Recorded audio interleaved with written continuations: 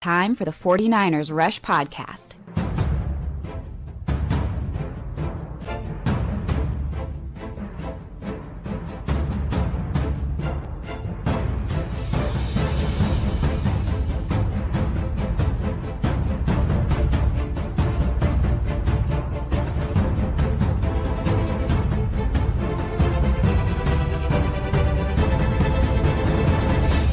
And here's your host, John Chapman. Time for the 49ers Rush Podcast. I did it again, 2 days in a row, baby. What is going on, Faithful? It is absolutely incredible to be with you guys for day 2 of the NFL draft. We got the second and third round, but even more importantly than that is the man, Ant from 49ers Cutback. How we doing, brother? Doing great. It was an interesting end to the draft for the 49ers, but it was a crazy beginning to the draft yesterday with all the quarterbacks, all the offensive players. Now we're going to get into the meat and potatoes of this draft, which is rounds 2 and 3, especially round 2. I think it's going to be a lot of fun. I think there could be a lot of movement. And then, of course, we get to talk about 49ers making that move and getting Ricky Pearsall. A lot of insiders coming out and saying that this is a well thought about pick. CJ Stroud reacting in a very positive manner. It's going to be a fun day. I'm looking forward to all the movement in the draft. It's weird because we're going to be breaking down a lot of Ricky Pearsall today because the Niners, we got a little bit till they pick, and jumping up is a strong possibility. But the fit was perfect. The reach or value or the overall view on where he ranked in this draft class, that's the issue. And this is what we do. You draft a player, you might not love it because Shanahan marches to the beat of his own drum. But at the end of the day, this is somebody that's going to be wearing a 49ers uniform coached by Shanahan. And there's a lot there that I like that you like. And I'm very curious to hear a little bit more about your Ricky Pearsall take and kind of because you broke him down before. What was your kind of instant takeaway? Yeah, the first thing I noticed right off the bat was his catches that he made in contested areas. That is something that's huge if you're looking for a receiver to fit Shanahan's system because of the running game. You need guys that can go over the middle of the field and catch the ball in traffic. He's fearless trying to catch the football in traffic. And then the other thing you notice is the body control and the strong hands. And if you're going to be a guy that consistently catches passes in the NFL, you have to have strong hands. Go up there and get them. A 3.2% drop rate is something that's impressive for a wide receiver coming out of college. So those things stood out. Then you throw in the fact he's a really good route runner. He creates separation on his own. He's got good jab steps. He's able to get in and out of his breaks really good. Those type of things all show that he can win on his own. He doesn't need Kyle Shanahan to scheme him up. So he's a guy with position versatility. He can play X, he can play Y, he can play Z, he can play whatever you want. F, whatever it is, he can do it. The guy's phenomenal. So I do like him. I had him as number 51 on my big board. I liked him. I just thought it was maybe 20 picks too early. But if you're picking 63 and you think maybe somebody along the way is going to take him, go ahead and get your guy. So I think that's what Kyle Shanahan did. Yeah, right here, Josh says, John and Ant, great collab as always. We had a blast yesterday, and shout out to everybody that came through, whether in person. We're down, just outside of Temecula and Marietta. We are in person at the Champion Sports Bar. So come on out if you're going to be out today. We're going to be here all day to the last pick of the third round. It's going to be an absolute blast. It's going to be fun. Now, it's funny that you brought up what he can play, because whenever I did my draft write-up on him, I literally think slot is his spot. Like a lot of people, when they saw the Pearsall pick, they're like, oh, Ayuk's gone. And then once they started watching, they were like, oh, well, maybe not. I don't think he's an X. Kyle said he could test vertically because of his 40. I didn't see that much on the tape. Would you agree? I think X is probably his worst fit currently. Do you agree with that? 100%, because when you watch the film, that 4.41 speed doesn't really translate on film. You don't see that consistently. So X is definitely more of the outlier compared to playing in the slot. I think that's kind of what he's supposed to be. He reminds me of a Ray McLeod replacement at this point coming into the NFL. I think he fits that role particularly well. Yeah, I like that. I think slot first, eventually Z. Yeah, this is somebody that had over 250 yards rushing in his career. Like he's had some positive plays to say the least. And so again, he was with Arizona State. And we'll go through a whole list of why he makes sense for the 49ers. And I get it. It seems like we're trying to persuade you into why this is a good or a bad pick. That's not what we're here for. We're here to tell you why he's a good fit, why it makes sense. Like we're trying to jump. I would not have made this pick at all. I would not. And I don't think Ant would have either. And I think there wasn't one mock draft that had Ricky Pearsall going in the first round to the 49ers. Like, I don't think so. But that doesn't mean it's a bad pick. The value, yeah, it's not there on the perceived consensus take on this draft class. But I do want to say thank you to my man Colin. Appreciate the super chat, brother. He says, happy day 2, Niner family, love from Australia. Woo! All the way down under. That's incredible. That is awesome. And shout out to Austin, new member. He's a Patriots guy, but just a good friend. Appreciate that. And right here, Josh. So what's up, faithful? Feeling much better about Slick Rick than I did last night. And I think that's kind of where we're at. Do you think that Kyle will give him a shot at punt return duties? I don't think he's a kick returner. He's only returned one kick in his entire career. But punt returner, yeah, I think so. I mean, going back and watching his returns, he's good at being a guy that can secure the catch, and that's always important first and foremost. That's your concerns about guys like Ronnie Bell, and also what Brandon Ayuk's problem was. He always let the ball hit the ground. You can't let that happen. Pearsall is very sure-handed. I think that was a nice fit for the 49ers. I think they see that as an immediate help, and then I think they see him as a guy that can fit Ray's role, because right now, what are you going to get from Danny Gray? What are you going to get from Ronnie Bell? You know you got Chris Conley, but this is a different type of player. I think the 49ers seen this as a need and a position to fill, but you're right. Returner is a big reason why I felt they made this move. It could have been Cooper. It could have been Cooper DeJean. He could have handled the same sort of thing, but Kyle felt he needed a receiver, and that's what he got. And I love the comps because I struggle with this. And whenever they ask Kyle Shanahan, who does Ricky Pearsall remind you of? I think he gave the worst answer possible. It made us all giggle, but not in a good way. Kyle Shanahan goes, well, he reminds me of myself, actually, but faster and bigger and could jump more and all that stuff. But I was just like, oh, Kyle, come on, man. You can't say that. But he did.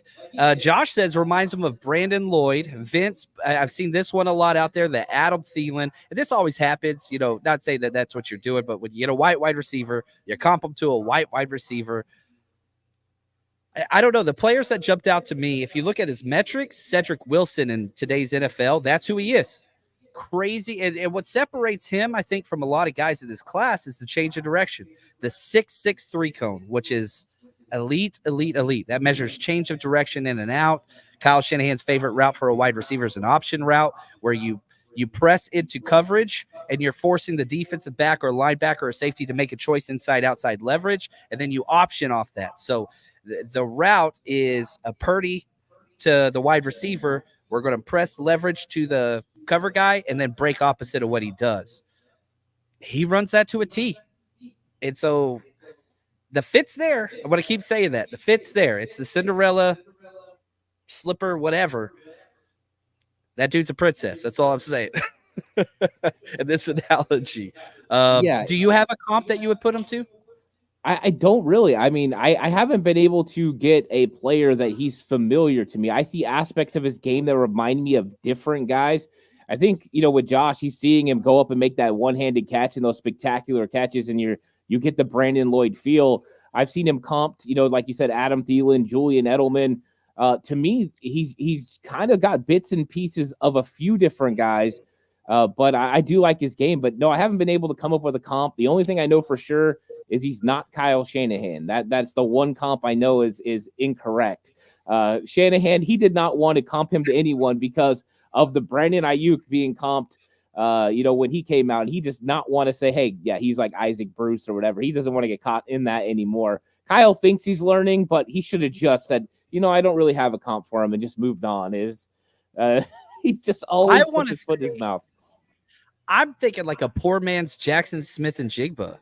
Like the short separation, can't do stuff down the field. The catches are there, maybe not the break tackle stuff, but and I get the height and weight's a little off as well, but play style, poor man's Jackson Smith and Jigba. Like, I feel okay with that. Yeah, I actually kind of like that. I didn't think about that, but he does have similarities, and Jackson Smith and Jigba is a major slot in the in the NFL. I mean, that's what he does. That's where he wins from. So that does make sense to me. I can see that. I have to admit, when he got the ball on a couple of the reverses that I've seen, there were moments where his running style, his knee level and stuff, kind of reminded me of. This is going to scare everyone, but Jalen Hurd, just the way he runs in space, the ball, the where it's at and everything like that. That's what I'm saying. There's too many things that I'm looking at, and I'm like, oh, I like him. It was interesting that it was 31. Yeah, my issue is there's a lot of wide receivers left. A.D. Mitchell, Lad McConkey, Keon Coleman, Corley, Roman Wilson, Jalen Polk, Malachi Washington. You could talk about McMillan. Like, there's a lot of dudes left. And whenever I look at this 49ers roster, and Daniel Jeremiah and Dane Brugler both put this out, they think some teams are going to double dip on wide receiver. We've seen the Niners do this in the past where they draft two of the same position over and over and over again, whether, that's the running backs with Trey Sermon, and then you got Elijah Mitchell, or corners in the same draft with Ambry Thomas, and then you got Demo, or tight ends, right? You got Cameron Latu and Braden Willis. Is there a possibility we get another wide receiver in this draft? Probably not today. Yeah, I mean, I think it's a definite possibility, especially if someone they really like falls into that fourth round where they have 3 picks. You might see it because we saw a player in Ricky Pearsall that has a particular set of skills, but the 49ers weren't just meeting with guys like Pearsall. They were also meeting with big wide receivers as well, like guys who play big and play physical that are more like Conley. And I think that Kyle Shanahan, he likes to double dip. It was Deebo Samuel and Jalen Hurd back-to-back in that draft.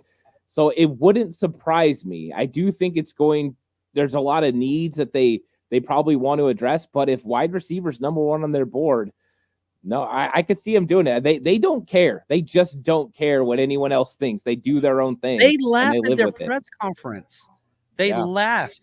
What did he say last year? Well, at least we didn't take a running back in the 3rd round like everybody thought we were going to. Like, there's a little bit of a joke to him. I want to say shout out to Alibaba, #CC, all the way from Tokyo. Incredible. Now, sticking with this comp idea, Miguel says, give me Chris Godwin vibes. Body style, they're similar, height and weight. I don't think they play with. Chris Godwin's one of the strongest wide receivers in the NFL throughout his route. This is my probably biggest negative, and why I don't think he's an X yet. That could change, is play style strength. You look at the bench press reps, I think he did 17, which is solid. It's above average for wide receivers. He's 6'1", 203. When he gets rerouted, that dude moves. That was an issue, is that I don't think he plays strong. 62% of his snaps were from the slot. I don't want him going out there against press. And if you look at just his PFF scores, which I always take these with a grain of salt, his lowest by far was against press coverage.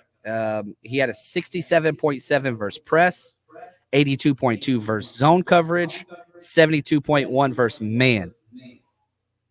I don't know. Is the play strength an issue for you as well when you watched him, or am I crazy?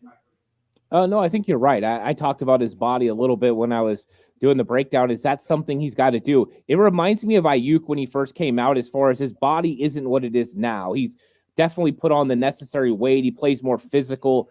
And I think Pearsall is going to have to kind of grow into that. He's going to have to get stronger, play a little bit better. This is why I don't think it's a pick that's going to replace Brandon Ayuk. That doesn't make sense. But right now, it's a guy that can add to that wide receiver room. Ayuk still got to handle X duties. He's the one that does it. He's the one that can beat man coverage. He has all those skills that you want. Kyle's going to do with Pearsall what he does with Debo sometimes, and what he did with Ray is get him on the move and let that create separation. And then with his great route running, he's going to be able to get open and make good avenues for other players as well to get open. So it's one of those guys now. I think he could develop, like we talked about. Maybe he could play X down the road, maybe has some snaps. But this is always a plan with rookie wide receivers for Kyle. It's going to be a development process. There's no guarantees that Pearsall won't end up in the doghouse at some point, even if it's only for a couple of weeks. That's just how things work in San Francisco with wide receivers. Yeah, I like that. And This is another thing I keep seeing. Hugo, he says, question is, can they still get Brendan Rice now? Plays completely different position. So the answer is yes. I don't think they will.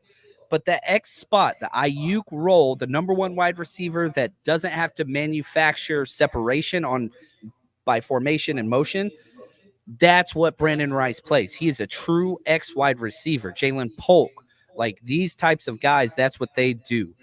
So this pick does not negate the fact that you need an X backup, because right now it's Danny Gray and Ronnie Bell fighting for backup at Ayuk, and you're putting Ricky Pearsall probably in the slot first, and then Z the Debo role. I think that's what that's going to look like. So this doesn't, in my opinion, get rid of Brandon Rice. It gets rid of McCaffrey, like it gets rid of the slot guys. That's just me. No, I think you're right. I think it does change the target of which players you could potentially go with if you're going with a second wide receiver, because you don't want to duplicate those. But they are looking for somebody that could play. They want someone that could be in there if Debo's missing. That was what Ray did. So they had to have somebody that could do that. That's why they talked to Leggett. They talked to Malachi Corley.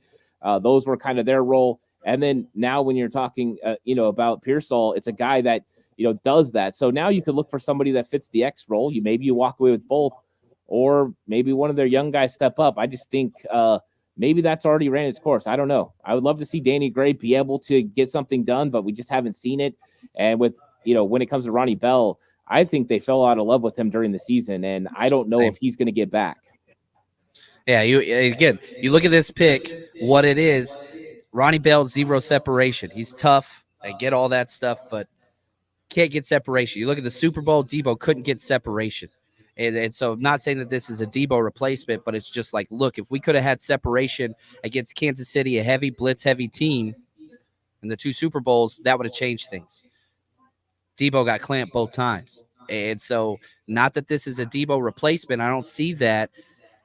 But it's what did we lack? Let's get what we didn't have. And I want to say shout out to Mark Adams of 49ers Camelot. Great show, as always. Great dude. He says, we picked a wide receiver, just the wrong one. Yeah, we picked Adonai Mitchell in our mock draft. He was available. We got a lot of heat for it, but he was the best player on the board at the time, and that's who we went with. So, yeah, me and Mark have been having fun Wednesdays, 2 p.m., the Red and Bold show. So everyone come check that out and give Mark a subscription. He does a really good job. He deserves a lot more subscribers than he gets. So everyone hop over to 49ers Camelot and give Mark a subscription. Yeah, I'm a big fan of that guy. I was on a show a long time ago, but the guests that he have, it's just incredible. I'm like, oh, I was on this show. And then I see the people he has on there. I'm like, oh, okay.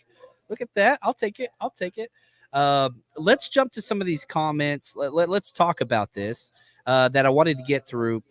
Josh says, not the flashiest, but has great hands and can jump out of the stadium. I agree 100% with that. How much does hands and vertical step up and affect the way in which you see somebody as a playmaker? I think hands number one. If you can make those tough catches, if you can run it out along the sideline and stretch out and make that catch, that's very important. If you have those strong hands to be able to catch in space, I think those are huge. When you throw in the vertical, that's when you start having fun with some plays down the field or in the red zone where he can go up and get the ball. 42-inch vertical, that's impressive. And it's not like he's short, 6'1", even though he looks a little bit shorter when you watch him on film. He's actually 6'1". He can go up and get those plays. So I think those things, the body control, make you think there's going to be some plays. He goes up and he makes Brock Purdy look good if Brock's a little bit off on a pass. And I think that's always very friendly for a quarterback. You're not always going to be perfect. Having guys that can make big-time plays and have that radius to be able to do it is huge. That's why Ayuk makes some spectacular catches and help Brock Purdy out. And I think Pearsall could do that as well. Yeah, and, I put together just a quick list and just tried to, number down, why I thought Pearsall was the guy. And right here, Elite 3-cone, change the direction. Great Senior Bowl. We love guys that have Kyle loves those guys. Academic SEC honor roll. Never missed a game in 5 years.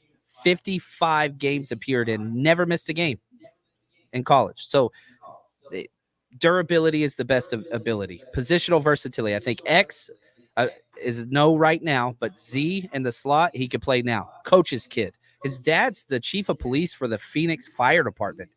Good Lord. How cool is that? Shout out to Oscar for helping me with that one. Returner upside, he can punt return. Led the SEC in yards per reception, was 4th in the country of all the NCAA. Played for Herm Edwards. And I know that sounds like a joke, but like that matters to John Lynch. And probably the most important, we talked about this earlier, reminds Kyle of Kyle. That's the paramount most important thing. Yeah, it's interesting. The Herm Edwards thing, that has really been something the 49ers have leaned on. And it's not always just that it's Herm Edwards, but also it's that John Lynch relies on the relationships that he builds and guys that he really trusts. And Herm was there, and Herm is always going to be a great judge of character. So you're going to get a really good idea of who Pearsall is off the field. That is something that Herm Edwards prides himself on. He does a good job with that. And it worked with Brandon Ayuk. You have a guy with tremendous character that you got out of there. So why not rely on that again? And the fact that Brandon Ayuk texts Kyle and John and said, fire pick, or I'm not going to lie, like you get an idea now that this guy is legit. And I think that the understanding and the relationships that John Lynch has built with other front office and then Herm Edwards makes him feel comfortable with who Ricky Pearsall is. And the Reuben Foster element of this is why they do that. Rely on people that they trust about the character of the players that they're going to draft. Yeah. And right here, Rome says, none of you guys had him going at 31. I don't think you've watched this show before, Rome, but I'm glad you're here, brother. We said we would not have taken him at 31. Nobody predicted this, but that's okay. Jump in and troll, brother. That's your right. We appreciate you. Troll away, my friend. Stroud's reaction to it was pretty cool. That was neat to see. So there's things that he does, and it just kind of depends on the value that you put on certain types of wide receivers.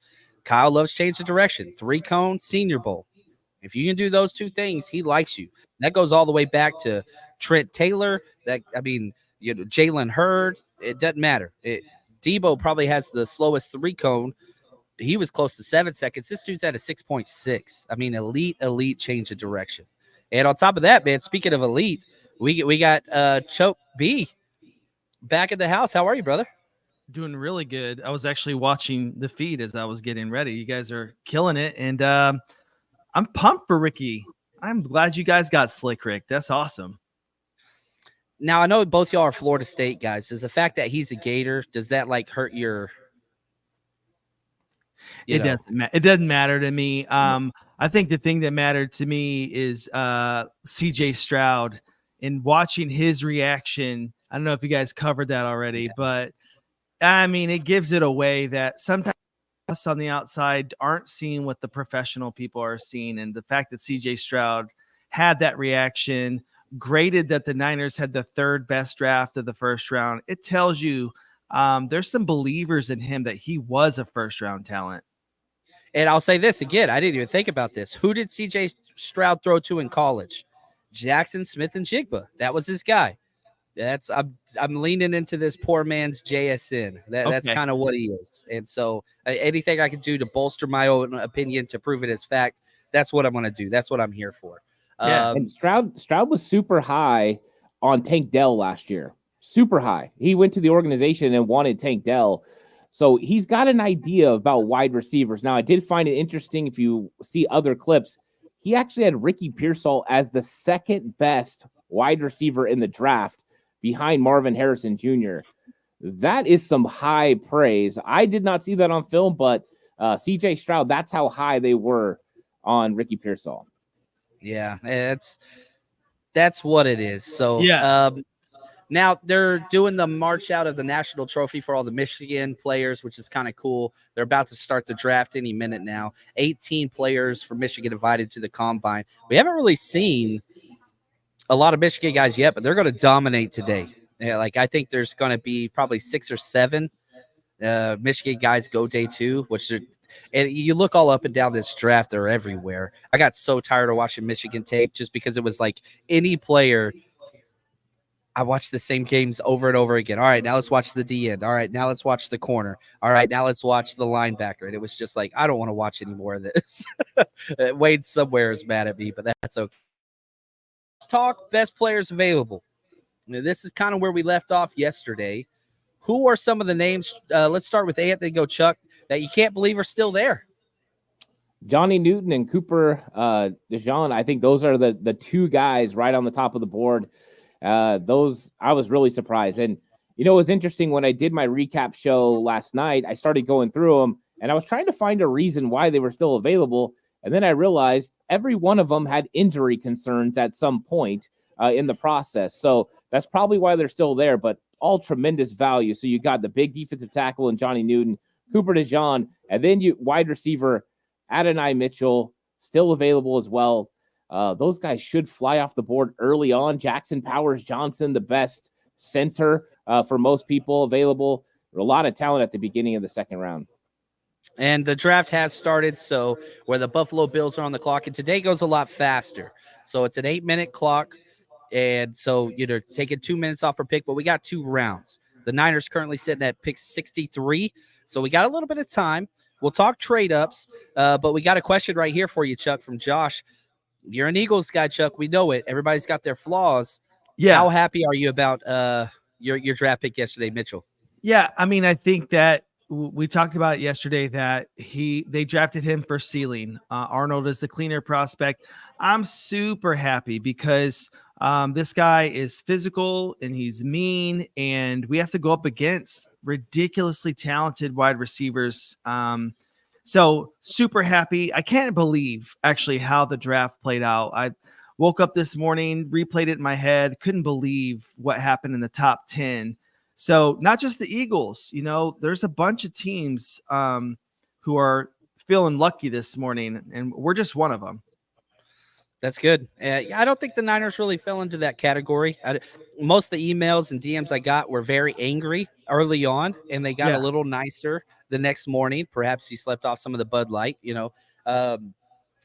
but this is what we do at the draft. We talk ourselves into these things. Well, and two, I'm not saying that you model after this, but, people called Dan Campbell crazy for some of the moves that they made last year, but he made moves that made sense for his specific team and the context of them. The Niners have a Super Bowl window that's open, and we're not looking to do any projects and look to build. Ricky looks like he's going to get in there and translate pretty instantly. That's what his game appears to be. So I love that this about Shanny. He keeps you Niners fans guessing. He keeps you on your toes. John literally minutes before that pick said the Niners can't hurt me anymore. If you rewind that, and I had to remind him. That's where I started the podcast audio feed that I clipped for just the potty. It just starts there. It's welcome to the 49ers rush. And you just hear me, the Niners can't hurt me anymore. But having said that, I don't feel like last night's pick of Ricky Pearsall was like a painful one. I would take Pearsall over Marius Mims, over Tyler Guyton. These guys that had crazy injury bust potential, that doesn't exist with Ricky Pearsall. The question is the ceiling there? Yeah. Can he become a full-time Z, the Debo role? Can he become a full-time X? Because if you're just going to be a slot guy, which I think is what he is now, I don't think that value is ever going to be there. I do not value the slot wide receiver role that high, if that makes sense. But I don't think I said one curse word. I think we're good. So today might be a little different.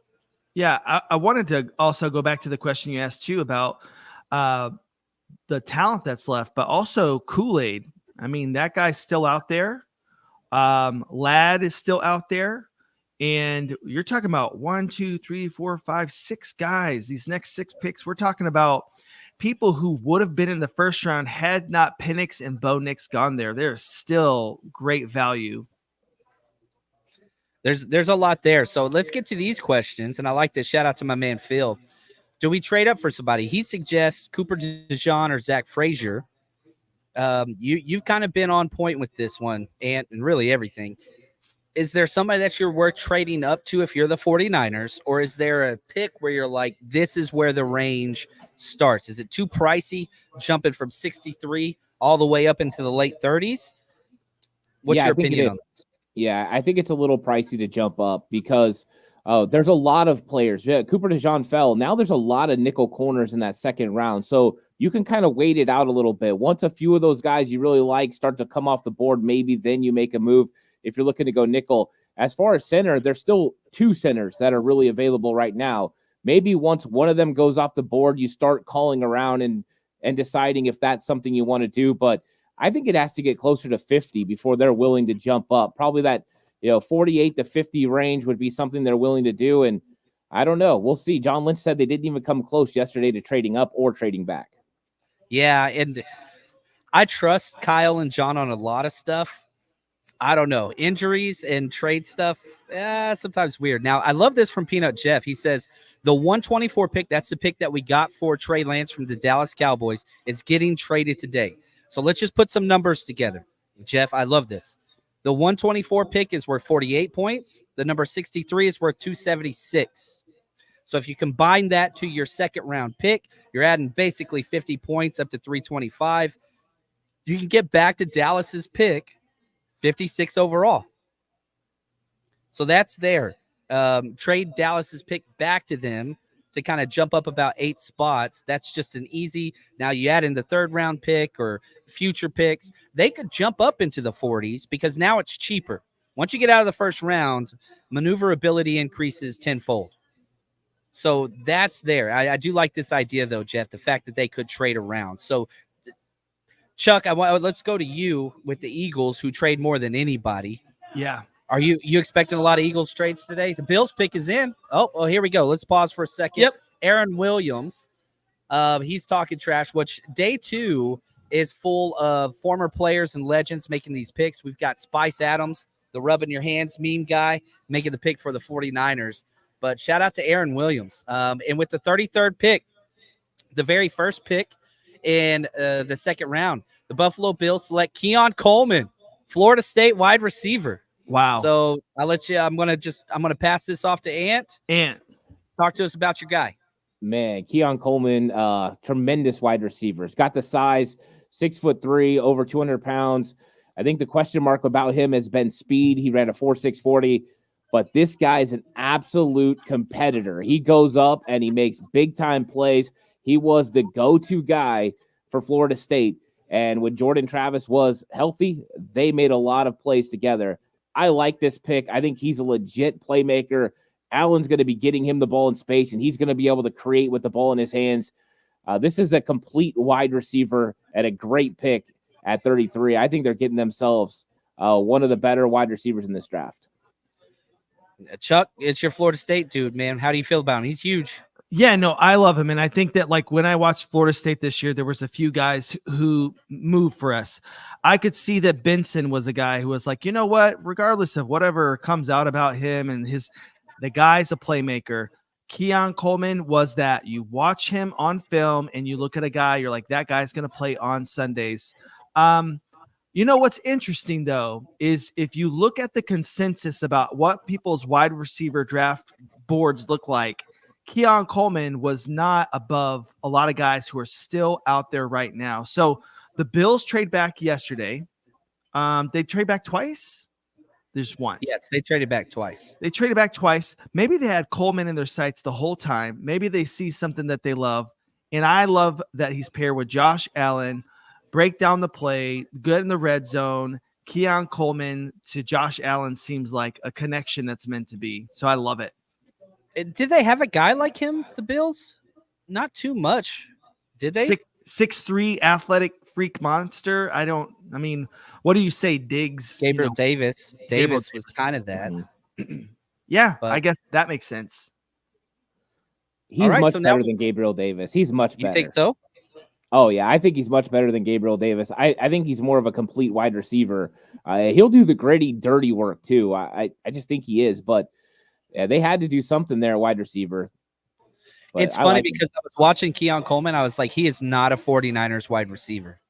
But he is a Bills vertical threat, deep pass. Like, it makes sense with, Josh Allen and what they got there. Now, we got a trade already off the block. The Patriots trade out. They get an extra 4th rounder. The Patriots jump up 3 spots and give up a 4th.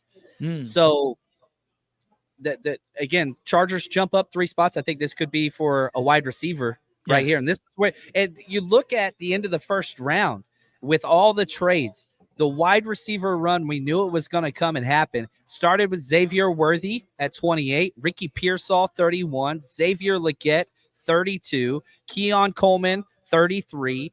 I think another wide receiver here in my mock draft, I had them trading up the Chargers for a wide receiver in the back end of the first round. I was off a little bit, but they swap a 5th round for a 4th rounder just to jump up 3 spots. So I like this. I love trades. Starting off with the draft day 2 with trades is always fun. Who do you think it's going to be? I mean, I think we're all leaning in towards wide receiver, I'm going to guess, but who does Harbaugh go after? This is a Harbaugh organization now. So how does that change the predictability of Lad McConkey is the closest thing to Keenan Allen. Now, if you're going for this physical everything, whatever, Jalen Polk's probably the most complete wide receiver. Troy Franklin's the best deep threat wide receiver, in my opinion. Those are kind of the 3 guys I would be looking at. And Mitchell's not a fit for them, you don't think? Or 80 Mitchell is. Now, Roman Wilson, back end, he's a little bit later, but that's a Michigan guy. Here we go. Here's the pick right here. Kicker, Rolf Burnish. I can't say his last name and never have been able to. We'll see who they take. But do you have a real quick guess, Ant? I think it's going to be wide receiver. I'll go with AD Mitchell. I don't know for sure, but to me that would make a lot of sense. He should have went a long time ago, in my opinion. But we'll see. And you're looking at who's on deck. The Cardinals are up next, then Washington, then the Patriots, who traded back. Lad McConkey, wide receiver, Georgia. I mean, that is, you replace a great route runner with a great route runner. Wow. Lad McConkey. Herbert's got to be happy about that. Oh, man, I love him paired with Herbert. And a lot of people had Lad McConkey way ahead. He's the similar Ricky Pearsall. Those two are kind of space creating wide receivers, change of direction, great hands, all that stuff. I had him ranked ahead of Pearsall, and not saying that that's the right call, but we'll see. These are 2 guys that are going to constantly be judged against each other, I think. And, we've got these now 6 wide receivers that have gone within a span of 10 picks. And I got a question for you. What do you think Shanahan, if you could guess, we're just predicting here, we're just being silly, but if you could say what that John Lynch or Shanny might say about what the difference is between Ricky and Lad, why would they lean in towards him versus Lad based on what we know?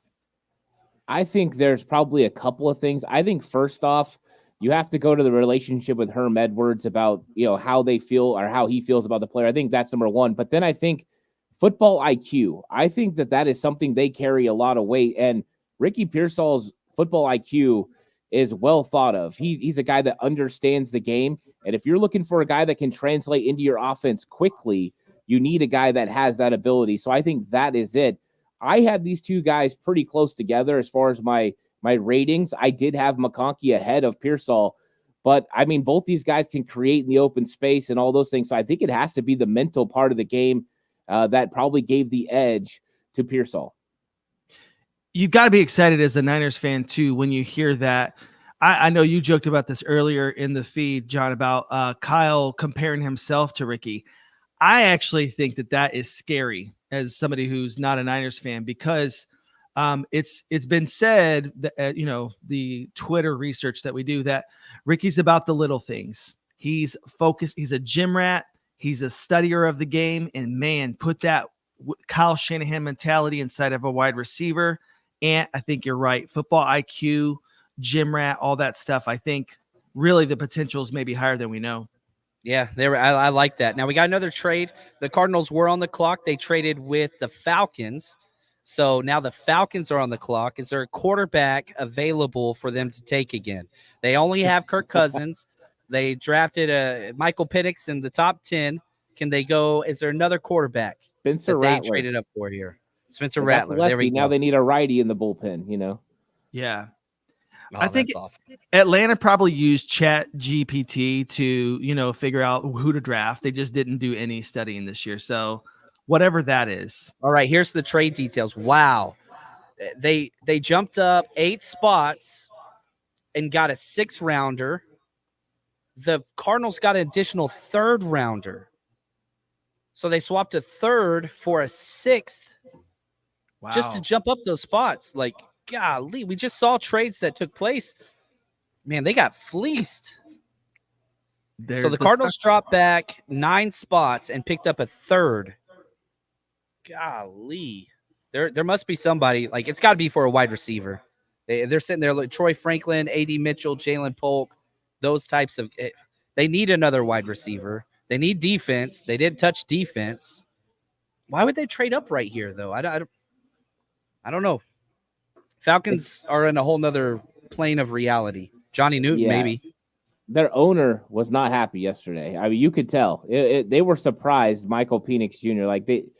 I don't know. That their picks have been weird over the last several years. It's an odd thing that they're red flags. So yeah, pick is in. Obviously, they traded. I cannot believe they swapped a third rounder for a 6th. They're coming up for somebody. Yeah, but if they get the right player, and this is the thing to always keep in mind with these trades. Yeah, it might look like an overpay. Yes, it might look like a reach. Yes, it might sound dumb. Frank Gore being drafted in the 3rd round with that injury history made no sense. Dude made the Hall of Fame. Now, that's not the blueprint you want to build, but the story isn't written on these kids. Yeah, we try to diagnose what they're good at, what they're not good at, what the issues are. The book's not written, and it's easy to root for all these guys, and I hope that's kind of the mindset we take, except for the Rams and Seahawks and Cardinals. But everybody else, I like to give them the benefit of the doubt. I think that's spot on. So I'm going to ask you guys both a question. This is a humbling moment. Who is the Niner who eventually became a Niner through the draft process that you were the wrongest about? And I mean that on the upside, that they outperformed your expectations by a lot. Who is the guy you can think of that you thought, what the heck are we doing drafting this person? And then years later, you were like, I see what they did. I think it's Aaron Banks for me. I know it's a little recent memory, but I was pretty flabbergasted by that. He wasn't on the radar at all. And I was like, I don't know. And then I saw him his rookie season, and he did not look good. Maurice Hurst was messing him up at training camp. And I thought, this guy's going to be out of the league so fast. And then next thing you know, he's starting, and he's done a pretty good job when he's not injured. So I would say Aaron Banks for me. There you go. Mine's Brock Purdy. I thought he was a camp arm at best. I was so wrong, and I like being wrong. And, Andre Rison's up there announcing the pick for the Falcons, RIP Left Eye, back in the day, baby. Burnt down his house. Brooke Aurora off the board. Brooke is a beast, man. I can't believe he went ahead of Johnny Newton. I did have an early second-round grade on him. He's a fun player, athletic. I put Grady Jarrett as one of my comps for him. So going to the Falcons, hyper athleticism, NFL body already. He wins only with the athleticism, so there's a little adjustment there. He's got to learn some technique. Ceiling player, and his highlight tape is as fun as anybody's in this class. Yeah, I remember 36 overall, my big board.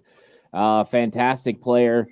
First step, got that versatility, athleticism to make guards pay. He's got the speed and agility. He's going to be a penetrator and a guy that can make some things happen. I'm sure they're looking at him and thinking, hey, this is an Aaron Donald type kind of player within the defense. You said you have him 36th? 36th. He went 35th. You have him 36th. I have him 37th. Look at that. Boom, boom, boom. That's why people show up to listen, because we like informed opinions, guys. So, hey. But it brings us to a question, though. Why are some of these guys in the chat? And I agree. Why are some of these guys falling? Is it simply medical? Could it be more than medical? I think scheme fit's a big deal for some guys, but look, what does the consensus, what do we not have? We don't get the medical. We don't get off the field. We don't get to sit down in a room and talk with these guys. For the 49ers, they put a premium on how much do you love football? And that's what the 30 visits are usually for. Love of football and medical.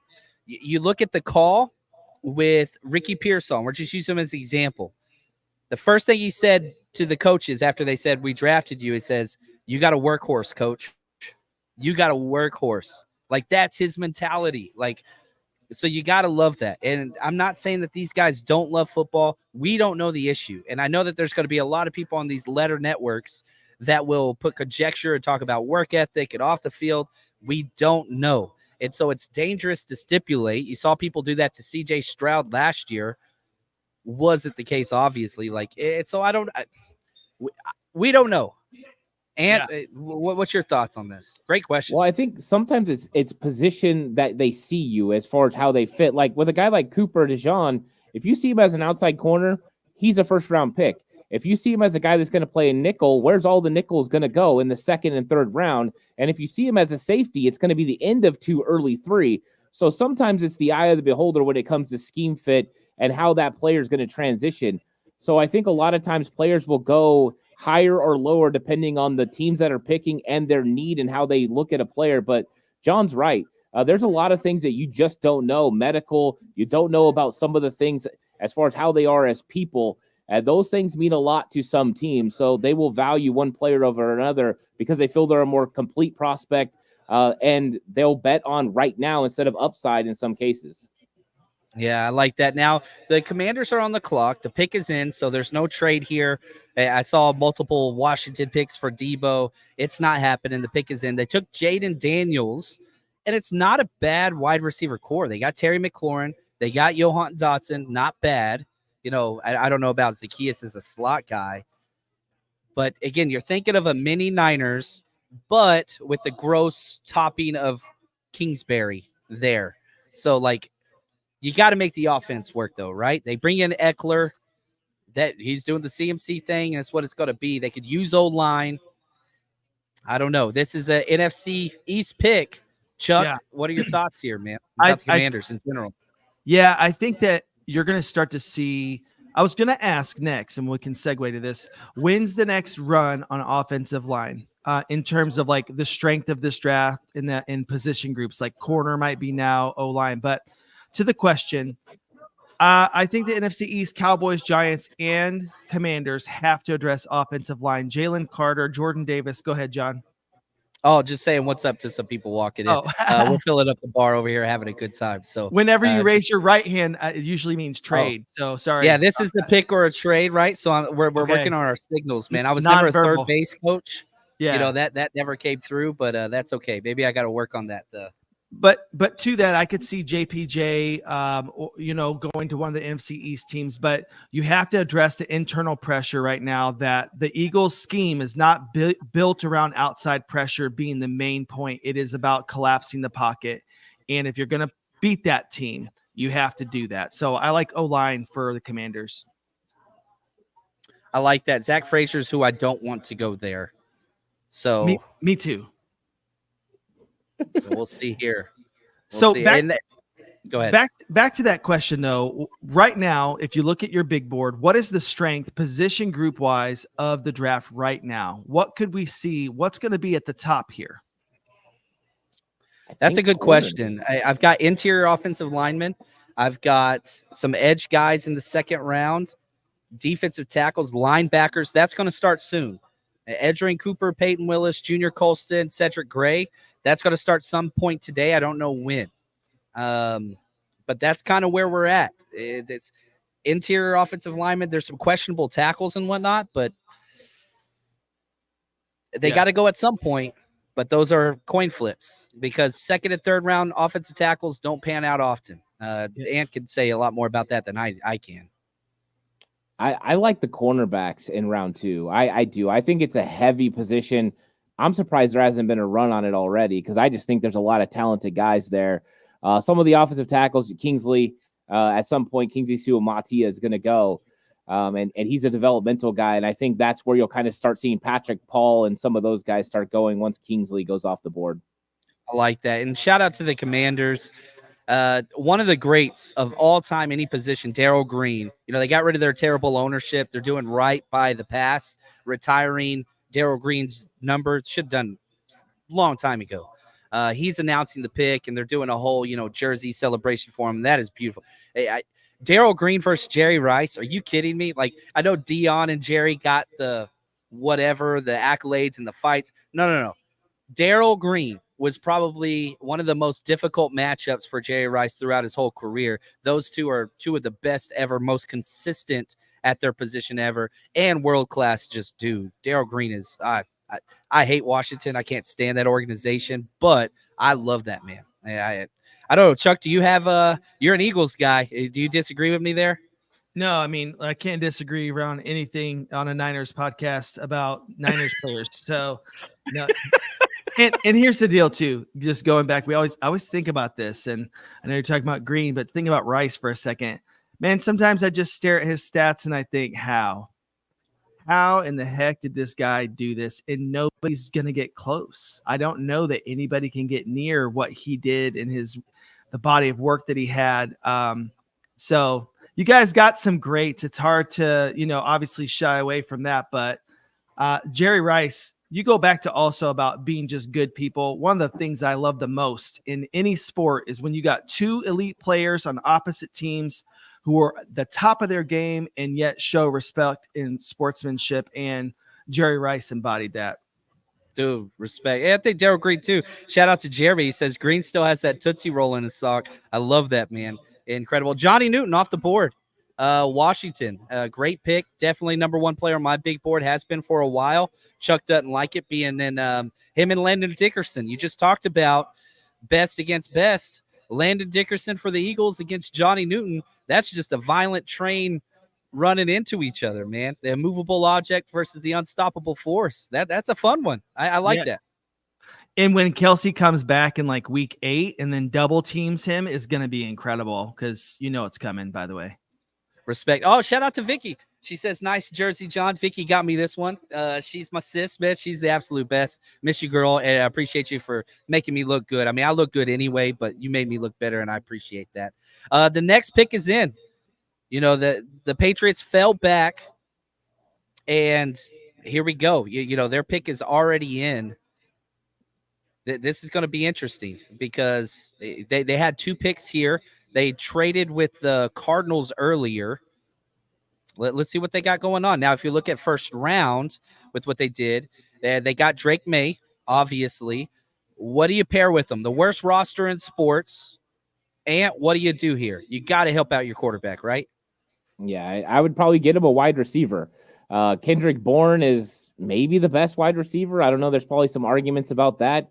They need somebody that can do it all. They need a go-to guy for Drake May to grow with. This could be a really good time to do that. The only other problem is their offensive line isn't very good either, so they also need someone to protect him. So either an offensive line, especially at the center position, maybe makes sense. Maybe they would go with a different guy, but I think I would go with a wide receiver and help Drake May out that way first. Yeah. Shout out to Oscar, the man, the legend. He says, Peter's building up that D-line.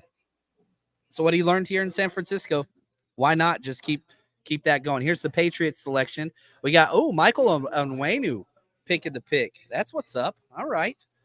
He's still on the team, so they didn't go with the legend. They went with the current player. That is, maybe he's from there because a lot of these legends have like Detroit, Michigan type ties. I don't know his whole backstory, but that is a little strange. There's a lot of legends in New England. But hey, you do what you got to do. So with the 37th pick in the second round, the New England Patriots are going to select. Just wait for him to get through his spill. Looking clean up there, though, Michael. I'll give it to you. Jalen Polk. Ooh. I ain't going to lie. That's one of my favorites. That's one of my favorites. I was really going to guess him. And the reason I was going to guess him is because I think Ant said it earlier. He's complete. Mitchell is a bit of a project still. Polk on day one, I think, kind of gives you the best ability to play against an NFL corner. And I think they should have gone O-line here. But Polk, to me, is he's more complete and NFL ready versus having a higher ceiling. Well said. Yeah, I think you're looking at the league, and they're just not valuing interior offensive line in the draft the way that they were in free agency. And getting a player like Jalen Polk that can win consistently anywhere that you want him on the field is important. This is a supreme route runner who's going to create separation on his own and make it easier for Drake May. Now they've got 5 years of these guys together. That's exactly what you need to do. Now Kendrick Bourne can return to more of his normal role, and now they can start adding to that wide receiver room because they need a lot of help. It's a complete rebuild there. So I do like this pick. Jalen Polk was one of my favorite guys. I said, I don't know, maybe like a week or two ago, he's not making it out of the second round. There's no possible way. That guy's too good. And that's exactly what happened. He actually went higher than I even anticipated. Yeah, and I'll say this. Williams says Polk's going to probably struggle now because he's the number one threat. Like, that dude's going against CB1 and double teams. If they're double teaming, that's rough. The targets are going to be there. So for you fantasy dynasty people, I'm moving Polk up a little bit because he's the guaranteed wide receiver one for a team. Didn't expect that to happen with the, second, third round wide receiver. I loved him in the second round. He was my dark horse to go 31 overall just because of the versatility. But the Niners saw the need at Z and slot, not at X. And I think Jalen Polk is that X Ayuk number one wide receiver. But interesting. Him and Drake May. That could be an awesome pairing, or the team lets them down and it's just going to be an absolute disaster. Now, the Tennessee Titans are on the clock, pick 38. Their pick's already in. We got a good pace here, guys. The draft is picking up a little steam. Yeah. If there was a prop bet, for how much plus 200, 300 for Penix going before Odunze and Polk in the NFL draft, how much money would you have made today? Oh my gosh. Yeah. You'd be doing all right. Be making some cash flow. Jeez, man. So here we go. Just keeping you up to date with what we got. We got the Titans pick is in. Next up is the Carolina Panthers, who have traded all over the place. The Commanders back up, Packers, Texans, Cardinals. So that's kind of the next 7 picks. And we're at pick 39 after this Titans pick is in. Are we entering 49ers trade territory yet? I don't think so, because you're looking at the board and all those nickel corners are still there, including Cooper DeWan. So you're not feeling pressured there. If you're looking for an offensive lineman, they're all there. None of them have went off the board. So there's no pressure. Right now, you're sitting back, you're waiting, you're letting this board unfold the way you did in night one. And who knows who might fall to you. So I don't think the 49ers are ready to move up yet. I think at some point they may feel an urge if they're looking at center and one of those guys go, or they see the potential of Kingsley going and they want to get a tackle. But to me, I say you let this play out because potentially you could get one of the better corners in the draft somewhere here in the second round. And John Lynch talked about trading up because they didn't have this graded as a deep draft is a very strong possibility. Look at Alibaba. He says, I'll be annoyed if the Niners don't trade up. We have the assets. We still have 9 picks left in this draft. And I know almost all the emphasis goes on the first round pick. That's just what it is. But if you look at NFL rosters, especially the 49ers, that's not the case. Obviously, you got your Bosa and your Ayuk.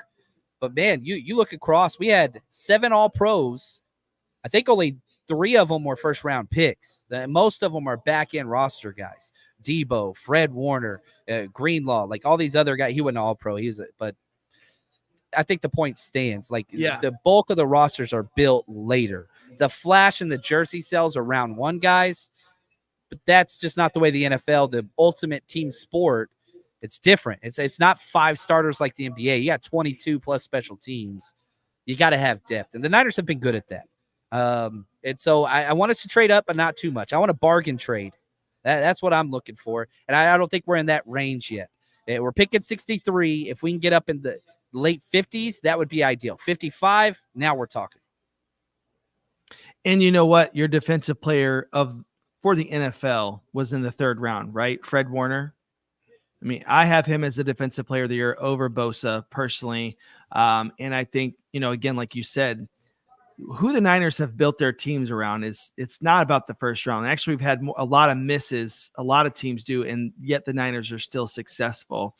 Who do you guys want to trade for, though? Even if you got down, you're talking about, all right, the 50s. Well, who's the person you're salivating, being like, please God, let there be somebody, this person be at 50 where we could trade up? Who's that person?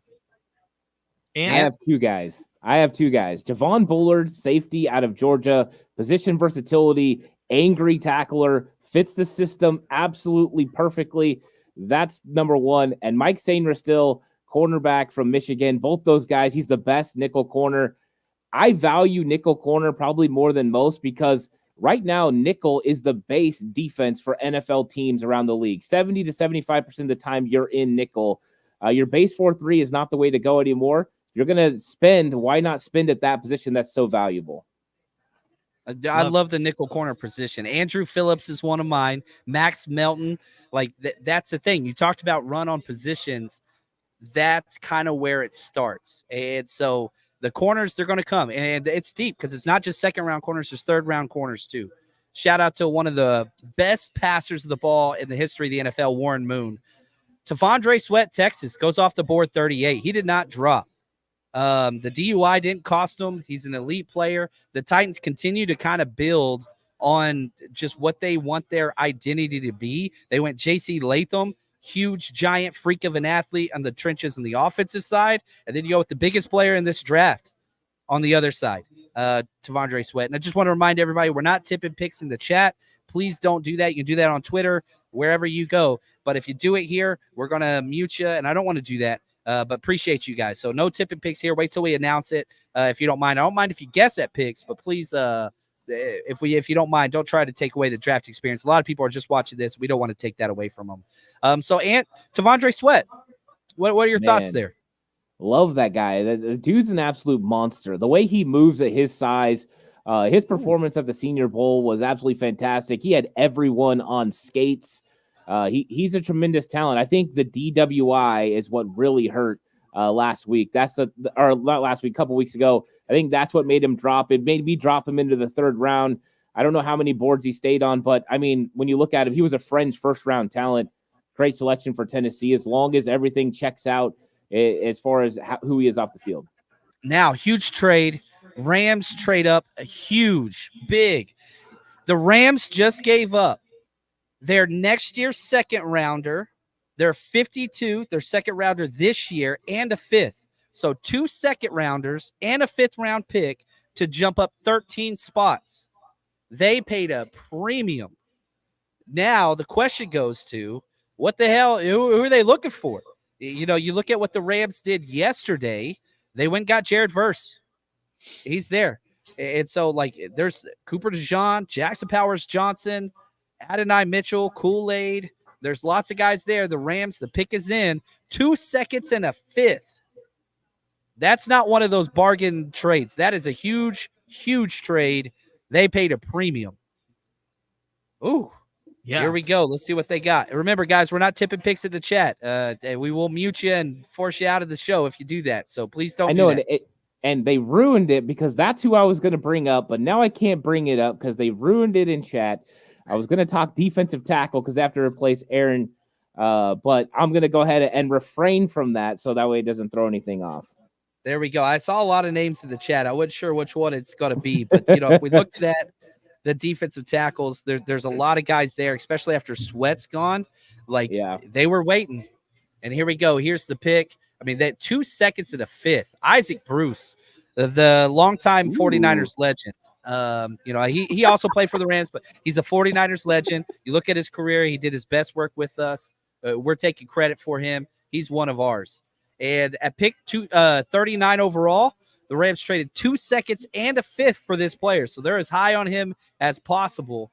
Let's see. I'm waiting for him to announce it. You can never tell. Yeah. Can I ask a question in the meantime? Or are they going to announce it? What does this equate? 2 second rounders and a fifth. Does that mean when you look at the value and you put that together on a trade chart, that is somebody they had valued in the first round? Probably. They took defensive tackle Braden Fisk, one of your guys, another Florida State, but 2 seconds and a fifth. Whew. That is pricey, which means they were high on T'Vondre Sweat and Fisk, and as soon as one of them was gone, they jumped up. So the Rams, they pair up Jared Verse with Braden Fisk, great athletes. Talk about your Florida State guy. Let's go, Ant. Yeah, I was actually going to say Fisk because I just seen the tackles come off the board with Sweat, and that was the first thing that popped in my head because that's one of my guys. Tremendously athletic, and you're looking for an athletic defensive lineman, the Aaron Donald type mold.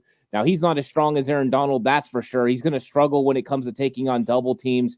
He can get pushed around a little bit, but extreme athlete, able to run sideline to sideline. As far as going against zone, he'll do very well. He can create penetration, and he's got a good motor. He never stops. So it's interesting that they go all Florida State with their 2 D-line selections, and they get a lot of speed and athleticism to add to their defense. They're chasing people. This is the guys they want to go for. Yeah, I like that. Shout out to Daryl. Appreciate the super chat. Spoiled with this broadcast. Thank you guys. Eagles just made a trade up, Chuck. Ooh. Let's Let's go. go. Let's go. Turn the chat off so you don't see it, Chuck. Okay, I will. Eagles Thank you. traded up. They Oh. are on the board. I know who I want. Yeah, let's see. I'm going to keep refreshing, figure out what do you want? Talk us through it. Yeah, who do you want? Okay, either Adonai Mitchell or Cooper. Listen, double dip at the corner position. Why not? Look, Slay is turning 31, 32, somewhere in there. Bradbury out. We got Mitchell coming in. Let's go. This is what we did with Sheldon Brown and what was his name? The other corner, Lito Shepherd. Yes, sir. And that was a year that we were able to turn things around at the cornerback position. I believe we drafted both of those guys in the same draft. Let's do that again. Bring back that Donovan McNabb vibes. Bring back them. Now, you know what I'm excited to see is this is the exact same number jump up as the Rams just did. Y'all are one spot behind where the Rams were. They're one spot behind where they traded up. I guarantee you did not pay what the Rams paid. I guarantee you did not. It might be, I could be wrong, but this is a big jump up. But at the same time, I bet you guys did not pay 2 twos. The Rams are about to look silly, in my opinion. Now, both networks are on commercial, so you got some time, Chuck. If you want to talk through this, you can tell he's tense. Yeah, I mean, really, again, I'm learning more about what my franchise is going to do because a JPJ here, right? And then you leave, him, Jergens at right guard. Right guard, potential there. Is there somebody at defensive tackle that they like? There's still so much potential here at this part of the draft. It's hard to see Cooper keep falling, and I think that he makes a lot of sense to us. Frazier, but again, we're trading up. I wonder if we gave up the 50 or the 53. That'll be answered here soon. Maybe both. Is there another wide receiver that I'm missing, John, that could A.D. Mitchell, Troy Franklin, Roman Wilson? Those are kind of the top guys. Devontae Walker, if you want to put him there. I don't. Malachi Corley. But A.D. Mitchell's still there. He played for the Bulldogs. He was with the Bulldogs and transferred. I'm just saying. Who's that? A.D. Mitchell. He was with the Bulldogs. Exactly. No, you guys always draft Georgia guys. Yeah, Troy Franklin, I was less bullish on. I think he's a stud, but if I'm picking my people. Oh, we got another trade. Okay. Tell me about it. Did y'all trade the traded pick? Stop. The Saints trade. Your Eagles pick is in. The Saints traded with the Packers, I believe. Whoa. Is that 4 trades in a row? Just 3. Rams traded up, Eagles traded up, Saints traded up. And those are the 3 most trade-heavy teams. Wow. So the Saints are on the clock, but the Eagles pick is in. So, New Orleans traded up. Man, that's 3 fun trades in a row. I'm so curious to see how much all these guys paid for. Because if you look at where New Orleans was, they were picking 45. So they didn't have near as much jump. They only jumped up, 5 spots, 4 spots? Yeah. You guys jumped up as much as the Rams. I really want to see what that's going to look like. It's going to be Howie Roseman probably just sent them some bagels and a 5th rounder. So I love the way he operates, man. I hate the Eagles with everything I have, but I feel like Howie's the best in the business. Yeah. I'm just gonna all right, here we go. Here's what Georgia you gave Bulldog, up. Devon Bullard. The Eagles get 40, a 3rd rounder, 5th rounder. The Commanders get 50 overall, 53rd overall, and 1 more pick, but they took it off the screen. So you gave up both seconds, but you get a 3rd back. So you swap. It's and top there's another of the pick 3rd. on the back end. And there's that's at the top of the 3. So okay. Wow. But yeah, they took that one off quick. But here's the pick coming up. Who's announcing for you guys? Chuck, do you know? Is that Brandon Graham? I'm not watching anything. It's Brandon Graham. You guys going with the current player as well. All right, we were doing a live broadcast when y'all drafted him. Oh man, I'm so nervous right now. I have goosebumps, legitimately. Dude, all right, I got you, Chuck. You guys are all I see right now. By the way, I'm gonna remember this draft moment by staring at you guys. Dude, and again, guess where Brandon Graham played? That makes sense. He's a Michigan guy. If it's Roman So- Wilson, I will flip my table, and you're gonna have to call me back. A Michigan guy drafting a Michigan guy. Yeah, dude, if you got to jump off after this, you got to do what you got to do. That's what it is. And I'll break down the trade for you. I have the final numbers there. Thank you. Here in a second. But he's still talking trash, which I like. Yeah, John's always my football therapist whenever things go wrong for the Eagles. He's like, listen, it's not so bad. You've got to look at it this way. So we do that for each other. Cornerback Cooper DeJean to the Eagles. Woo! They got top two corners. Top two corners. I'm with you, Emil. Trade it up for them. I needed to Go ahead, celebrate. Chuck. I needed Take to it away, celebrate. man. Listen, just throw on the kids' basketball tape. We talked about it last night.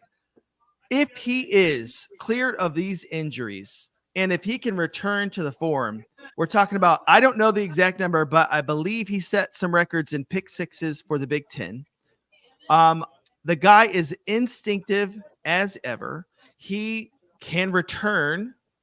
He's got so many tools. The Eagles now with CJ there.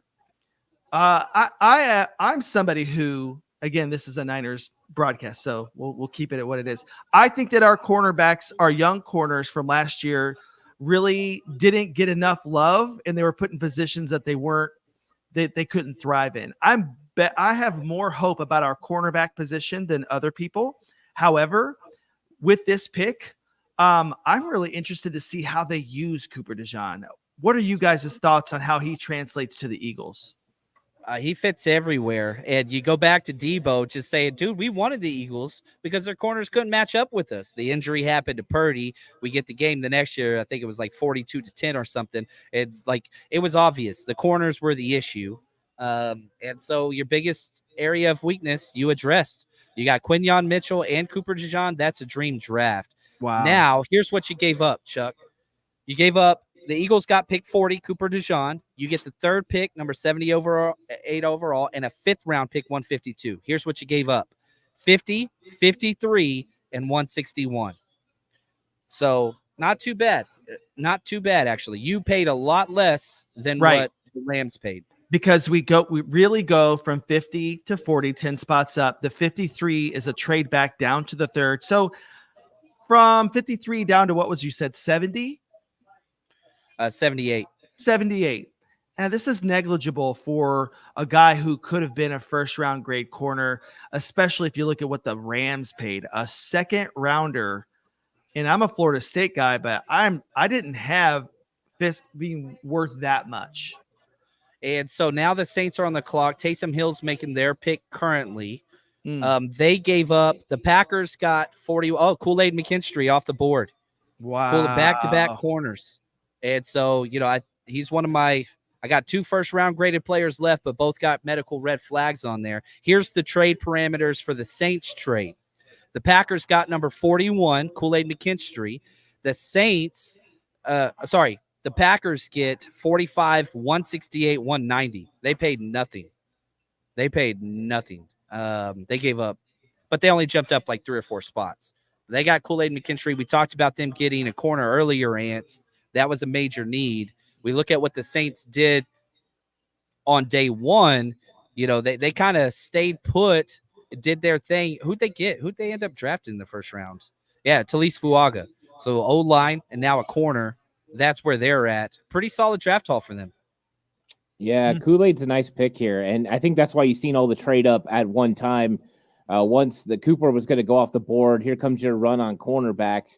And these two guys are first-round grades for most. So you're getting a lot of value here. And the Saints get a really good player in Kool-Aid McKinstry. And they've had some questions at cornerback. They've had some injuries over the last couple of years to some of their guys. And you just got to be better, especially in the NFC. A lot of teams are stacking at the wide receiver position. So you got a good player in Kool-Aid McKinstry. I think he's going to be good for them. And they also have, Paulson Adebo, who was a huge 49 for a huge fan of him when he came out. So they got some talent there in New Orleans. But, yeah, good draft so far. I love the Talise Fuaga in the first round. That was solid. Yeah, shout out to Brian Carter. He was on the draft thing with us last year. Again, congratulations on the marriage, buddy. You and Mara, y'all deserve it. He says the Eagles do the draft right. Hate to admit it. They don't overthink. They don't try to outsmart. They just do best player available at key positions. I hate to agree with it, man. I hate the Eagles. I hate them. But they've done well. They've done well. Now, there's players sitting there that the Niners would absolutely love. At least Niners fans would love. Jackson Powers-Johnson's still there. Zach Frazier's still there. Adonai Mitchell. Doubt you go back wide receiver. Kingsley Suamatia. Chris Broswell, the edge out of, Alabama. There's a lot of guys that are still there. Any thoughts on trading up here, Ant? Is that even entering into the equation or no, not yet? Not even close. There's so much talent that's still available that you're just letting this thing play out. And guys like Braden Fisk going a little bit early, stuff like that, moves more players that you really like down. I don't think the 49ers ever planned on going with a Fisk-type player. So it's just kind of the way round one worked out, where guys are next going to player be off the available board. for the 49ers. I'm sorry, I missed it. Go ahead. Cornerback Kamari Lassiter out of Georgia to the Texans. I mean, he is a better football player than athlete. He had the 4.6 40, but that dude can play nickel and he can play safety. He's a damn good player. I was shocked to see Kamari Lassiter go before Javon Bullard, though. That's a little bit of a shock to me. I had Kamari Lassiter with a first-round grade. I'm probably one of the few guys. I loved his film. Absolutely fantastic. I had him ahead of Javon Bullard. Lassiter was my 21 player on my big board, where Bullard is 32. I had these two guys are both really good, but Lassiter is just so fluid with his movements. He's so clean as a guy that can play out there. He's got enough speed to do it. I liked him. I think him sliding into the slot is probably what he does in the NFL, but I think he's a guy with versatility that could play outside if you needed him to. Yeah, I like the speed is a little bit of concern, but that's kind of where it is. Now, the Cardinals, they're up on the board, number 43 overall. They've had a crazy draft. Marvin Harrison Jr. They go get Darius Robinson, who I thought was going to be the Niners pick. They took him before, so they got the wide receiver. They got the D end. Versatile DT. A lot of stud players still here. Not a good squad. Lots of holes to fill. I don't know. Do you feel, Charles, are they closing the gap a little bit? Do you feel like the Cardinals are kind of making some headway as far as the NFC ranks go? I mean, with the worst head coach personality in football, they may be. I think the last 6 weeks we started. I hate that dude. But anyways, the last 6 weeks, the Cardinals started to look like a different team. It's not Kyler started to feel a little bit more comfortable back there. If they're smart and they start to build along that O-line, they look scary. Hopefully they continue to make poor decisions. That's what we wish for the Cardinals. I think the Niners and the Eagles, we can just hate the Cardinals together and wish nothing but ill for them. Kendall Roy cracks me up all the time, man. If you've ever watched Succession, it's the same human being, I swear. And so the pick is in for the Cardinals. It's pick 43. We are exactly 20 picks from the 49ers being on the clock. So we got to kind of see how that goes. Now, I do love it when both networks go to commercial on the same team. I feel like it's like the NFL just saying nobody cares about your team. And if you've ever been to a game in Glendale, you understand nobody cares about that franchise. It's literally I like the stadium. I like the atmosphere, but Niners fans, we get like 40% of that stadium every single time, which I kind of like. And them going to commercial kind of reflects that a little bit. Maybe that's just me. But a lot of names still there. Jackson Powers-Johnson, A.D. Mitchell, those are my only 2 first-round grade players, both medical red flags. We'll see. Now, here's my question, and a lot of people in the chat keep saying, if Jackson Powers-Johnson falls, but if they had a medical issue with him in the first round, are you comfortable taking that in the second round? Or are the players just off your board? No, I think it just moves them down, especially if you don't think it's something that's going to linger or hinder them. I think when it comes to interior offensive line, they just don't like making that pick. They don't like that value. They don't like picking those guys early on in drafts. Aaron Banks is the outlier. We've never seen them draft a center. They always pay for a center. It's usually a veteran who's going to be able to come in and pick up Shanahan's system quickly.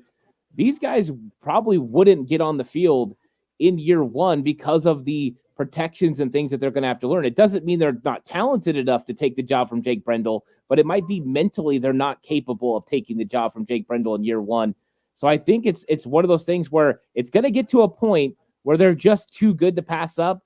I just don't know where that point is, but I think the fact that they're both still around shows the league's value on both of these centers and interior offensive linemen in the draft compared to the skill positions where everyone's going.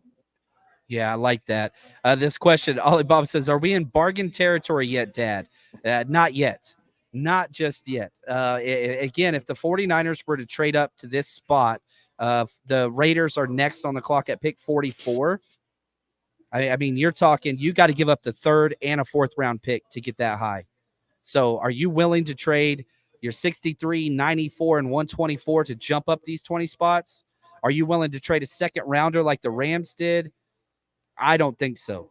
I do not want to do that personally. There's some stud players there that if we got it would be awesome and very exciting. But again, that third round pick and fourth round pick I think are going to be important. I'm fine giving up a fourth, maybe even giving up a third, but probably not. I'm not giving up both. I don't like that at all.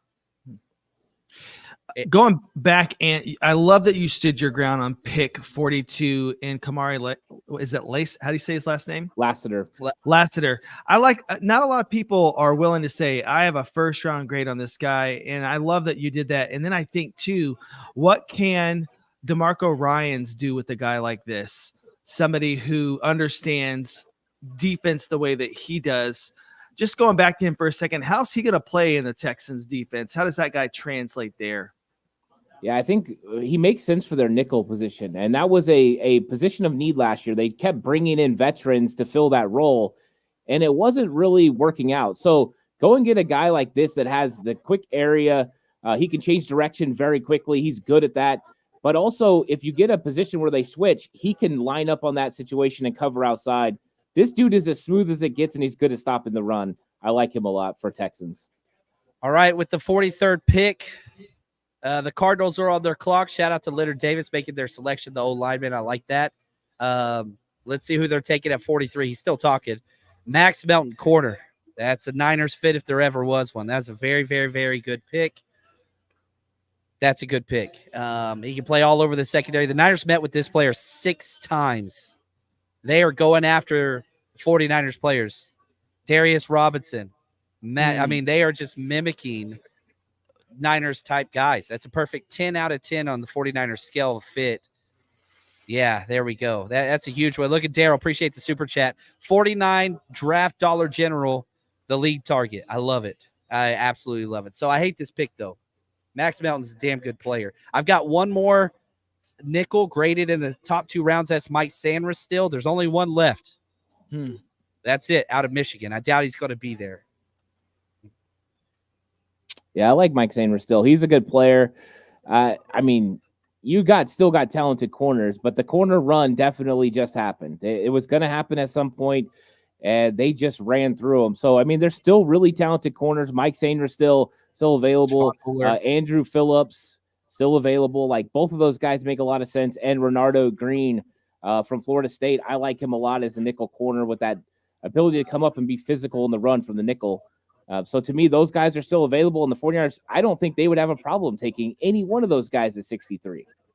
No, I just want to give a shout out to Josh. His favorite guy, or 2 of his favorite guys, were Darius Robinson and Max Melton. They both went to division rivals. I'm sorry, man. I'm not laughing because we're laughing at you. We're just laughing instead of crying. The Raiders are up now at pick 44. They're making the Jim Plunkett up there. Jackson Powers Johnson. Off the board. They went tight end early. Now they get their center. They're building around Aiden O'Connell. They're going to make him into a player, and that's what it's going to be. Jackson Powers Johnson fell considerably. I think this is absolutely a home run pick, though, personally. Has to be. I mean, this guy's, besides A.D. Mitchell, he's the number 1 guy on my board. So, very talented guy. They need offensive linemen. They need help. They need a lot, actually. They need a lot more than this to please Brock Bowers, his father. He was not very happy with that pick yesterday. So they're going to have to do more than this, but this is a good start. If you're going to build from the inside, I think they did a good job with this pick. And to me, he was the best center and he's probably the best player available on the board. So good job for Las Vegas. It's one of the few times it hasn't felt like a reach. Yeah, I agree with you. Shout out to Kevin Barr. He saw the pick earlier and kept his mouth shut. He's the man. Shout out to Captain. He knows the rules. Yes, Drill Sergeant. Yes, That's Drill right. Sergeant. Yes, sir. The Packers pick is in at pick 1345 overall, and the Colts are on the clock. We've got the Giants coming up, Jaguars, Bengals, Commanders. That's the next kind of 6 picks. We haven't talked much about the Packers. Let's jump in. When we look at what they were able to accomplish yesterday, it was interesting. They got Jordan Morgan, not one of my favorite players, but he's a guy that's going to contribute right away. They always go after these huge, like elite type players, physicality. Jordan Morgan didn't fit that. He's not a freak athlete or size, height, weight, whatever. So this pick, I would be shocked if it's not like a top tier athlete type guy. Go ahead. Yeah, I was going to say, the Green Bay, I hate to give them their due, but they are somebody we talked about last night. They've kind of zigged when other people have zagged, and it's not always worked out for them. Remember a few years ago, they were just going cornerback in the first. Now we see this wide receiver hit, and it makes so much sense. They're breaking down elite defenses because they have 5 wide receivers who can win one-on-one matchups.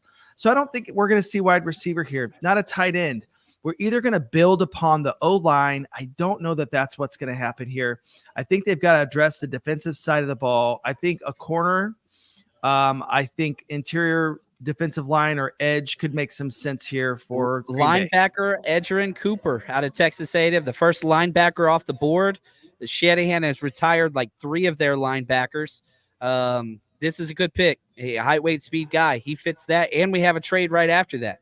The Panthers have traded up. They are now on the clock at pick 46. They got Xavier Legette, or when they traded up into the back end of the first. This team needs to stop trading.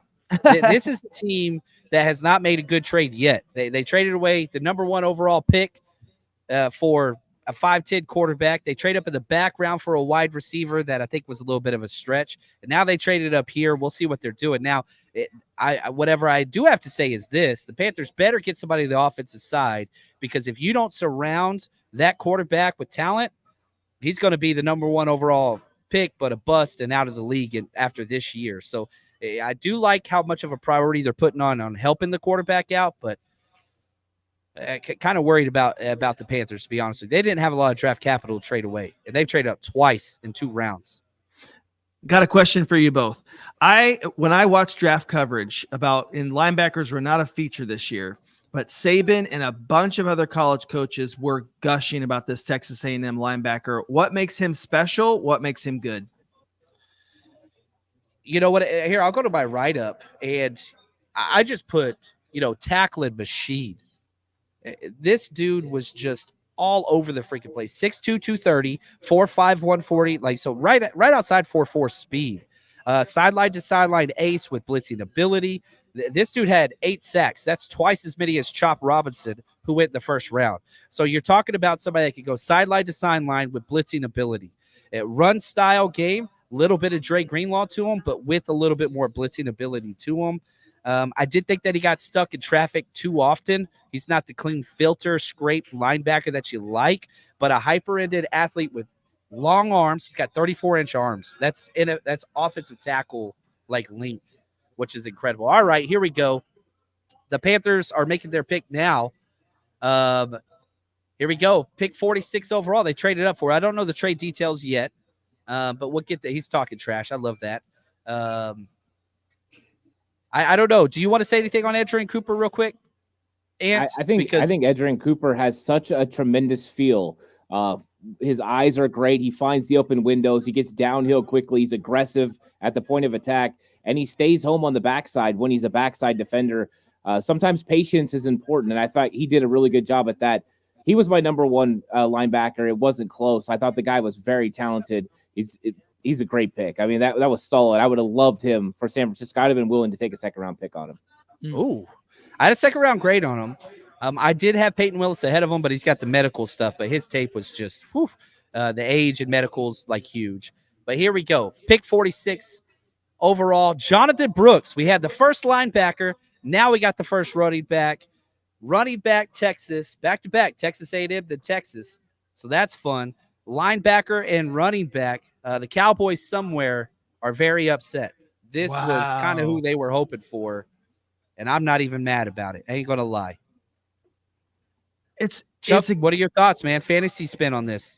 Well, in two, you look at the Panthers roster, it's not as bad as the Patriots, but there's a lot of needs. And here we are at what pick here? At pick 46, and we're going to go for a running back. I mean, I think Brooks was on a lot of people's top 50 big board, but again, Panthers, you guys, did they trade up for this as well? They gave capital to go get. They traded up for a running back in the second round. Yeah. So again, odd stuff. I think that he's good. I think that there's other studs in this running back class, not of years past, but I don't think that he is distant or even better potentially than some of these other running backs.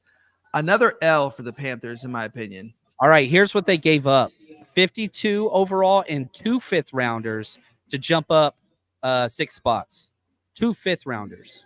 So, again, we're talking about these trades, and I keep saying bargain bid, be smart, be smart, be smart. That's what it costs. 2 fifth-round picks for a running back. Yeah. Now, I guess they thought somebody was going to draft a running back, whether the Giants, probably the Giants, losing Saquon. That makes sense. The Bengals, probably not the Bengals, but yeah, I don't understand trading all that capital for that. Yeah, it's wild. Looks like our man Michael Pickle joined the chat. He said, "How am I feeling about Cooper DeJean?" And just to give you an idea, I try not to talk to my kids, but tonight I might talk to them and show them some love and affection and tell them I love them. I'm so happy about Cooper DeJean. That's how much. Oh, that makes me happy. The Giants pick is in, which I'm excited about, but we have our first trivia. So here's what I need everybody to do. Everybody, it's time to get out your phones. We are giving away, what year is this bad boy? A 1987 Joe Montana Topps card. So this is for everybody online, or if you're in person, time to get out the phones. We're going to do a 49ers trivia challenge. All you got to do is go to kahoot.it. That's KAHOOT.IT. And the game pin number, 805-1503. So you go to kahoot.it, and there is your game pin number, 805-1503. And so if you're playing online and you win, we'll mail it out to you. So stick around. We'll make sure we get you taken care of. That is 805-1503. Kahoot.it. KAHOOT.IT.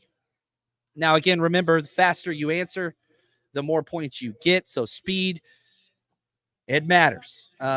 Giants pick is in, but again, we'll wait. And as we continue through with the trivia and stuff and our giveaways, that's not going to affect anything with the draft. We'll pause the trivia. We're here for the draft, but it's always fun to win some stuff or at least compete.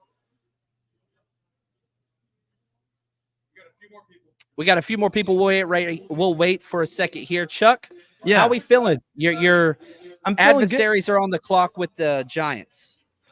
Yeah, it looks like the Giants pick is in, the Jaguars pick is in, but they're not been declared yet. And it looks like the Bengals are on the clock. 805-1503 is your Kahoot number. Remember, the faster you answer, the more points you get. There you go. And the Jaguars, who are up next, their pick is in as well. So this next part's going to go quick with 47-48. Let's get this trivia started. 5 questions. The faster you answer, the better chance you got. Here we go. Boom. Starting this off, here we go. Multiple choice and true false. 3, 2, 1. Question number 1. Multiple choice question. Most interceptions ever for the 49ers in their career. Deontay Johnson, Ronnie Lott, Jimmy Johnson. The Deontay Johnson made me laugh a little bit. Just a little bit. The Barnacle. Now, these next picks are going to go quick. I think this is the point where the draft kind of speeds up because the NFL will stockpile some of these picks that are in. And so the teams will know the picks. And again, we're not tipping picks in the chat, please. That's not what we're doing here. Correct answer is Ronnie Lott, the legend. There we go. We got Coach in first place, Big Daddy J-Rod. That's our top 3. True, false? Here we go. Nick Sorensen is the current defensive coordinator for the 49ers. True or false? There we go. There we go. True or false? Nick Sorensen sounds like a made-up name. That's a Madden-created assistant coach name. Nick Sorensen. Correct answer is true. There it is. There it is. Coach, 2 scoops, Big Daddy. That's our top 3. Multiple choice. How many catches did Juice have in the 2023 season and postseason? Oh, that's Tiki Barber on the screen now. I love me some Tiki Barbie. Whenever we coached, our term was called Tiki for how to carry the ball. It's put 4 points of pressure on the ball. Tiki used to fumble all the time, and then he took lessons from the Tyler Rose, the longtime 49ers Earl Campbell, on how not to fumble. And so now that's like the standard way to carry a football. The correct answer is 18 receptions. And we got our first safety off the board.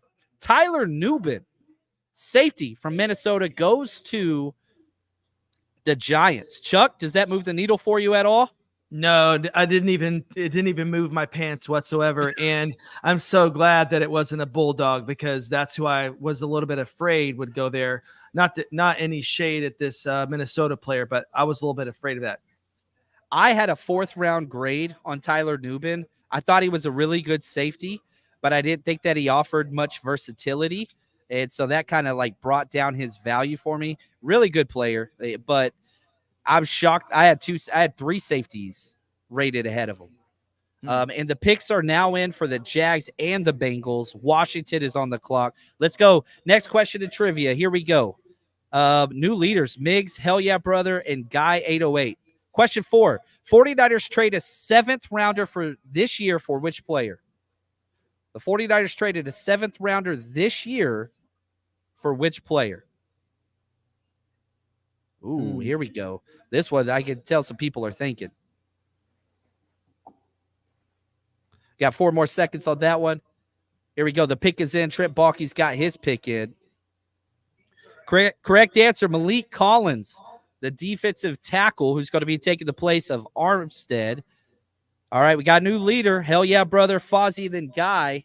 Last question, true or false? Kyle Shanahan has more playoff wins than Jim Harbaugh. True or false? Who has more playoff wins? Shanahan or Harbaugh? Oh, we got James Stewart, one of the best running backs, man. Jaguars, short history, but James Stewart was awesome. That dude was a beast. Jonathan Stewart or James Stewart? James Stewart. Oh, James Stewart. Okay. Yeah, for the Jags. Jonathan Stewart for the Panthers. Yeah. Correct answer was true. Kyle Shanahan has more. Jaguar selection, Mason Smith, Michigan. Trent Baalke does not change up pace, man. He got long arms, big, freak athlete, big body. That's what it is. And shout out to Hell Yeah Brother. That is our winner. And so Hell Yeah Brother. Oh, here we go. We got one in-house. There we go. Congratulations. Hell Yeah Brother. Hell Yeah Brother. Hey, let's get him a shirt too. Go over there, pick out a shirt, man. Appreciate you, brother. Here we go. We're taking a picture. Let's do this.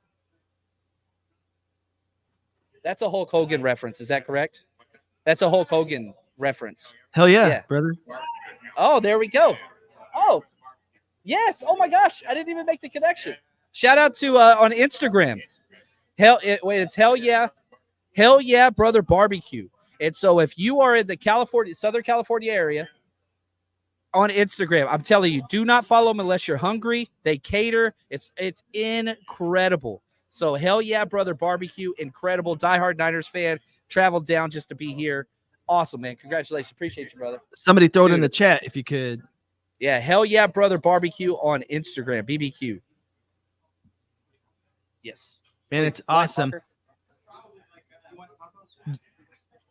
John, I'm seeing some people in your chat, man, and it's so cool to see people kind of meeting each other or saying hi to each other who have met at some of these draft parties. It is such an awesome experience to go. There was people in the chat yesterday I couldn't reference and say hi to, but people were like, do you remember when we got day drunk in Nashville? Man, the fun we've had at these parties, the connections, the friendships that we've made, it's been awesome. I had to get an IV. I went like I wasn't medical. I went and just more experience. But yeah, I went and got an IV, one of those. What it was awesome. It was incredible. Made me pee a lot. So Yeah. I can't do that when I'm recording. But yeah, the people that we've met, and Ant and his wife. I mean, it's just I always say this, we don't have issues at our events because if you're like kind of a turd, you don't listen to our show. And so I just really appreciate everybody. I'm seeing Kenneth in the chat, William Baker, so many different people. It's incredible. The relationships, David. I mean, good gosh, awesome people all over here. And so appreciate you, Rob. This is incredible. So thank you, Chuck, for pointing that out. All right, the Bengals on the clock, number 49 overall. They're making their pick. We're almost to pick 50. Washington Commanders on the clock next. So let's see who they go. We haven't really heard much from the Bengals, really. They took Amarius Mims in the first, which I'm thankful for. Now you got pick 49, which, I'm wearing the 49 jersey. That's what it is. Chris Jenkins. Oh, here we go. It's time, baby. Back-to-back Michigan players. Probably the best run stuff for either him or T'Vondre Sweat. Defensive tackle, his nickname is the Mutant. The Freak. Yeah, that's what he was. So incredible. And what do you think about Chris Jenkins? He's a great run stopper. If you're looking for someone that can stop the run, especially on early downs, that's exactly what he's going to do. He's going to hold up against double teams. You're not going to get a lot of penetration from him in pass rush. That's not what he does. But if you're looking for a guy that's going to stop the run, especially guys coming right at you and keep guys off your linebackers, he's going to do a fantastic job. So being in the AFC North, this is the type of player that you need when you're going to face Baltimore and Pittsburgh. So this makes a lot of sense. Great selection for Cincinnati. Or wait, was it Cincinnati? Yeah, Cincinnati. Yeah. And so you're getting back-to-back defensive tackle picks. The one thing I do like about Cincinnati, you went huge O-line, you went huge D-line. Back-to-back athletic freaks. That just seems to be like what they're going to do. You look at their roster, they go for big, strong, physical players at almost every single position. It's your identity. It builds your team. Whenever you look at a team and you can't tell what it is that they stand for, it's frustrating. And I'm going to be honest, I'm a little bit of a Bengals fan just because I want some competition in the AFC. Burrow's fun. I know Chuck's really invested in Burrow and fantasy and all those things. Yeah. They're a fun team. Sadly. So, all right. Man. Oh, here we go. We're already back up. Troy Vincent. Good Lord. Washington Commanders pick the executive VP of National Football Operations. Troy Vincent was always fun, man. He was. It's weird him making the Commanders pick. Didn't he play for the Patriots? Did he also play for the Commanders? We're talking about Troy Vincent, the Eagle, who played with Bobby Taylor. Yes. My bad. Mike Sanders still. Corner, Michigan. 3 Michigan players in a row. I told you they were going to be going this round. That's a little bit of a shock. So, I'm sorry. Correct me there, Charles. You're Eagles guy. I'm not trying to steal thunder. No, Troy Vincent and Bobby Taylor, who was just before that Lito Shepherd, Sheldon Brown combo. But yeah, they were a ton of fun to watch. And it's weird to see him now. Watching him in press conferences back then, it's weird to have the position that he's in today. Talk to me about this corner that just went off the board, though. What's he look like on this team? Man, that's a great pick. I mean, this is a guy that was going to be a target for most teams as far as nickel corner, natural instincts, playmaker. He's going to get the ball in his hands. He's fearless and physical at the point of attack. He's a guy that has got a tremendous amount of talent and more upside. This guy's going to keep getting better and better and better as he gets more familiar with playing corner and playing inside. To me, this was the best nickel corner in the entire draft. He's fluid. This is a great pick. At pick 50, huge value. Mike Sanders he's going to be a problem. He's going to be able to lock up guys like Brandon Cooks. Those are going to be some fun matchups when you get to those guys in the slot against Sanders. So I think it's going to be a lot of fun. Cooks might cook him a little bit with the speed, but I think that's going to be fun to watch for a while. Yeah, he's a damn good player. Tough. Yeah, probably only a nickel, but in today's NFL, those guys are playing 80% of the snaps. So it's kind of, this is one of the changes. We still use the vernacular base package is your 4-3 or 3-4. That's not the case anymore. That is long gone. I mean, look what the Niners did. You draft a slot guy in the first round. Like, that didn't make sense back in the day. But now nickel corners are getting paid. and slot wide receivers are getting paid. So that usually the salary cap and contracts dictate draft value at these positions. And one of the things that's been adjusted, which we did see with outside corners, but now we're seeing it with, inside corners. And the Eagles kind of took advantage of that. But now, good Lord, we've had so many corners go off the board already. And the run has happened.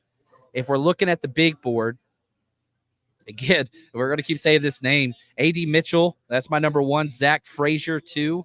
Troy Franklin, Kingsley Suamatia, Jatavian Sanders, Chris Broswell, Peyton Wilson, Christian Haynes, Kieran Armagagi, Cameron Kitchens, Adisa Isaac, Javon Buller, Javon Solomon, Patrick Paul, Marshawn. You go on and on.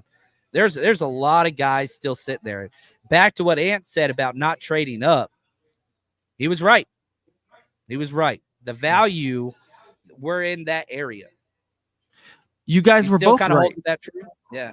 You guys were both right. You said that Michigan players were going to go off of the board. Are there any more Michigan players that we can speak of that could go off the board here soon, Ant? You know what? I'm looking. I think Junior Colson, a linebacker, would eventually go. I don't think he goes this high. I think he's more of a third-round pick to me, but he's a guy. Blake Corum at some point, the running back, he's going to go. Will someone reach? We've seen someone reach in the second round. I think he could be a potential running back that could go off the board. I think those are the next 2 Michigan guys that are kind of right there to go off the board. Talented players. Junior Colson's a great linebacker. Blake Corum, phenomenal running back. I see them more as round 3 guys, but it's, you never know. The people are jumping up for players you just don't think are going to go this early. Yeah, I like that. Now, we're doing another giveaway real quick.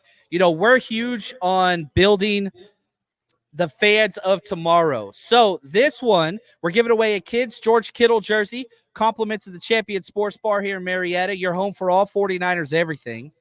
So let's get your tickets ready. Everybody get your tickets ready. We're giving away a George Kittle throwback. I love the black and reds. I don't care what other people say. Here we go. Ticket number 772-375. 772-375. Also, I do want to let you guys know our taco buffet is ready in the back. So if you're hungry, go grab some food. If you're here, we always feed and drinking. That's what we do. 772-375. Last chance. We're on commercial both channels, so we're just kind of chilling. 01375. Next one for George Kittle jersey. Oh, we got our winner right here. 375. My man. Congratulations, brother.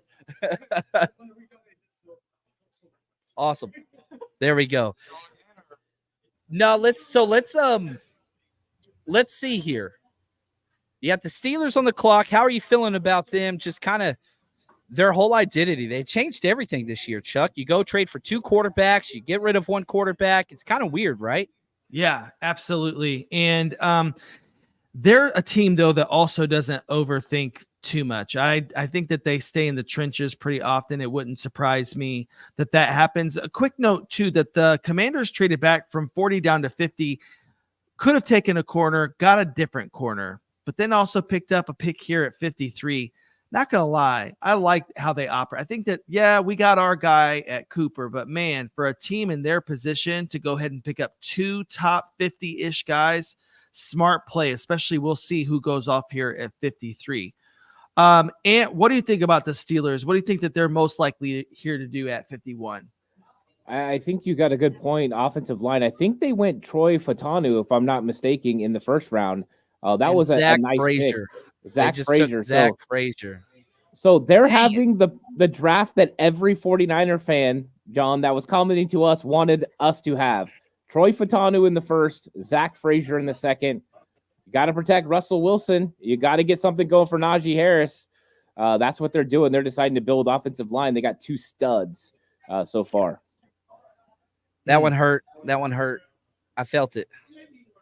Yeah, that one was a gut shot for John. I know his love obsession. There's certain draft crushes that John gets, and this one was the one that got away. Showing his freaking wrestling highlights. Wrestling offensive linemen are the best. 4-time state champion. His longest match was 47 seconds one year. Like the dude is, he's mean, man. I'm so mad. I'm so mad. Anyway, there you go. He's So totally where a Sean? Pittsburgh guy. He's totally a Pittsburgh guy. Yeah, he is. But at least, he's not going to be damaging us, I guess, because it's got, Russell Wilson back there. So I'm not really completely scared of that team by any means. Yeah. Yeah, it's rough. And this is what happens. You start to see names: Melton, JPJ, Frazier gone. But there's still lots of names. There's still so many. Like if the 49ers would have took Kingsley Suamatia in the first round, everybody would have loved the pick. He's still sitting there. Chris Broswell, defensive end, fits what the Niners do perfect. Like there are still a lot of guys that are there. I'm not too concerned. We're picking an 11 picks. The Niners are sitting there, and I guarantee you they've got a list of names they're excited about that are going to be fits. I understand we're not getting the all-name team, and we're not going to win all the draft grades, but I'm just going to be honest with you. Draft grades are dumb. They're dumb. It makes no sense because they don't give you any wins. They don't put any points on the board. That's just what it is. And I'm going to let you know, as long as Kyle Shanahan's here, you're not winning draft grade competitions. But guess what? You're going to the NFC Championship every other damn year. Yep. And, obviously you want the Super Bowl, and that's what we're all trying to, but you can't win a Super Bowl if you don't get to the NFC Championship. So, it's what it is. If you want to be a draft guy, go be a Bears fan. How's that work out for you?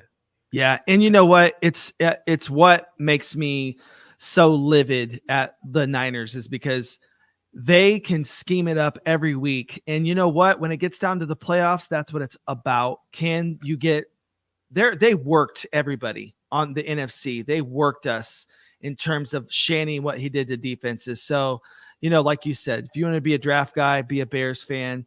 This is so interesting, though. I have a prediction. Ready? I think that the Niners trade up to 57. The Bucks have so many needs.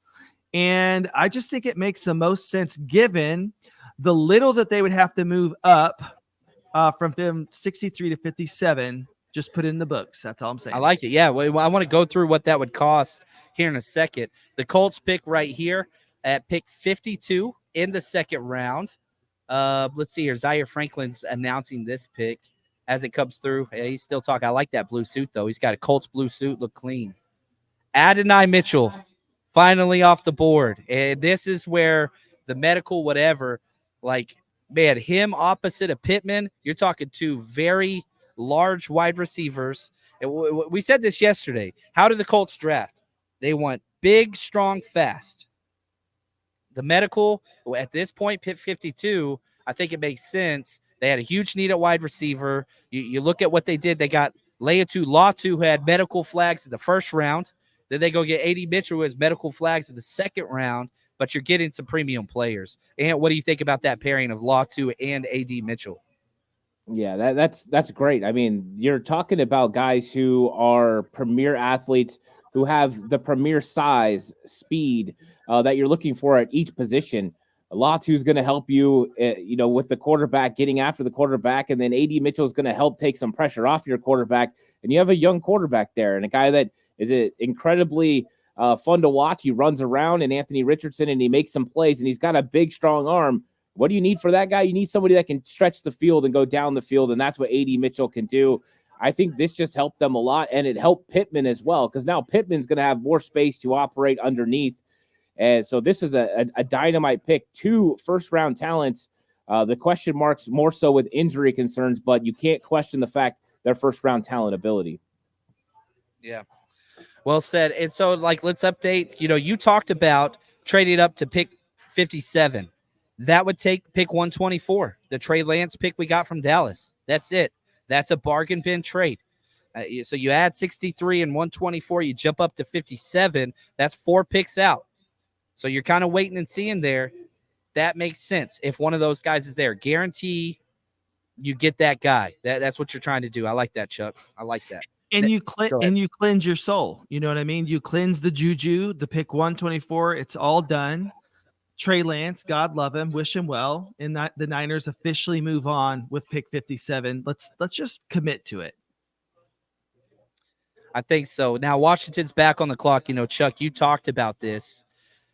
They got Mike Sanders still, and they're about to pick here. These are both your picks. You got Cooper. Any buyer's remorse? None. Zero.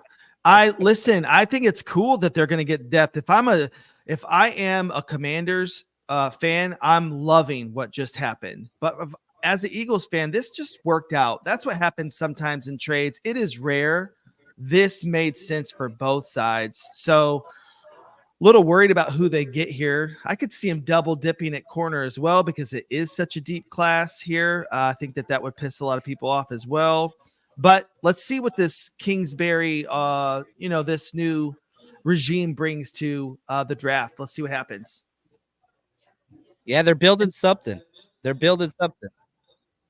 Ooh, Nealon. Somebody said And Nealon. this has been fun, guys. I'm loving this draft coverage. I wouldn't be shocked, but we're gonna make this draft coverage even better. We're bringing on the legend himself, Mr. Rob Louder of the 49ers Strike and Gold podcast. Rob, how we doing, my friends? Bro, you cannot introduce me as the legend himself, dude. That is just setting everybody up for a letdown. Like, I got a Halloween pumpkin behind me. There's nothing legendary going on here. It's just a dude in his house. No way, man. We're sticking to it. I love it, man. Absolutely great to have you. I know you're going to be jumping in and jumping out. You got the kiddo and all those things, but really glad to have you here. So we're talking about the Niners trade-up possibilities. What are your thoughts on where the 49ers are sitting at 63? Move up? Who's on the board? Where are kind of your thoughts at? Well, I don't know, man. I see a lot of names still here that are nice. Chris Braswell's still sitting there. It depends on if they could go tight end. Jatavian Sanders down there, Michael Hall Jr., all these guys that we talked about, all their top 30 visits, a lot of them are still there. I don't know. It really seems, unless they're in love with somebody, it really seems like this is a let the board fall to you type of day. But, they've got, it could be one of those things. They've got 3 4th rounders. Maybe they like a guy and they just use one of them to come up, 5, 6 spots, whatever that gets you in the second round. But there's still a lot of names there. Blake Fisher, guys that we've been talking about for weeks now. So I'm still just kind of familiarizing myself with who's left, but still a lot of names. I know it's I'm been not a sure. whirlwind. It's been a whirlwind, and it's been fun. There's been a lot of trades this round. It's kind of calmed down a little bit. And so I think these next 4 to 5 picks, but I do think running back could start to be an issue. We already saw the first one off the board. Cowboys, they're coming up soon. I don't know. Charles, do you think the Cowboys have to go running back? They just signed Zeke, I saw, which is hilarious. Well, and you see that how some of these poor run organizations, they start to respond how other organizations are, drafting versus taking the value versus letting the board fall to them. I see a reach. I think Lloyd out of USC could be a potential, even though that is a big reach. I think that they're that desperate. If you can justify Penix at 8, we can justify just about any running back to go here to the Cowboys. I'm not sure that's what they do, but they're hungry for one. Yeah, I like that. Now, here's my question. Why not trade up for Rosengarten? You saw him mock to the 49ers at 31 several times. I know Mel Kiper put that in there. You're the offensive line guy, Ant. Is that something that's valuable to you, or would you just say, you know what, let's just wait and see, and let's kind of allow it to fall where it's going to fall?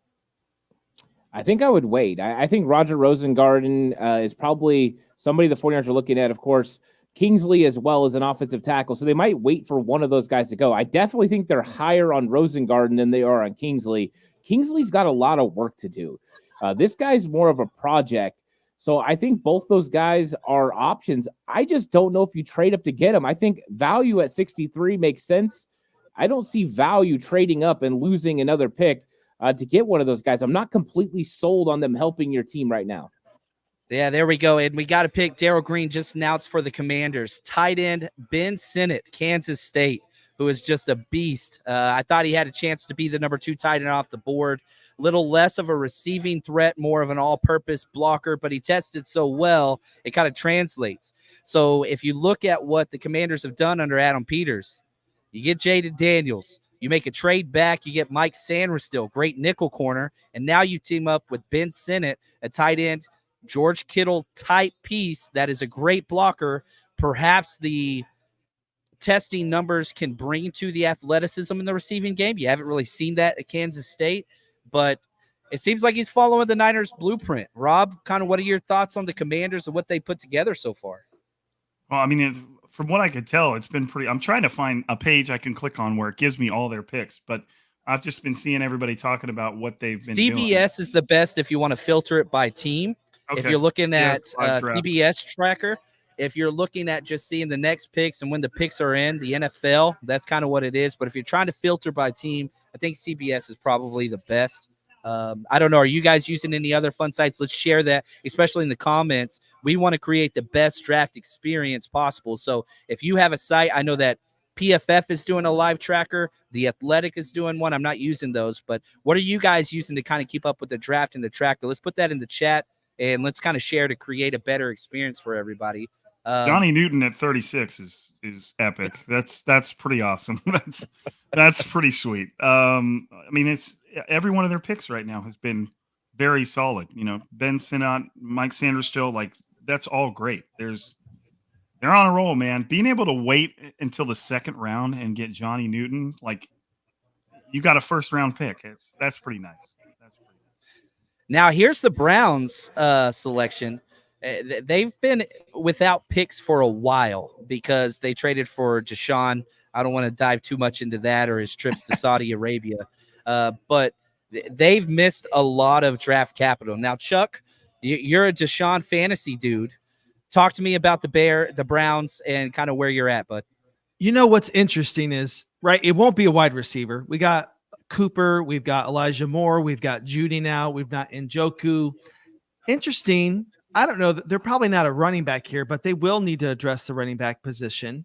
And correct me here, I don't know if they're still holding this title. And here's the thing about offensive line. I feel like that's always the position group I'm least familiar with, like how well they do because there's so much change that happens. But from my understanding, Browns, go ahead, John.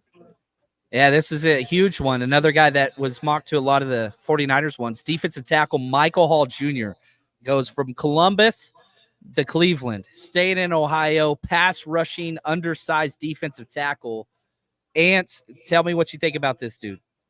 Explosive first step. This is a guy that's going to be aggressive. He's a penetrator. So if you're looking for a guy that's going to create havoc in the backfield, he's that guy. And I think that's why a lot of 49ers people were mocking him to the 49ers because he seems like a very much a scheme fit. Fits the size, height, weight, speed, great first step. That'll get Chris Kasarek's juices going with the GTFO. The problem is he's not as consistent as you would like him to be. Also not as good of a run stopper as I would like him to be. So I think that there are some question marks about him. But in this range, I think you're getting tremendous talent and value. So a good pick right here.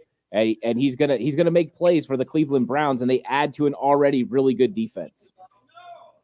Yeah, I like that. My problem was just the stats. Like he's a pass rushing guy, and he didn't have the stats. Like it's very similar to Chop Robinson. So if you were high on Chop Robinson, you're drafting the traits, the speed, the testing, but then you look at the production and it's like, oh, there's no production here. So is it going to translate to the next level? I think this is kind of where those players go because in the back end of we're kind of in the middle of the second round here, but like this is where you're drafting specifics. Maybe you're not getting production, but you're getting traits, or maybe you're getting lots of production, but you're not getting traits. And so that's kind of where we're at. Now we've got another Shanahan disciple with the Miami Dolphins on the clock.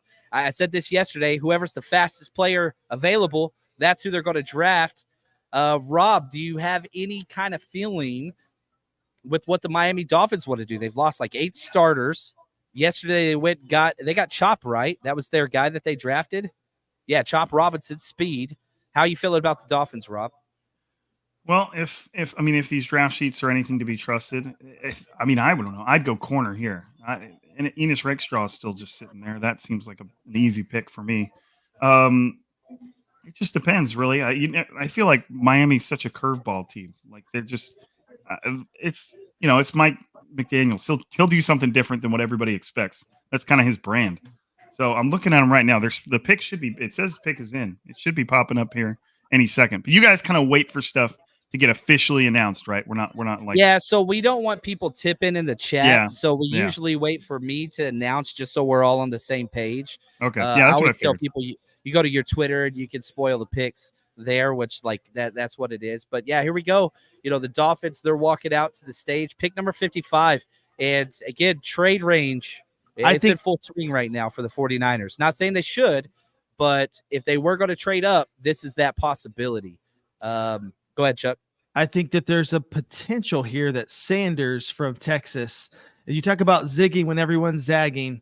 I think that McDaniels, I don't put it past him. This is not a deep tight end class. He would be the last person to take it tight end around this range. Well, here we go. They went tackle Patrick Paul out of Houston. And he was going to go earlier than everybody thought. Yeah, second round, somebody with the most experience in this entire draft class with tackles, but yet still is a raw prospect. The height and weight are there, very heavy-footed. And you're the old line guy. Talk to us about Patrick Paul and how that's going to work out with McDaniel, who runs such a similar offense to us. Yeah, I had a third-round grade on him, and I think Patrick Paul's a solid player, but I don't see the high-end potential. I don't see the guy that's going to be able to plug and play at left tackle for a long time. You talked about the heavy feet. There's a lot of herky-jerkiness to him in his movements.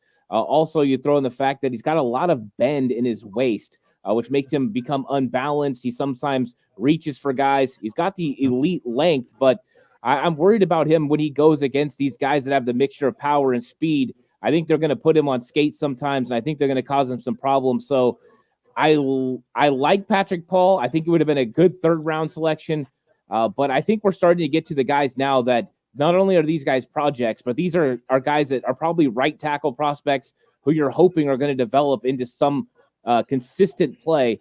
And I didn't see it consistently from him. So this one, I don't know. I'm not a huge fan of it for Miami. Did you see John Chapman? Did you see where Dane Jeremiah said he's like, there's this almost general consensus that there's like 50 top players in this draft. And then everything after that, he said teams' boards were all over the place, just based on whatever your flavor is, whatever the traits you're looking for. It could be a personality. You said they were all over the place. So it'll be interesting to see where these picks come and go. I would argue for the 49ers, every single player is a flavor pick. It is. There's not Shanahan wants his type at certain positions and whatever he feels. But yeah, I'm with you. And it's funny because earlier we were talking, Ann Sport and I, we had like players one apart and they were going in the same spot. The consensus is there. Whenever you watch the tape, it kind of slots itself out. There's outliers with medical, whatever. But yeah, like you look at where you're at now. Okay, you need a tackle. You're going to get a pass protector. You're going to get somebody with upside. All right, you need a corner. You want versatility or just want an outside speed guy? You got to kind of pick. And with the deep positions that are in this draft, whether corner or tackle or interior offensive lineman, like how in wide receiver, which we went wide receiver early, even though it's a super deep wide receiver class. I don't know how you make that up and you balance those fun things. Because, you've done we did a mock draft together, Rob. And at the end of it, we were like, well, dang, we should have went a different position early because we kind of got hamstring late. Right. Well, what was interesting too about them going Ricky Pearsall at 31 is it seemed early, but if they would have traded back to, let's just say 36, there were more receivers off the board between their pick and 36. Like that was where the meat of that second tier of the receivers went. And, was Ricky Pearsall my highest receiver at that pick? No, but we were talking about path to a starting role. What is the fit? And you're just like, once you really started to dig into how he plays football, you're like, okay, this makes sense. The way he plays receiver is like, I mean, even Kyle Shanahan was like, he's like me, just better, so it read Kyle Shanahan all over it once we started. And I never gave Ricky Pearsall that much time of day because I figured he was going to fall right in that gray area where the 49ers would never touch. And they just made it work. I like it. Charles, the Cowboys are on the clock. They went Tyler Guyton, offensive tackle in the first round. Here they are at pick 56. Running back, offensive playmaker. They've lost so many starters. Kind of what are you thinking here as an Eagles kind of guy? What are you thinking here? I think that Trey Benson, it would make some sense. It is a reach, but it makes sense for what they need. They also have not signed Gilmore. So I know that there's not a need here for corner, but he's not signed at the moment. So I think that cornerback could be a potential here. The Cowboys, and that me and my dad have this conversation. He's a Cowboys fan. there's some problems that are bigger that people aren't discussing. This is a team that has many needs, more than the Eagles, more than the Niners, more than the Packers, more than the Lions. They're the 15, and that it could get worse. So this is a big pick for them. If they go running back here, I don't know. I think that they're sort of getting a little bit too antsy. They're looking like the Atlanta Falcons of the NFC East. I like that right here. Hope the Cowboys take a vending machine running back. Yeah, they've already got a couple of those in Royce Freeman, and now they brought back Zeke. So, yeah, that's what it is. Now, here, the pick is in, so they're staying put. Everybody's high-fiving each other in the Dallas War Room except for Jerry Jones, who's sitting down. That's what it is. I don't know how many more drafts we're going to have Skeletor around, man. He's kind of turned into a little bit of a draft relic. Sorry, I don't hold back when it comes to the Jerry Jones. No. I mean, Skeletor is perfect. Yeah, that was my Skeletor meme. Ant, what do you think the Cowboys do here? I think it's got to be offense. I think it might be a running back. Looking at Mike McCarthy's response earlier, he had like a little smirk on his face. I think it's a weapon for him. He's an offensive guy, so that would be my guess. But I don't know for sure. With Jerry Jones, I just never have a sense of what he's going to do. Yeah, it's weird because I wonder how much pull he still has. Like, is Jerry really still making the top tier decisions, or in that Johnny Manziel draft where like they told him basically stop talking? Like, was that the shift? I don't know. I feel like he's like from those old medieval movies where the king is super old and can't really make decisions for himself anymore, and all the sons and the cousins are all vying for power underneath him, and he has no idea. He just thinks everything's good. I could see that being the case in Jerry's world. I don't know if y'all saw, they were interviewing him at the NFL owners meeting, and he was sitting down and he had like a pad, like a legal pad with notes on it, but it was just scribbles. The whole page was just like random scribbles. It made like no words. It was incredible, man. Anyway, it's what it is. So the Cowboys are on the clock. They're doing some type of attention thing, which is cool. I missed what this is about, what they're honoring. There's 3 gentlemen in wheelchairs up there, and I think that's awesome. Not trying to negatively impact that whatsoever, but awesome. I think it's Jason Witten up there with them too, making this pick. Do you guys, is that Jason Witten? I think it says Chad Hennings. Oh, is it? There we go. So there we go.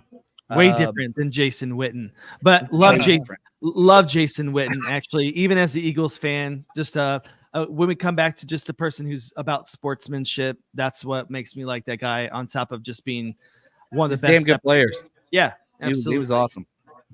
I wish he never would have did Monday Night Football, but his playing career was solid.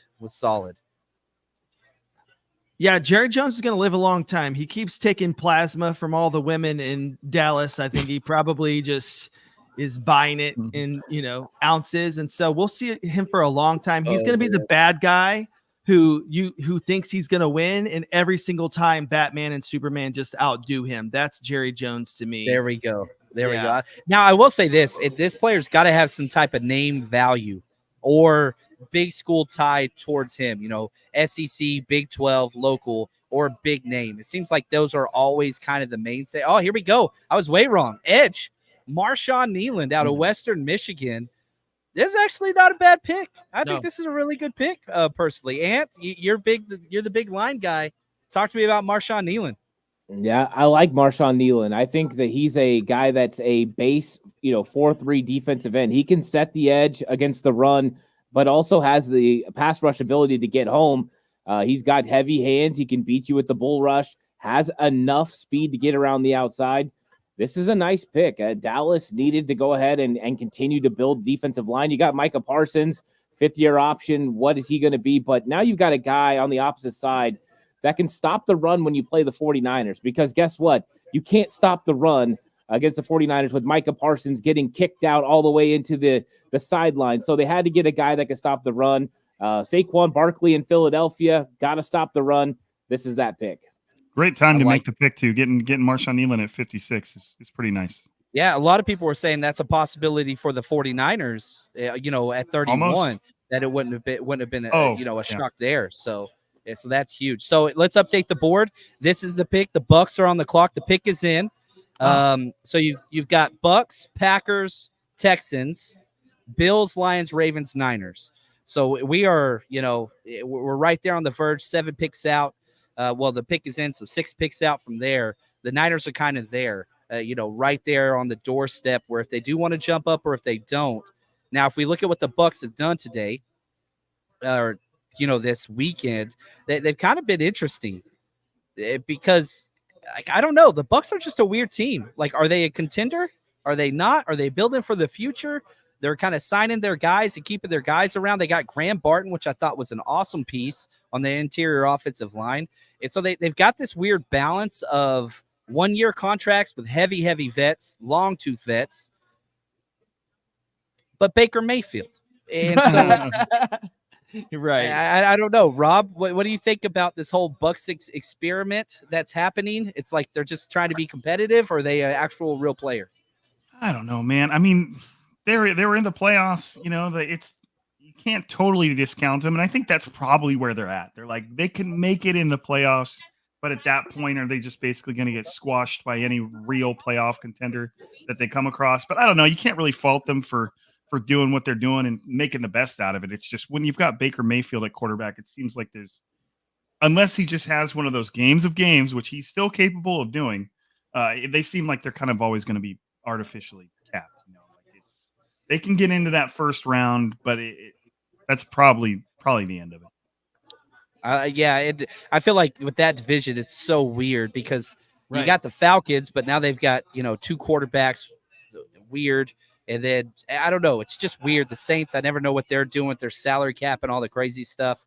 It's like the Will Ferrell. I don't even know what she's doing up there. I don't even know what she's doing. Yeah. Is there anybody that doesn't think the Falcons thing is as weird as, like, I didn't think it was that weird. Like, I understand it was a total surprise, but it's like a quarterback is so insanely important. Like, I get that. Yeah, they could have made a pick and made this round, and I totally understand that point. I am not arguing. It's not even something I would ever get in a soapbox for, but it's like Kirk Cousins is probably 1 or 2 or 3 years, somewhere in there. And I get their logic in the fact that it's the same reason the 49ers traded from 13 to 3. You're in that range that you may never touch again. And a quarterback is so important that I wasn't really going crazy. I'm like, it's a little unorthodox, but I'd rather have one than not have one. Like, what do you, if there's any hope that he's going to be the guy, at least they've got a guy. Like, when Kirk Cousins leaves, you've got nobody, and you're probably picking 23rd. You know what I mean? So I never thought it was that weird, but I totally understood why everybody did. Whatever. It's weird. Now, I'm going to say this. I'm going to jump off real quick and lead you guys go. I got to handle something here real quick. I got to see a man about a dog. Ant, will you announce the picks? I'll be right back. All right. Yeah, no problem. It was interesting about his dog. Yeah. It was interesting about Penix Jr. because you bring that up, but if they were going to go quarterback, why didn't they go younger quarterback? You have Kirk Cousins. It's like, win now. You're in the NFC South. You have a chance. So I don't mind quarterback early because that, Jordan Love, Aaron Rodgers, there was that dynamic. Seems like the same thing, but you got a guy that's had a lot of injuries and he's old. That was what made it interesting. I like Penix. I just don't know about at 8. That was weird. Agreed. What they say it was going to be 26, 27 if Kirk played 2 years. Yeah. And then the owner saying that he could sit there for 3-4 years. And, it seems like the Falcons, one, if you're going to make a critique, is that it didn't seem like their organization's on the same page with how the owner responded. My issue with Penix, and I like him because I think that there's some things about his game where you're like, ooh, I could see this really translating to the NFL. However, he's got the greatest wide receiving core, one of them, of college football. He's got offensive line, first round talent, and I believe that O-line was just good, pretty good overall for where they were, especially. So I like Penix too, but again, injury plus, it's hard to say. What does Penix look like without Romo, Dunze, McMillan, and Polk? Right, it's fair. It's interesting because that wide receiving room is just stupid. You've got now Polk's going to be the wide receiver 1 for the Patriots, and it's wild to see what tools that he had. But Bo Nix, let's talk about that guy at 12. Did either of you guys see anything on tape that would make you think that this guy can be a franchise guy who's going to be a game changer on Sundays? I didn't. Before we get too far down that rabbit hole, the Buccaneers went Chris Braswell. Yes. Sorry. No, it's all right. It's all right. That was somebody the 49ers brought in on a top 30 visit. So I'm sure that would have been a really strong option for them at 63. That's for sure. Goes just before we get there. Yeah. So back to Bo Nix. What did you guys see from him to go at 12? I mean, I didn't look at any of the quarterbacks enough to really, just based on where the 49ers are, to consider that. It was wild though.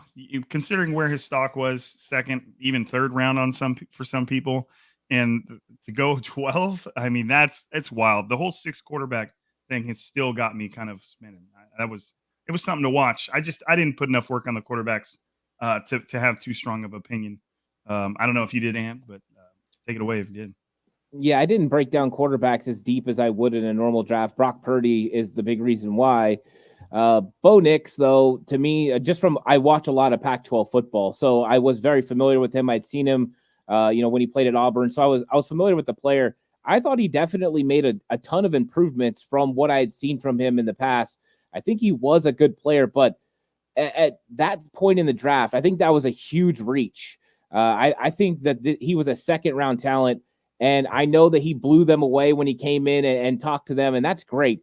You got to love and you got to feel comfortable with who's there and if they can handle your offense. But when everything's going and the bullets are flying, are you going to be able to operate the way that you need to? And I didn't see that in him. I don't see that piece in the pocket. I don't see him consistently winning from there. So to me, I think he's going to struggle a little bit, and I think he's going to get knocked down a lot. And I wonder if that Denver team around him is good enough to support him and help him be a good football team. I think he's going to take a lot of big hits along the way. I'm not even sure he's the best quarterback on the roster, and people will laugh, but Zach Wilson might be better right now than Bo Nix. Wow. I want to point out 2 things really quickly. The chat, make sure John keeps saying, we're not going to tip picks. That's not what we're doing today, but I'm looking at how the draft has unfolded. By the way, our Georgia Bulldog safety just went to the Green Bay Packers. This hurts. Real quick before we get to him, I'm watching whenever there's a position that's picked, it's been a while. We've got edge back to back. We've got corners going back to back, defensive tackles. It's interesting. We're watching these teams adjust to when one defensive tackle goes, there's been a team to trade up. So that's something to come back to later. Javon Bullard. Tell me about this guy. And I know you spent some time breaking down some Georgia film. What are the Green Bay Packers getting here? Oh, they're getting the stud. If you want a guy that can absolutely wreck you with contact, he's it. He's also got position versatility because he can play safety and he can play in the nickel. This is a perfect fit for what Green Bay is trying to do on defense. I think this is a solid move. Javon Bullard was the number 1 guy left on my big board, and they strike gold. And he is going to be a day 1 starter. He is fantastic. If you look I saw that, I knew it was bad. I knew it was bad for you, Ant. I'm sorry. Go ahead, Rob. If you look at the last handful of picks, going all the way back to Washington, Ben Sinott, Michael Hall, Patrick Paul, Marshawn Nealon, Chris Braswell, Javon Bullard, Blake Fisher, those are all guys that you could have easily seen the 49ers going with at 63. So it's been a bit of a painful experience. As the 49ers get closer, a lot of the players that we had talked about for the 49ers are coming off the board. There's still one sitting there. I don't want to jinx it, but it's. Oh, you don't even want to say it. You don't want to share it? I'm not going to. Well, you know what do you know who I'm going to say? The Destiny pick, man. The Destiny pick. Every mock draft had. But I'm not going to say it. Let's wait. That's okay. That's all right. John and Ant, can you talk to us about this offensive tackle that just went to the Texans, Blake Fisher? Ant was a lot higher on him than me, and he's the specialist OT. So tell us about this Notre Dame, not Mike McGlinchey player. I think I might be actually lower on him than you are. Oh, I have him in the 4th round. I was not a huge Blake Fisher fan. I thought there were some deficiencies in his game that made me not like the prospect. To me, he wasn't as clean as I wanted him to be. I saw some technique issues. I see him as a right tackle in the NFL. That kind of killed his value a little bit, but I just didn't see a consistent play. It was kind of a little bit erratic when I watched him, and I know a lot of people are high on him. I just never could get around to it for whatever reason. He just didn't stand out. I thought his technique was spotty at times. So to me, he was a guy I put lower, but I graded offensive linemen pretty hard in this draft because that's the position that I focus the most on because that's kind of my expertise. Yeah, I mean, I had him late third round. But again, it's weird because he's young, but he started as a true freshman. So you've got 3 years experience, but he's only going to be 21 this year. Started a true freshman, which is awesome. But I'm with you. I only think right tackle only as well. And I don't even think he can bump inside. So, like, you're talking one position versatility with maybe not too high of a ceiling. Not a bad play, but you better have this is the path for him. He's going to play right tackle. That's what it's going to be. And he's young, so that could work. But we'll see. Now, I do want to say again, just for everybody in the chat, we're not tipping picks here. And if you are somebody like the Niners are close, we're 3 picks away. What I would recommend is just you can put the chat down or you can cover the chat or whatever else if you don't want it tipped out. The number one reason why we're here is community and positive draft experience. So don't allow anything to take away from that because when a pick gets tipped, I lose my cool. So here in a minute, I'm going to pull the chat down as well because I don't want it ruined. Do you know if Enos Rakestraw were there any injury concerns with him, or is he just slipping a lot lower than people thought he would? Whenever you look at Rakestraw, he's a tumbler because when the draft process started, he like first round, and then all right, the testing took place. All right, second round. Now, he had an ACL back in 2021, but he's got 2 years of draft tape on top of that. He did have a groin, missed 4 games this past year, but that's not a long-term ploy. That's not a long-term issue. So, but the testing didn't test in his vertical anywhere and didn't test in his 3-cone anywhere. So you've got some question marks in his evaluation, which is a little weird. And so I think that knocks him down. How good of an athlete is Rakestraw? But again, I'm biased. I love this kid. He's from Duncanville High School where I coached at in Texas. So I'm a little biased. I like this guy a lot. He's tough as hell. I wish he weighed more. He's 183 physical corner. He plays a lot similar to Weatherspoon, but without some of the elite traits, if that makes sense. That went to Seattle last year. But as far as, you look at the injuries, am I missing anything, Ant? Because there's nothing really glowing there. No, I don't think so. I think Rakestraw is a very clean prospect. I think that right now there's so many cornerbacks still available. I mean, there's guys that I ranked a little bit ahead of him, but I think right now would probably be the prime position for him to go at some point. He's very talented. And I mean, that's a dynamite pick, SEC player. I think at some point he's going to fall, but I mean, some of the corners fell completely, right? First round, second round, we're kind of seeing those cornerbacks pushed down because there's so many of them. You think you can get tremendous value later in the draft. Picks in for Buffalo, and we are. John's muted. I was muted. Sorry about that. I did. I muted myself. I did that. We're giving away a Brock Purdy jersey. This is a kid's youth size. Building the faithful for tomorrow. Get your tickets ready. Brock Purdy white jersey. Here we go. Number 772-142. Oh, here we go. We got a winner right here. Boom. And the Bills are on the clock. They take Cole Bishop, safety out of Utah. Woo! Shock with the safeties coming off the board a little bit here, Ant. What do you think? I like Cole Bishop a lot. And, I had heard he was moving up the boards pretty rapidly, that he wasn't going to make it out of the second round, and that's the case.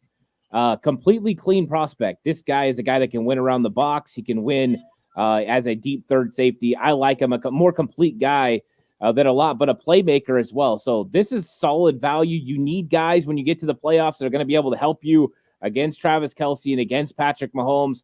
And so they go get Cole Bishop. I think this is a really clean pick for Buffalo. Yeah, I think it makes sense. They've been terrible at safety for a little while. A lot of the defenders they've lost, and you got to replace them with these kind of players. And whenever you can get top players at their position, And, you know, you look at tight ends, running back, safeties, probably the 3 most devalued positions in the NFL. I get that it's not a sexy pick, but that is a starter that's going to be playing for you week 1. And I think it's a culture fit. So I kind of like that. Chuck, what are you thinking here? The Lions, their pick is in at pick 61. How you feeling about how this late second round is shaping out? Yeah, I mean, I think that the people I don't like drafting ahead of me is like the Lions and the Ravens, because they're typically 2 teams that really go after value and don't care about consensus. And they've definitely, I'm a little worried. We'll see what they do. You know, the Lions like people who eat kneecaps. We discussed that last night. So I'm not sure who's the meanest guy left on the board. Who is the meanest person? I think that, you know, Dolphins go speed and Detroit goes anger. So who do you like here? Yeah, somebody tough. I think there's a couple guys out there. Barry Sanders, you know, setting up the pick. I want to say thank you to Derek for the super chat. He says, thanks for everything you do. Appreciate you, man. This is fun. I'm having the most fun here. So I feel bad about this. The Detroit mayor, Mike Duggan, is making the pick. Detroit seems to have put on a pretty good show, which, hey, props to them. I was planning on going until the Super Bowl happened. I spent all my money in Vegas, and so I had to like kind of set back. I saw that face, Rob. Somebody get a screenshot of that, please. That was incredible. Well, I can't tip. It's Ennis Rakestraw Jr., who we just talked about, the cornerback. He's a kneecaps guy.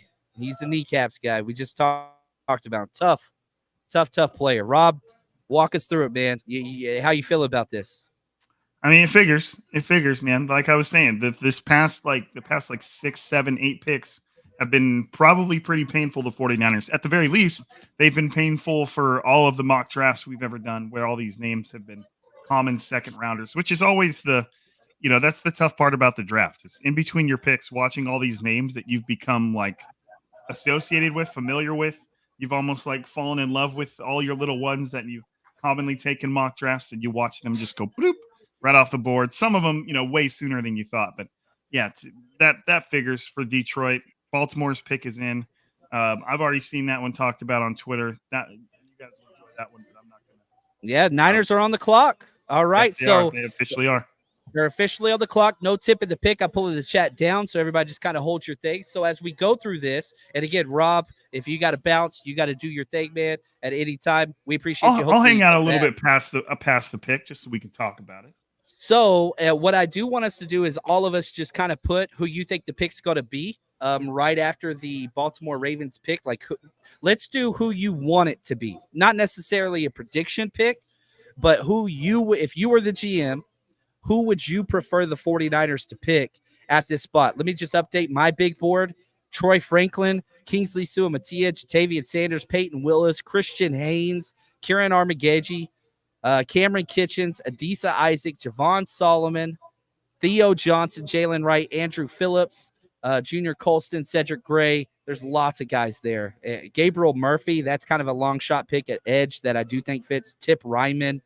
I've got to stay on brand with Andrew Phillips. Like that's the name I was talking about earlier. It's the destiny pick. Now there's nothing saying they go that route, but if I had to like pick a player and plop him in there, I mean he fits a pretty solid need for the 49ers as well, and the value's there. That's right around where he should go.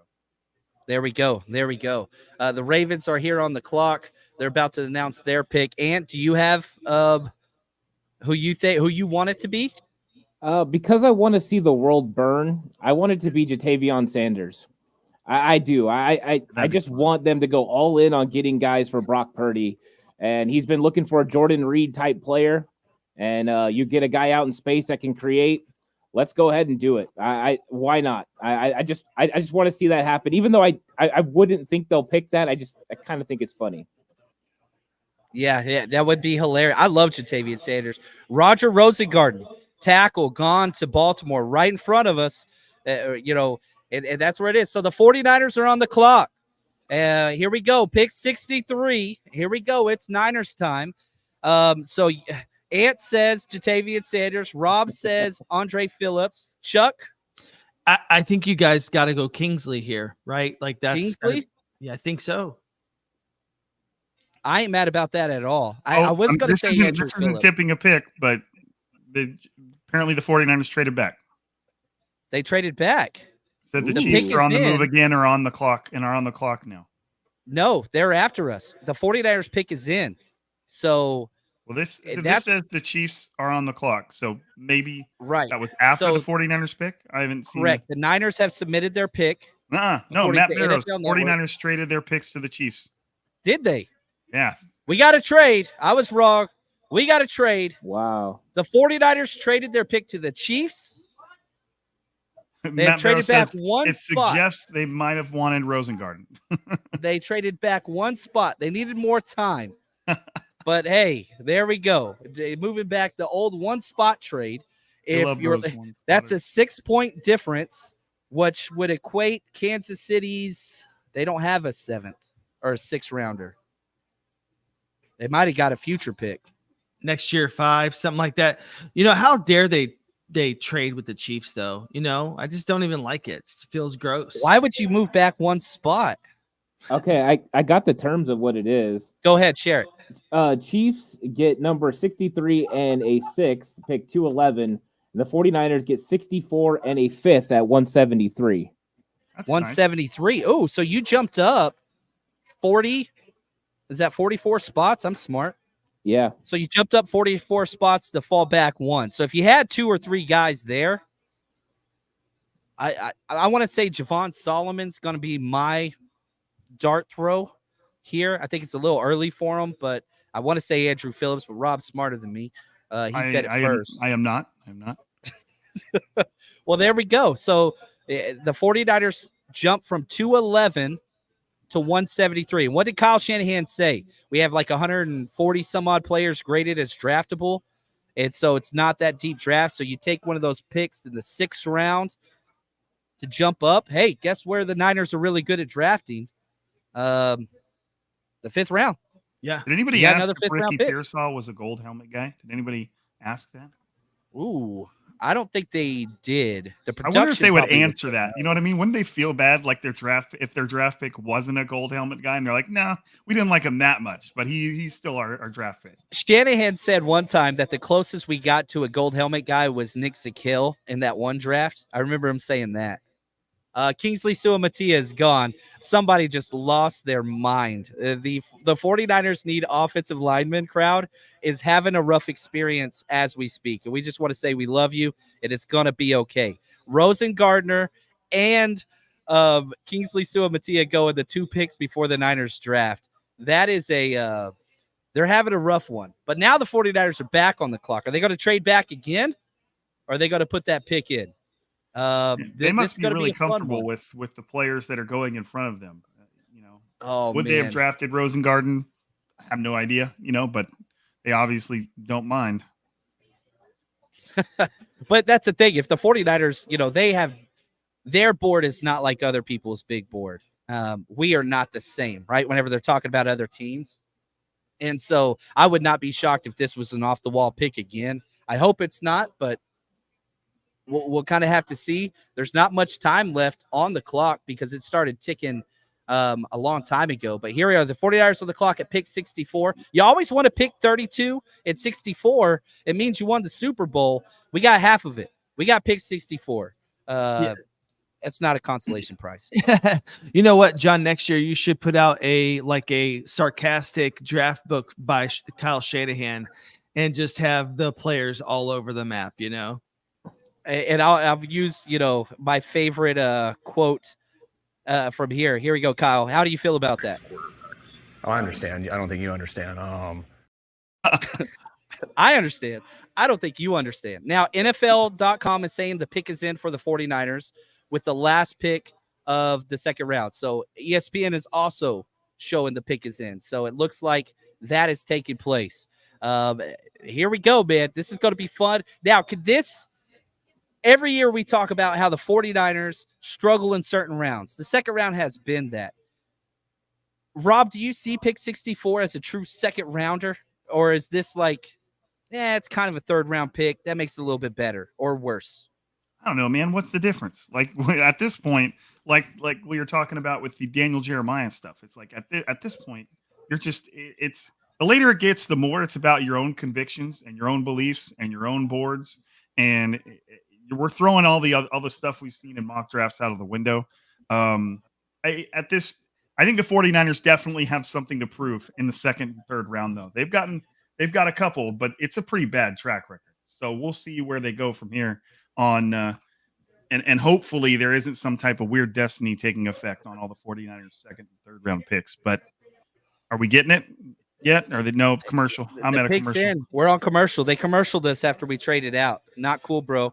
We got commercialed. Oh no, as we've been talking We got about, commercial. are there any interior offensive linemen? We know that the tackles are decimated. Is there anybody at guard that you'd be excited to get here? Yeah, I mean, Christian Haynes, I think he's probably a true guard that could move inside. If you're looking at centers, Hunter Norzad out of Penn State is a perfect fit, that kind of third, fourth round guy, but a Niners to a T. I mean, he is Jake Brindle with upside.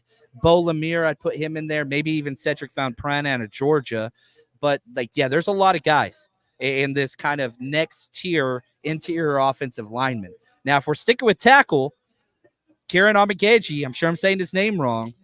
He's one of the top-end ceiling players. Medical issues, played at Yale. Did they remove this? Health history has been a common theme in the 49ers draft. And so you got to throw Kieran out if that's the case. Christian Haynes, though, UConn, if you want a true guard, every single guard we have on this roster is on an expiring contract. So if you look at the wide receivers and kind of how they telegraph the future of that, guard is similar. Aaron Banks, Jonathan Feliciano, both expiring contracts. I mean, even their backup, Ben Barch, expiring contract. So I don't know. Ant, any other interior offensive linemen stand out to you? Dominic Puny. He was offensive tackle at Kansas. Moving inside, he's going to play guard and center. Loved his film at the Senior Bowl. He's a clean prospect. They love doing this, taking offensive tackles and moving them inside. He has the versatility to do so. I think that he would be a possibility. I like him more in round 3. I think that's kind of his sweet spot. But, I mean, if you felt like you had to get an interior guy here, that's probably who I would go with. I think he's a 49er fit all the way through and through. So he's been my guy for a while, and I'm just going to kind of stick to that as we go through this process. Man, it's going to be interesting because either the 49ers fans get a bone a little bit and they're like, all right, now we're good. Or they're going to be not pitchforks, but there's going to be some anger. There's going to be some issue if it's not the position. Like, it doesn't even matter.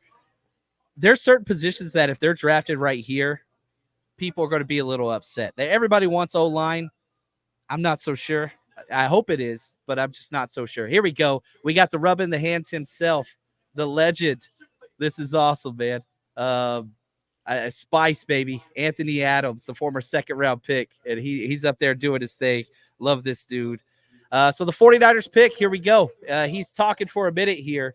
They're close. You traded back one pick with the Kansas City Chiefs. You picked up an extra fifth-rounder, but in the second round, pick 64 overall, who are the 49ers going to take? Come on, Spice. Let us hear it, big guy. Renardo Green, corner, Florida State. This is a true nickel player, tough as hell. One of my favorite things about watching him is he had some of his best games against Malik Neighbors, gave him fits. Not saying he shut him down. That didn't happen. But you're talking about an outside corner with top-end physicality and testing numbers that could play nickel. Let's get to it. We'll start Rob, then we'll go Ant. How do you feel about this player, Renardo Green, the cornerback out of Florida State? I wanted a corner. I'm not upset about it. I mean, same reason I was, I was kind of penciling him in for Andrew Phillips. The need's obvious. Travarius Ward, great corner on the last year of his deal. We'll see if they work something out with him. Diamolador Denor, great corner on the last year of his deal. And then they've got the competition going on the outside opposite that. So any prospect or any player added to that group at this point is, if the value's there, if the pick was sound, then it's obviously a good investment because they've got a lot of work to do there. And it's the same thing with many positions on the Niners. They're like 1 year away from being a huge need. So value pick, man. Corner, you can't get too much more valuable than a corner. I like it. Ant, what do you think? Slot or outside guy? 5'11", 186. He has the exact same measurables as Ennis Rakestraw Jr., by the way. I mean, almost identical as far as body and build. What do you think of Renardo Green, the new 49ers cornerback, Ant? And he's a Florida State guy. So we watched a lot of film of this guy. I was excited about this pick. This is a guy that's got the ability to play the nickel and play it physical. And that's what you have to have. You have to have a guy that's going to come up and stop the run. And he can do that. He flashes, he hits. This guy fits the attitude that the 49ers are looking for. When I heard you say this was exciting to me because I liked him. I targeted him as a guy that the 49ers would go for. But I never wanted to be a homer. But now I get to be. This guy's a fantastic pick for the 49ers. And I think he can plug and play. And we've got questions moving forward. Who's going to play nickel in San Francisco? Well, now they just added an element. Does Diablo Lenore stay outside and Renardo Green come in and play? And everyone else is on notice now. Your roster spot could be in jeopardy, but they got a versatile player too. You want to put him up top sometimes, occasionally in different looks. He can do that. I love this pick. Special teams as well. It's going to be big for the 49ers. I love it. And Chuck is about to have to take a break for a minute. Hopefully he joins us later. How are you a 49ers fan, Charles Barn, that we drafted a Florida State corner? You're ready to switch over to the good guys? I'm not, and that's just because I'm such a faithful person. And, what a contradiction, go faithful, all those things. But, when you pick your team at 10 years old, that's who you stick with, even if it's got a terrible franchise that hates Santa Claus. You just stay with it. Okay. Chuck, we love you, man. Hope to see you back later. Appreciate you, brother. You're the best. Peace, boys. Now, here's my thing. Let me go through my draft write-up and kind of measurables on him. And I want everybody to put in the chat. Love the pick. Meh. Hate the pick. I want one of those three. Love, meh, or hate it. I want to see where kind of everybody fits because the position matches. I love this position because you had no other slot corner on your roster besides Diamador Lenore. 5'11", 186. Short arms, 31.25-inch arms. That's bad. Small hands, 4.49 speed. The Achilles heel of the 49ers has been that slot fade since Shanahan showed up. And so getting that speed at that spot is huge. 1.53 10-yard split. Great. Held his own versus Malik Neighbors. 16 forced incompletions. That's sixth best in the NCAA. And the Niners covet those corners that make it difficult to catch for the wide receiver. Ball skills are important. He's only got one interception, but he's got 16 pass breakups, which is elite, elite, elite. Kid is tough. Fits kind of the whole idea of the secondary players for the 49ers. Pesky, I wrote that so many times. Pesky, annoying, Velcro. He talks trash nonstop, which I like in corners. I think Nichols is best fit. Very good in man. Just makes life hard on wide receivers. Plays way bigger than 186. I'm excited. 38 career games at Florida State. 2 years as a starter. Fun player. Footwork 9. Tackling run support 7. Niners fit on a scale of 1 to 10. He's a 9. Perfect Niners guy, in my opinion. Rob, I like this pick, man. I ain't mad. I think it matches kind of where they were drafting. Yeah. Do you expect him to immediately be the favorite at nickel, or do you think they're going to let him and Diamador Lenore kind of fight it out? And if he doesn't win the nickel role, does he immediately slide over to outside? Where do you see him kind of fitting into the competition there? The depth chart would say you've got 6 outside wide receivers and Demo who can play both. Now you have 6 outside corners and 1 true inside corner. So I would let Demo play outside. The Niners aren't going to start him in the first team at nickel. That's not going to happen. That's just not the way they do things. And remember, who's the 49ers DC? It's Nick Sorensen, who coached Nichols for the past 3 years for the 49ers. I think you stick with kind of your vet, Isaac Yiadom coming in, or Darrell Luter Jr. coming in on the outside and kicking Demo inside. That's what you want to start with. But maybe after the first month of the season, kind of how Demo got his start, where he didn't start week 1.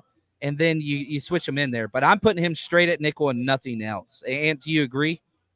Yeah, he's a nickel and nothing else. This is a solid pick. And you brought up Sorensen, right? You like D'Amico Ryans drafting linebackers because he knows the linebacker position. And you let Nick Sorensen get the nickel corner that he thinks is going to fit what he's doing on defense. But this gives you the best case scenario of being able to keep Diamond Lenore on the outside once Renardo Green is up to speed. That finally gets your two best corners on the outside. They haven't done that at all. Last year, it was a complete zoo with Ambry Thomas playing on the outside. Sometimes he was great, and sometimes he just wasn't. So I think this is going to help with that. I think Isaac Yedem and Rock Ya-Sin were brought in just in case.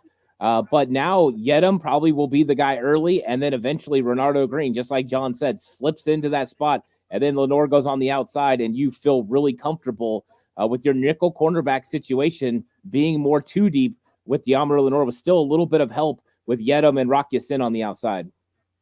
Yeah, there we go. Probably the worst thing, Josh, I'm with you here. Two guys from Florida. That's not great. I don't like that, but that's okay. We'll be okay with that. But I do like this pick. I think it makes a lot of sense. It seems like the people like this pick much more than yesterday's pick for sure. And if it keeps Demo outside, I would love that. But you have the versatility. Don't forget, we started Logan Ryan as our nickel corner in the Super Bowl at age 59. Like, that's where we were. And so you had no depth at this spot.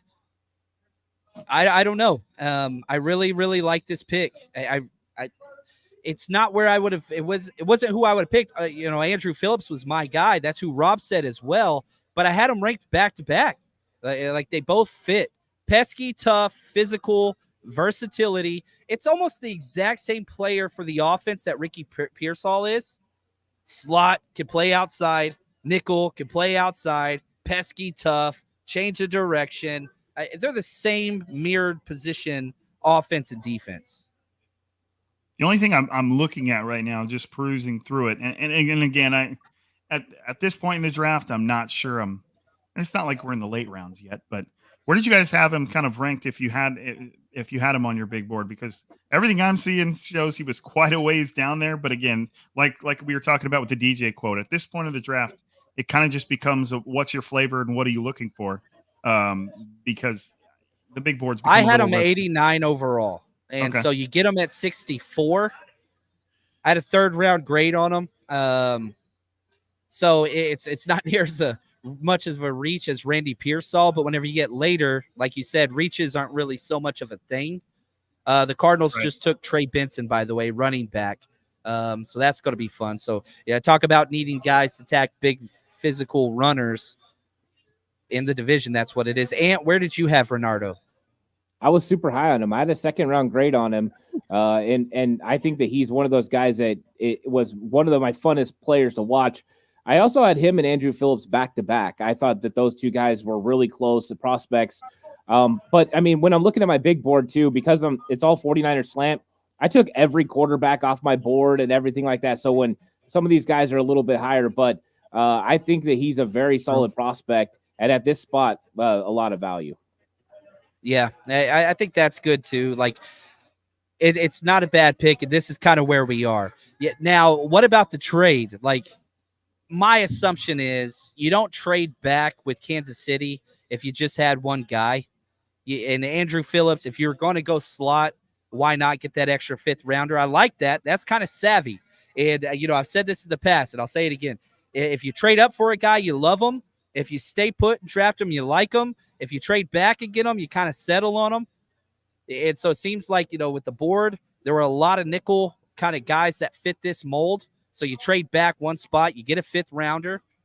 We'll see. Brandon Coleman, guard, TCU, just went to Washington. Man, he was a Niners fit that could play tackle versatility. Another Adam Peters pick to Washington. And we'll update the big board here in a second, but I want to spend our time talking on this. Rob, what else are you finding?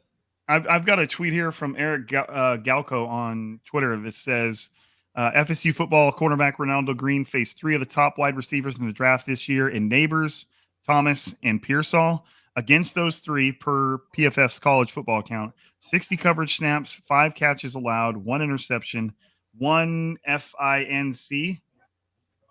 We know forcing completion. Okay. And a 28.7 quarterback rating. Apparently had a pretty good time at the Shrine Bowl, too. I'm just looking at these. He's got Shrine Bowl clips on here. I'm just digesting it right now. But he said he was one of the most slept-on cornerbacks of the draft. So that's encouraging.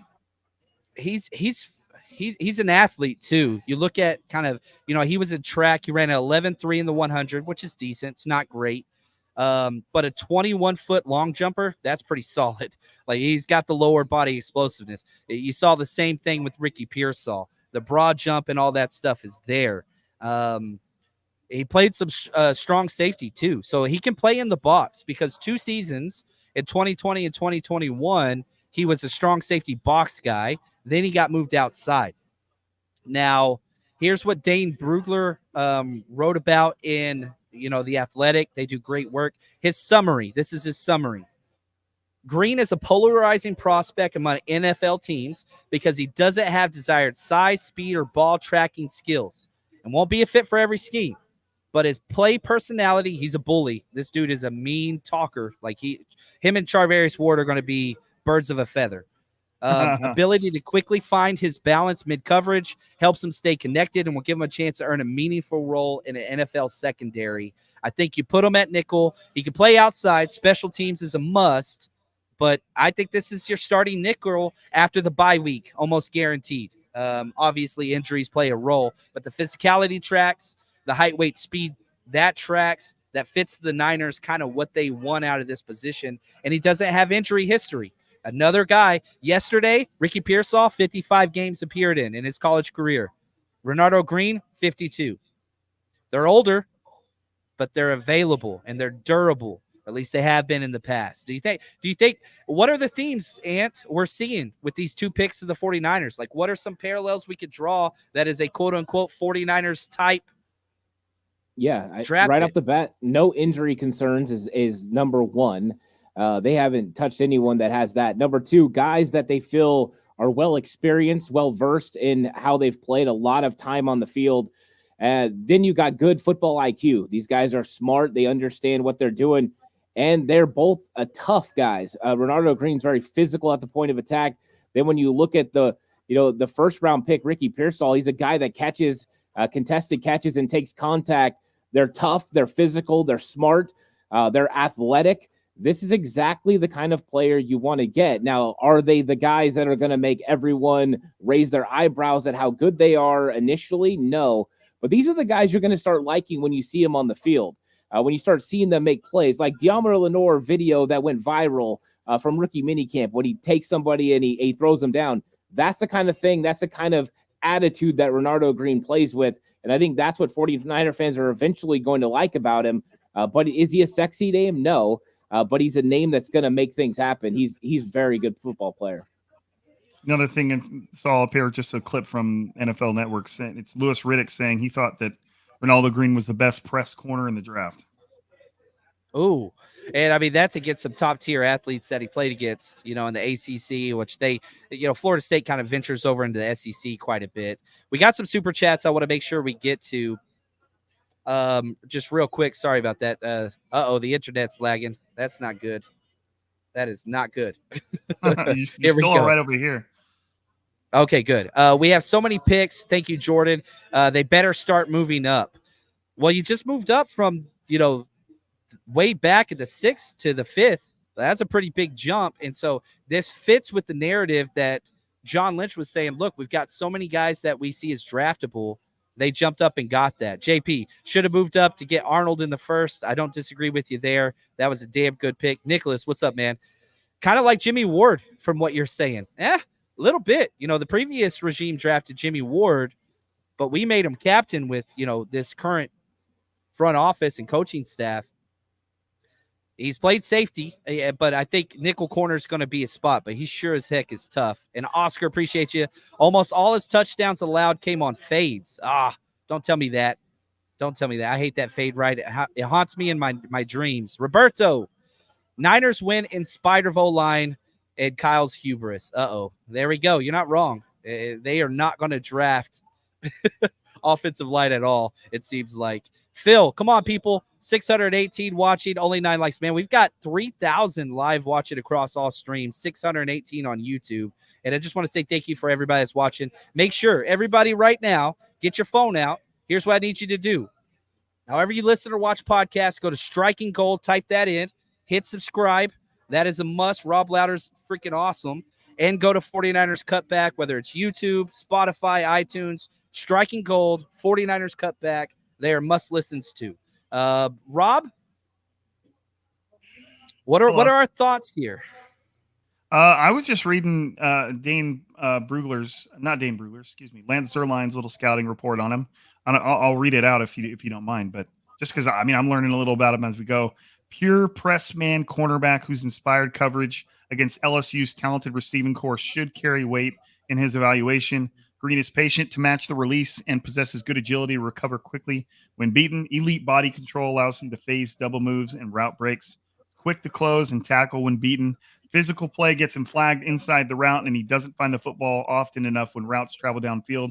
He can improve in run support, but he's more than willing.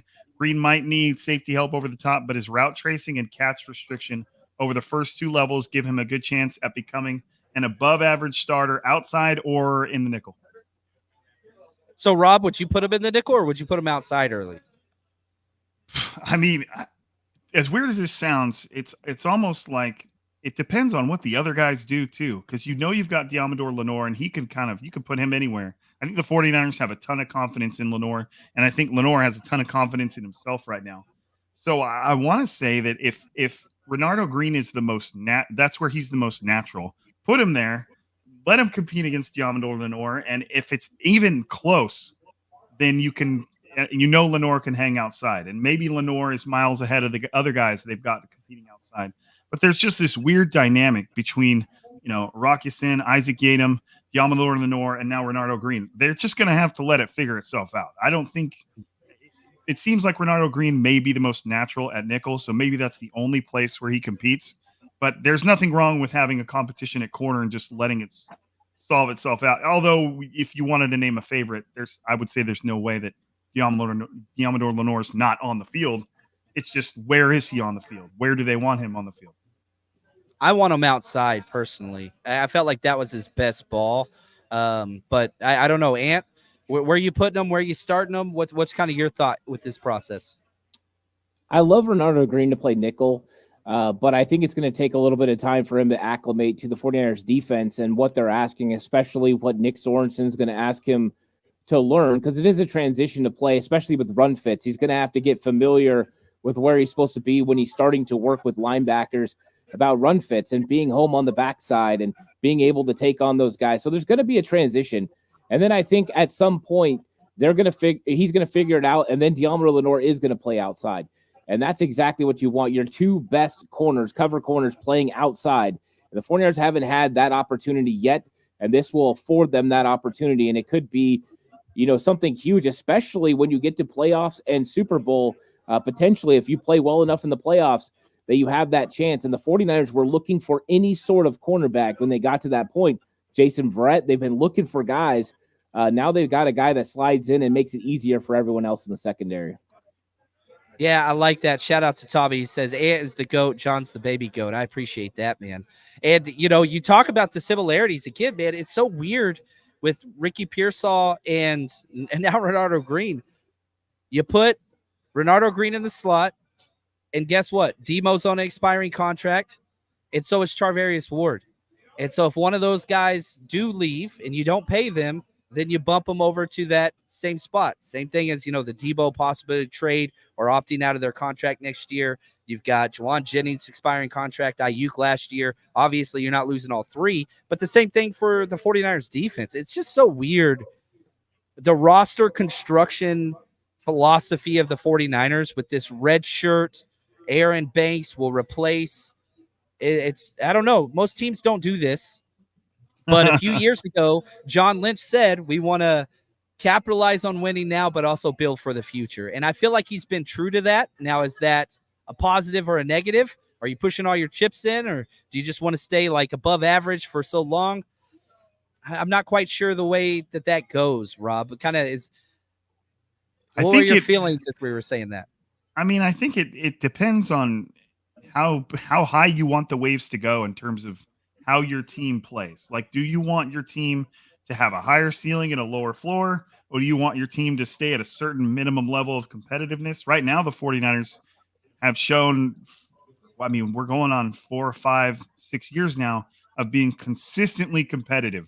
and there being very specific reasons why they didn't compete, i.e., your quarterback tearing his ACL because he didn't know how to step out of bounds. It's like the 49ers have found a way, despite there always being these little question marks that you wonder if things are going to fall off here or there. But the 49ers have found a way to stay very competitive. Probably should have come away with some hardware by now, but the fact that they have had this much success is impressive in so many different levels. So, I mean, I'm not going to really go out of my way to question the way the 49ers are doing things when it's worked for quite a long time now, especially when you're looking at a first-time head coach and a first-time GM with no real, scouting experience. Like, there's so many weird things at work here that I don't think it's worth picking it apart too much. KP of Niner Nation said, "I'm wearing an FSU shirt, but hear me out. Renardo Green is Terrion Arnold without the projection. He played cornerback, nickel, safety. He's as competitive as it gets, and I'm guessing that's what the 49ers fell in love with. He oozes competitiveness and willingness to tackle. That plays today." That's what KP had to say. I love KP, man. He's one of my favorite people that I've had the pleasure of interacting with, in person. Obviously, he does a great job with Niners Nation. Talk about community. That dude embodies it to a T. And I will say this. Go ahead. He followed that up with 47% of Green snaps last year were in man coverage. He allowed a 47% completion percentage on 32 targets and only 1 touchdown, 15 receptions allowed, and broke up 8 passes with an interception in man coverage. That tells you he's in a position to make a play consistently. One of the 49ers, outside of Mooney's biggest issues in the secondary last year, was cornerbacks being able to turn and run and stay in phase, whether on a vertical route or crossing route. Quietly, they gave up some first downs in the Super Bowl. Nobody talks about. That's Green's game. That's some there good you go. stuff. Andrew Phillips just went off the board, by the way, to the Giants at pick 70. So you talk about those two guys right there, gone. But I like what you said, what KP said. And like one of my favorite things, we watch so much tape that personalities come across. It's silent tape. There's no broadcast. It's the wide view. But this kid's personality, he is a talker, man. And you just see him just pissing off wide receivers and just get it's fun. So similar to Juwan Jennings and just the physicality and the blocking to the echo of the whistle, you get the same thing. Like, he's not going to miss a chance to get an extra shove in, shoulder in, whatever else. And he's going to let you know. And it didn't matter who he was going against. Malik Neighbors didn't care. Like, he's up in their face talking, which I absolutely love. So I want to update the board here in a second, but I want to give Ant one more chance just to kind of talk about this. We'll jump back to some more Renardo Green talk. Let's kind of put a bow on this conversation and jump back to the draft just as the NFL as a whole. But Ant, what do you think, man? Like, it's rolling around a little bit. You like the pick. Yeah, I mean, you had to address corner and nickel corner. We knew that was a position of need, and I think a lot of people targeted it, and that's kind of what I brought up when we first got into the draft. Is I thought nickel corner, there were so many, but this is a guy that really fits, and that's what you have to get. You have to get scheme fit. They definitely did. I think they addressed a need here, and now they're going to get a player that can be very physical and that can help this defense take another step forward. One thing they struggled, and everyone needs to remember, is stopping the run last season. Well, Renardo Green at nickel is going to help that and the time that he's eventually going to be in there. And those run fits were a problem. Isaiah Oliver, great at run fits, terrible in coverage. Every other nickel corner they tried, they were not good in run fits. So that's what this pick is about. It's a guy that can do both. A nickel corner that plays with a safety mentality. Jimmy Ward, safety who played nickel. That's what they've been looking for, and they finally got their guy. Yeah, well said. And I will say this. My very first 7th-round grade player was just drafted.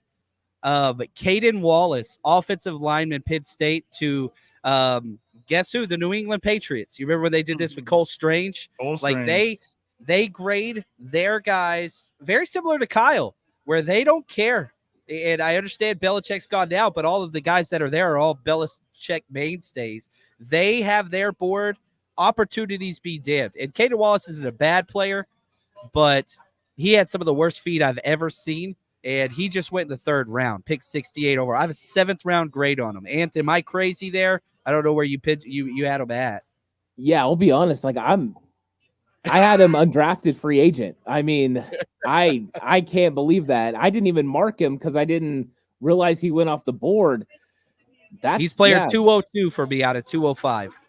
202. Yeah, he's beyond that. I graded 222 players, and he did not make the list. So, wow, this is one of those all timers. 49er fans, we're upset about Renardo Green. It could be worse. Caden Wallace going, this early. I think that's a little wild, but hey, hopefully he works out. I hope the kid works out because I always like to see these guys be successful. And now he's going to make a lot of money compared to what he would have got as a UDFA or 7th round pick. So congratulations to him and all the work that he's put in. I like it. Let's update the big board just on the 3rd round. Just real quick, I'll roll through these names. The Jets traded up for Malachi Corley, wide receiver. Trey Benson, running back, went to the Cardinals, so we'll be seeing him. Big physical running back, breaks a lot of tackles. Brandon Coleman, 49ers fit tackle guard combo, went to the Washington Commanders and Adam Peters. Caden Wallace, we just talked about him, went to the Patriots at 68. Junior Colston, one of the top linebackers. Harbaugh got himself a Michigan guy. Captain of his defense at Michigan, will be captain of his defense. Probably the red dot guy. He's already used to kind of calling plays with everything that they go on at the Chargers. Andrew Phillips, 70 to the Giants. Isaiah Adams, interior offensive lineman, Illinois. I liked him. 3rd round to the Chargers. And now the Panthers are on the clock. This is the pick that they traded back from. They were first on the clock. The Jets traded up, and the Panthers fell down to pick 72. And so their pick is in. They're up on the clock now. But, man, this has been, I don't know, that was quite the whirlwind going through that stretch. And this is what happens day 3 because we're at pick 72. The 49ers are not far from picking. We're already about 20 picks out. Like we went through a 15. Speaking on far from picking, I'm gonna bounce out just for a little bit. Make sure the young lad's okay. Make sure mom's doing all right, and then I will appreciate you, Rob. Come back when you can. No worries, brother. I'll be in here. And if the 49ers somehow manage to trade up, you can be expecting me to come running back to the microphone. I'll be out of breath when I enter the studio. So we're gonna measure your short shuttle. That's what we're gonna do. It will not be fast. All right, buddy. I'll be back. I'll be right back. Cool.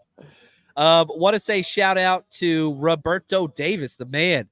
O-line is less important since the NFL allows holding all the time in the Super Bowl anyway. It is not a bad.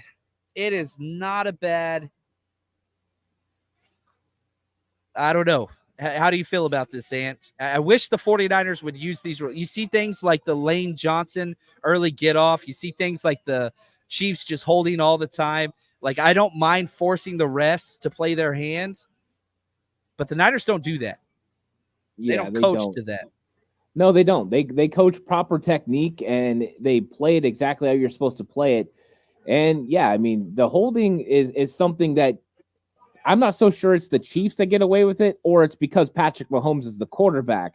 A lot of times when you get a player like that, then you start getting calls around your football or around your team. So it's not how they do it. It's always an interesting argument. I think you always coach it right and you try to play it right. And sometimes things don't work out. I actually love J.J. Watt's idea about making holding a 5-yard penalty. So that way referees are more willing to call it because it won't ruin drives, but it still gets called and it's still a penalty. Defensive holding 5 yards, but it comes with the first down.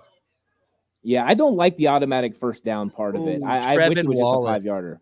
Trevin Wallace, linebacker, Kentucky, one of my favorite players, just went to the Panthers. That is a really, really, really good pick.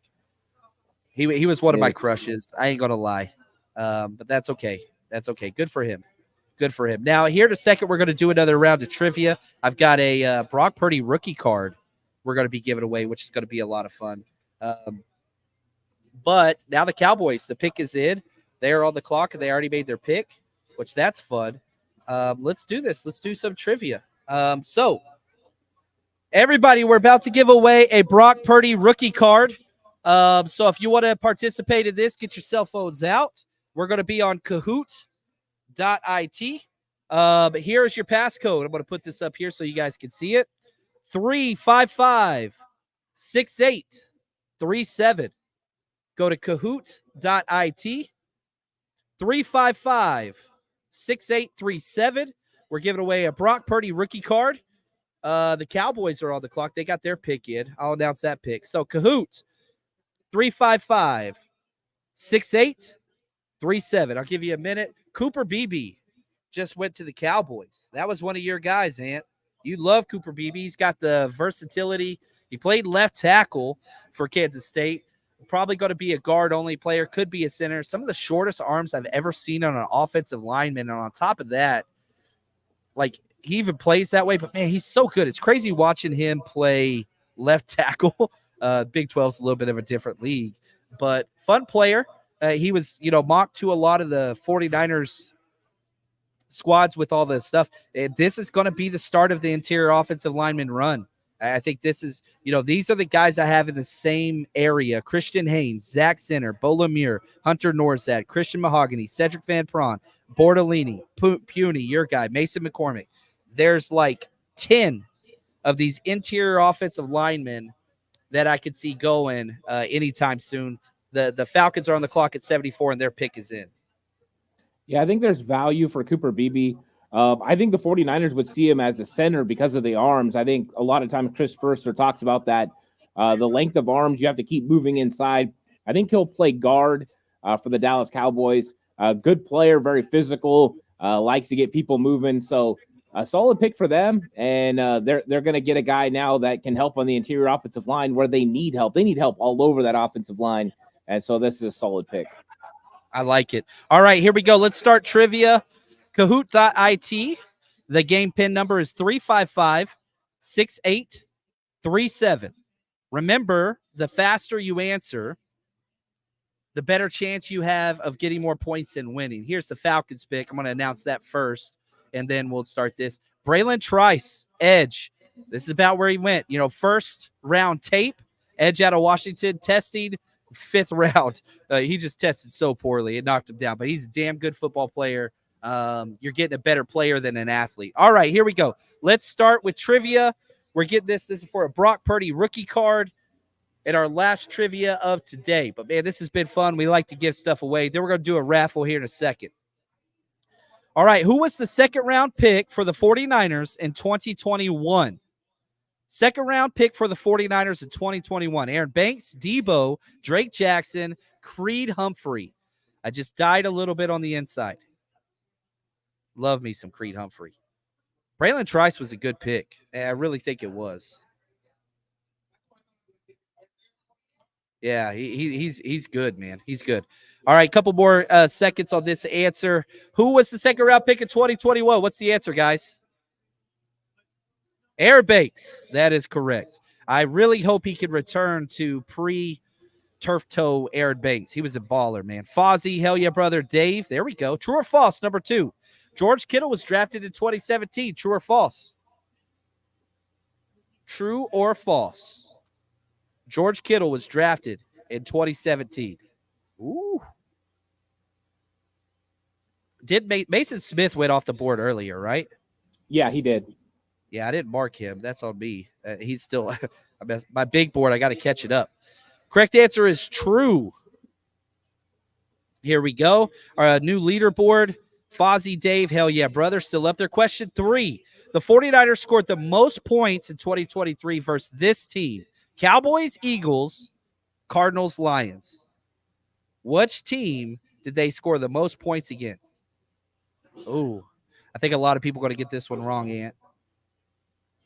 That's all right. Probably. That's all right. And there's so many different ones. And that's what's crazy. You look at the Cardinals is the correct answer. That's where Brock Purdy went home and just absolutely dominated. It was incredible. That was a very, very fun game. It was cool seeing him go back home to kind of play. And they honored him, which was crazy.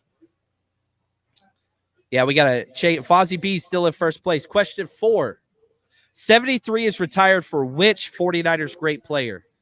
73 is retired for which 49ers great player? Where's Mike at? This is your question, boss. Charlie Kruger, Bob St. Clair, Leo Nominelli, or Mike McGlinchey? Something you can tell, like, I made this late. I was throwing in some names there. Leo the Lion, baby. Leo the Lion Nominelli. I mess his name up every time. Nomalini. There we go. You're the man. I'm from Texas. I speak Texan. True or false? Bill Walsh has the most coaching wins ever for the 49ers. Bill Walsh has the most coaching wins ever for the 49ers? True or false? Y'all got this. Y'all are going to do great. People about to get mad. It's for a Brock Purdy rookie card. They're still on commercial, so they didn't even make another pick. The correct answer is false. Who has the most coaching wins for the 49ers? Anybody? George Seifert has more coaching wins than Bill Walsh. There we go. Third place, Joe. Second place, Lou. First place, and our winner of the Brock Purdy rookie card, Fozzie B. Is Fozzie B in the house or are they online? If you're online, you got to email me. Appreciate you, Fozzie. Somebody took my pen. I can't write down. There it is. You got to email me, 49ers Rush Podcast at gmail.com. And just let me know. Just put Brock Purdy rookie card, and I will get that in the mail to you, my friend. That is awesome. Thank you so much. Appreciate that, Chris. We're going to do a raffle here in just a couple minutes, but let's update. Oh, congratulations, man. I got third place. That's what I'm talking about. The Niners are now 20 picks out. Trade up, and if so, who are you kind of looking at as far as your board and what's available there? What do you see? Is there anybody else standing out there?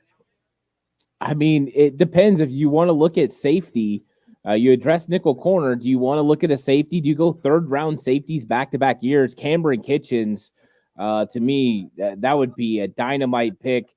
You know, that would safety. Allow you. Yeah, that's my number one guy at safety as well. And then, you know, you're talking to Tavion Sanders. I kind of talked about that a little bit tongue-in-cheek in the second round, but now you're starting to get to, it depends on what Kyle's looking for. I think if you're looking for a more balanced tight end, you're going to wait. You get Theo Johnson potentially. That guy would make a lot more sense for me. But then you got Adisa Isaac. I don't think I've seen him go off the board yet either. I like edge defender. 49ers need edge help. I actually thought he was way more productive than Chop. So to me, those are the top guys on my board. And then you start getting into the interior offensive linemen like you talked about with Christian Haynes and some of those guys and a couple defensive tackles, especially Dwayne Carter. I like him too coming up as we get closer to 94. Oh, yeah, and I'm going to say this, Christian Jones. I've been huge on Christian Jones. Like, if you like Jordan Morgan, who went in the first round, Christian Jones is basically the same player. Like, I mean, right tackle, he's got a lot of experience. He's played through so much. So, like, okay, let's look at what the commonality is with the two first 49ers picks. Plays a lot of games. Positional versatility, somebody they can trust. Sark is one of the best friends of Kyle Shanahan. They're besties. Herm Edwards, you know, one of the best friends of John Lynch. They were at each other's weddings. I don't know if there's any Florida State ties to Renardo Green. I don't know, but they met with him. You know, that, so like they had that track record. But I think Christian Jones, and at some point, sometime, offensive line has to be addressed. They didn't touch it last year. You know, you talked about Sanders in the second round just to watch the world burn. Shout out to JP here. He started Sanders from Texas would be a playmaker. Yeah, I wouldn't be mad about that. Austin Booker. Ooh, Kansas, fun off the edge. Third round, we're in running back territory. You guys are terrible. The pick is in for the Denver. Kieran Armageddon. I really like that guy, his ceiling, but he was a project play. It makes much more sense for the Bears than it probably does the 49ers. Where were you at on Kieran? Yeah, I was a little hard on him. I had him as a fourth round grade. I thought when you look at level of competition compared to the way he dominated, I think if he would have dominated more, I would have been more willing to move him up. I thought that there was some real technique flaws. Another bender at the waist, not a lot of flexibility when it came to hips, knees, ankles. Those things I start worried about when you're going to go against some of the pass rushers in the NFL with the way that they're able to get low. I also worried about him being able to anchor consistently. So I thought that was some big concerns. I do think he's got the right frame. He's got the right athletic ability. I just don't know how long it's going to take for him to translate to the NFL. So those are some of the concerns I had about him. But if you have time to develop him, this is a project worth trying. And in this range, that's where you're getting guys you eventually feel like you can develop into potential starters. Yeah, I like that. Now it's time to do our next raffle. What are we giving away, Eric? All right, everybody get your tickets ready. We are giving away. We just drafted a corner, so why not cornerback number 1, an autographed Charvarius Ward jersey. Get your tickets ready. with Mooney Ward. Here we go. Winning ticket number 772-379. Autograph Mooney Ward jersey 772-379. Oh man, somebody, y'all better check y'all's tickets. I'll keep this thing. Now we'll give it away to somebody else.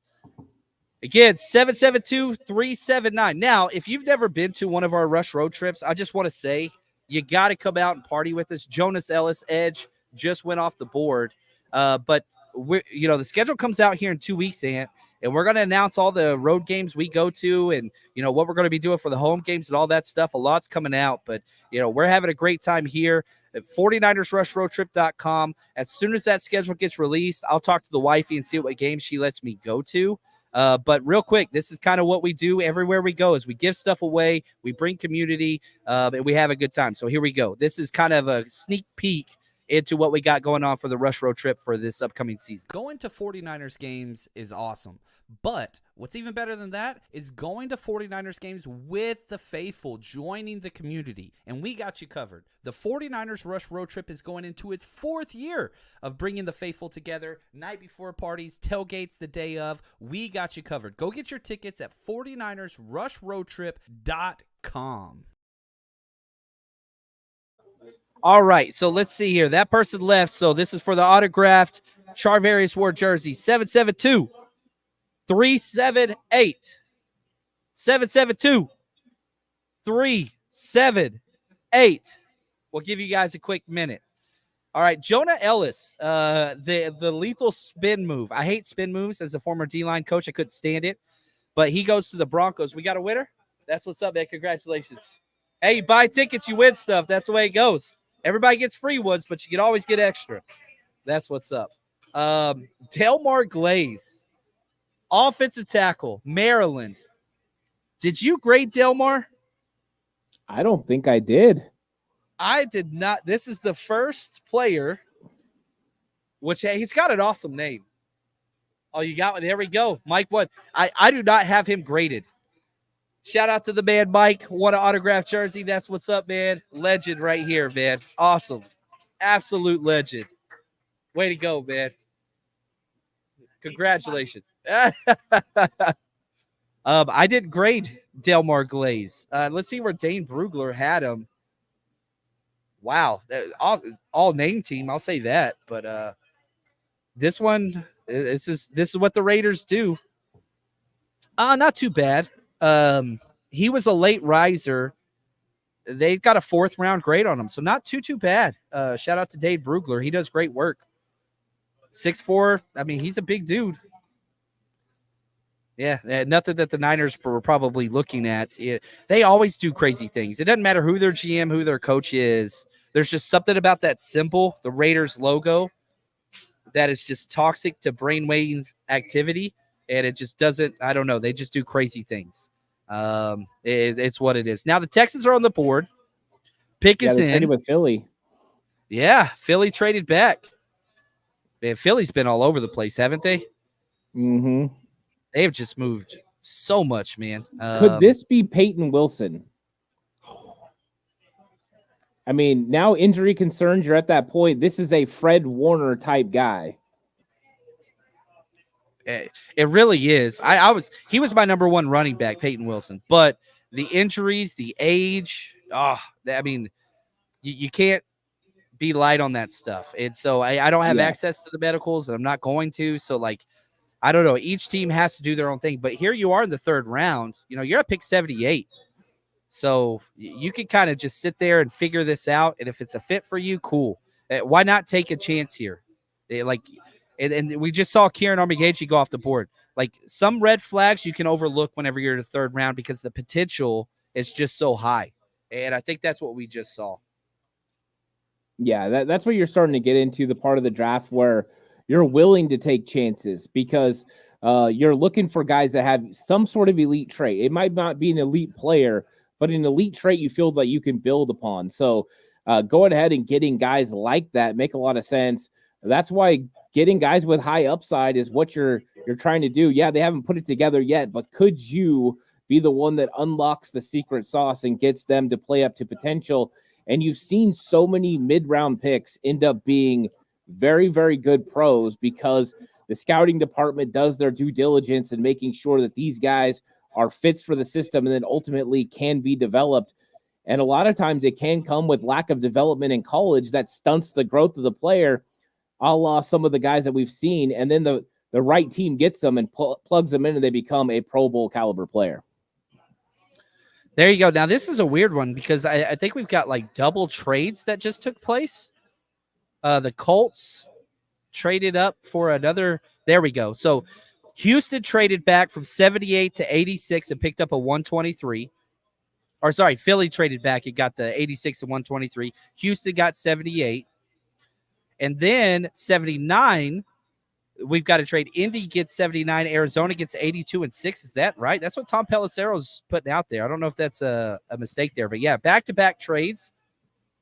So that's fun. So you've got the Texans on the clock from Philly, and then you've got Arizona on the clock from Jacksonville. So that's a fun back-to-back trades. And, again, the teams you're talking about, the Colts. There we go. The Colts just traded up with Arizona. Philly and Arizona, they will trade like crazy. I mean, it's just we're kind of going through like blockbuster stuff right now as far as just draft capital shifting like crazy. It's almost hard to because it was a traded pick that's gone through 3 teams now. So it's kind of that's interesting. Now, right here, what do you say to this, Ant? It's a possibility. I mean, I don't know for sure. I think if they wanted Rosengarten, they might have moved up a few spots. We've seen them be aggressive when it's their guy, when they have conviction for him. So they knew that Kansas City was looking for an offensive lineman. They're right behind them, so you could worry about them jumping up. So, I mean, it's always a possibility that that's the case. But I don't know. I don't know how much they liked Rosengarten. We know they went and worked them out. But we'll see. I think sometimes this does happen with Kyle Shanahan and John Lynch. So they miss out on a player because they're not as aggressive. But I mean, I don't know that for sure. I don't know if that's the case.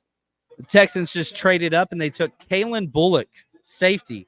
Somebody the 49ers met with. He's a Pasadena kid, so a Southern California kid. My son played at that school, which was really cool. But shout out to Caleb Bullock out of USC. You know, if he's a Niners fit, he's going to be a Houston Texans fit.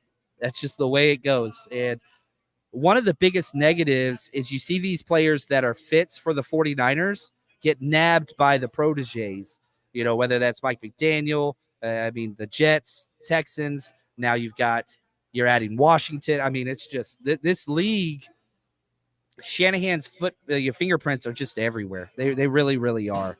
And so shout out to Kalen Bullock. Dude's just a stud. Good for him. And, you know, my thing with him is he didn't hit very much. And I think that's why the Niners met with him. But, man, the fit, the play style's there. He's just got to get more aggressive.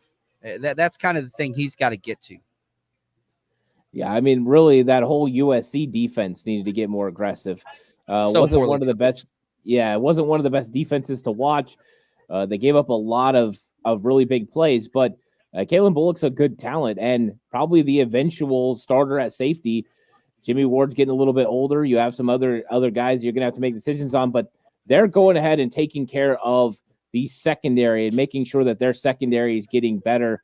And that was one of the weaknesses when they got into the playoffs was secondary. So very smart move for the Houston Texans going and getting a safety. They already addressed cornerback. I think they're having a pretty good draft, but like you said, guys who fit D'Amico's system, fit what Kyle Shanahan and the 49ers like to do in San Francisco. Yeah, it's interesting. Shout out to Cole. He says, John, been listening since 2018. It's weird. When y'all put dates to this, it makes me sound old. So I appreciate that, though. Thank you so much, Cole. Really appreciate it. Matt Goncalves, the tackle out of Pittsburgh, just went to the Colts. Interesting pick. It doesn't really fit kind of what the Colts do unless they move him to guard. I didn't think his height, weight, speed was really special, but they might move him to guard. I wouldn't be shocked. But they usually do a pretty good job with their offensive line evaluations. What'd you think of Matt Goncalves? Yeah, I mean, Matt Goncalves, solid guy. I think there's a lot that he needs to work on. I thought he didn't look very athletic. There was not a really smooth Another bender at the waist, which is something you want to see more balance when they're getting underneath it. Average hands. To me, this guy should have went a little bit later, but you're looking for a actual offensive tackle prospect. He could play right tackle in the NFL, but I had him ranked in the 5th round. So this is, another guy that's a 5th round grade going a little bit higher when it comes to offensive line. But offensive line has been something that teams have been willing to take chances on when it's tackles compared to interior guys. Yeah, I like that. And, the Bengals pick theirs. A name that we haven't really brought up, Brandon Dorless. That is another name that's that defensive end / tackle hybrid player, Eric Armstead, Darius Robinson type, whatever, Yetur Gross-Matos. There's some play here. You know what I mean? Like there's still a lot of names. We're now 14 picks out before they pick. I guess 12 after this one. But we're getting close. And so if you're Jermaine Burton, Alabama wide receiver, that's good to see that. He's a character guy. Character flaws with a lot of stuff coming out just about off the field behavior, was not going to be a Niner on the Niners board. But from a team that drafted Joe Mixon and made him a team captain, this is kind of par for course. That stuff's not happening with the 49ers. Do you agree? Yeah, I took him off my board. I didn't even put him on there. I knew the 49ers weren't going to select him, so I thought he was a nice player. I mean, he had a lot of good tape, but nothing about what was going on with him off the field was going to make sense for the 49ers. So I didn't waste too much time, took him off the board, and now I'm glad I did. Yeah, good call. I don't know. Sometimes I struggle with, do I knock a player for medical or off the field? Do I leave them? Do I tag them? Do I pull them off? I don't pull players off my board, but I know the Niners do. And so whenever you hear a team says, well, like they have 170 or 180 graded players, draftable players, somebody's like, well, there's 260 picks. So like, what do you do there? Well, they just pull a lot off of what they have. And so it's not like they have 32 first rounders, 32 second rounders. That's not what they do at all. Seahawks pick is in. They're up next. They've had a pretty good draft. I'm still mad about that Byron Murphy pick, personally. Still very upset about that, but that's okay. That was a good pick by Seattle. They've had a couple good drafts in a row, actually. That they've drafted well, and it's with two different regimes, same general manager, but two different coaching styles, two different defensive fronts. Like it's interesting when you look at it. So I'm going to recap. Man, this is a long way to scroll here. Let's recap kind of what they've done so far in the draft with their picks. It's not pulling up all their rounds. Okay, there we go. Byron Murphy, they got in the first round, pick 16. That was awesome. They didn't have a second round pick. I don't know where that pick went or what they did with that, but this is their next pick. So they've just got that one.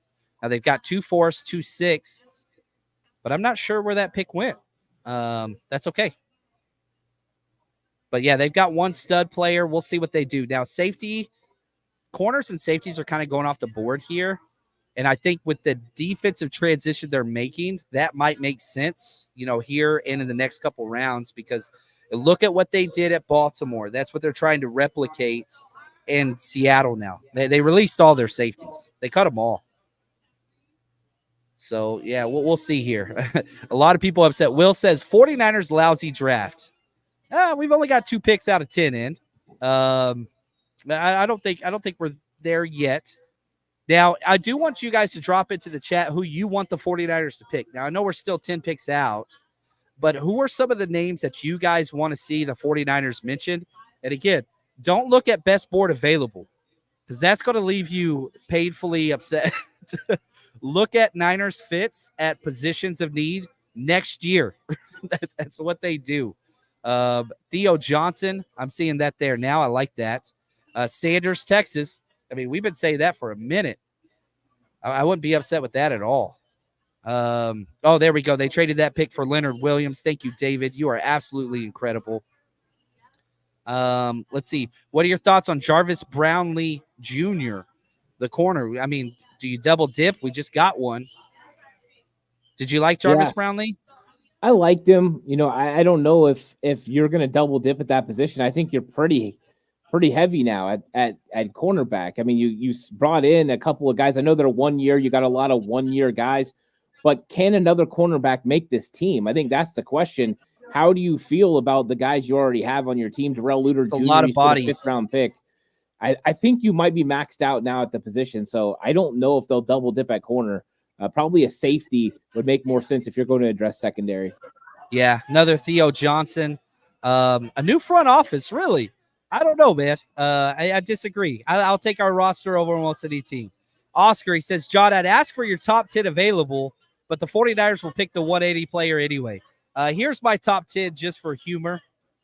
Troy Franklin. What happened there, man? What happened with Troy Franklin? I don't know. Jatavian Sanders, Peyton Willis, Christian Hayes, Cameron Kitchens, Disa Isaac, Javon Solomon, Theo Johnson, Jalen Wright, all the running back.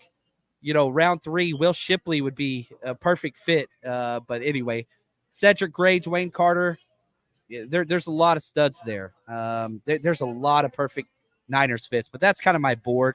Zach Zinter, that makes sense. Mason McCormick, Adisa. Thoughts on Wingo? I liked Wingo. Yeah.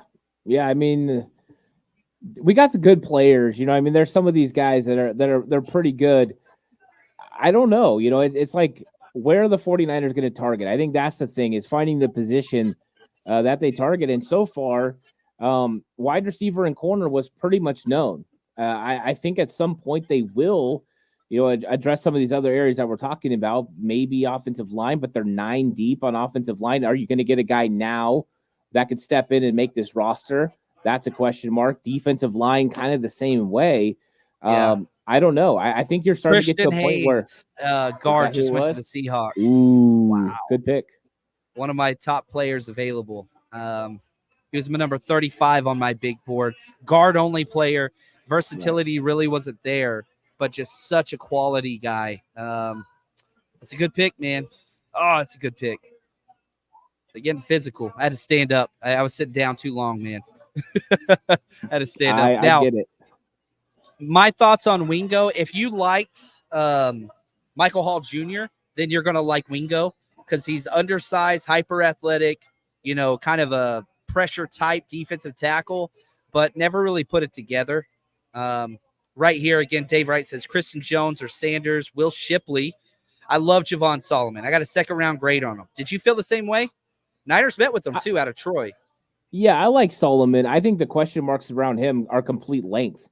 You worry about his height, his length, and then how do you project him from what he played in college?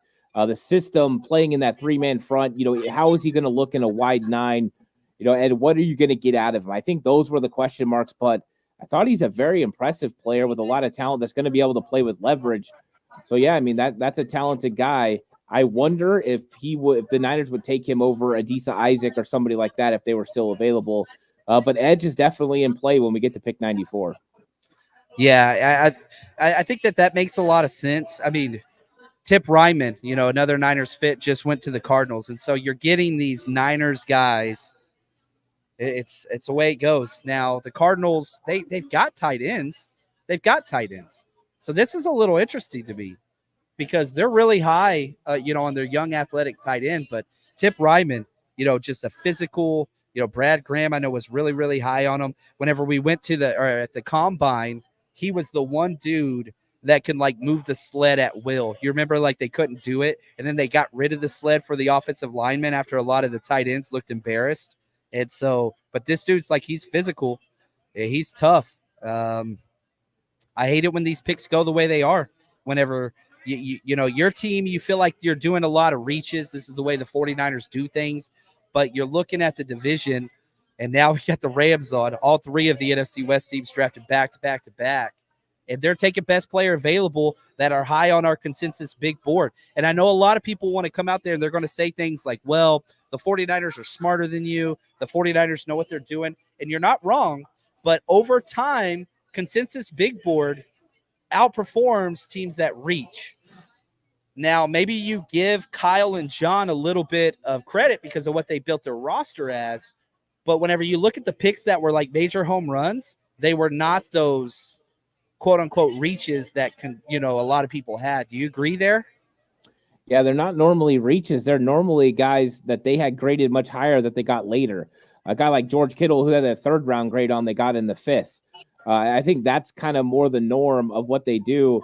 It all depends on how much you think is a reach. Like Renardo Green for me was not a reach.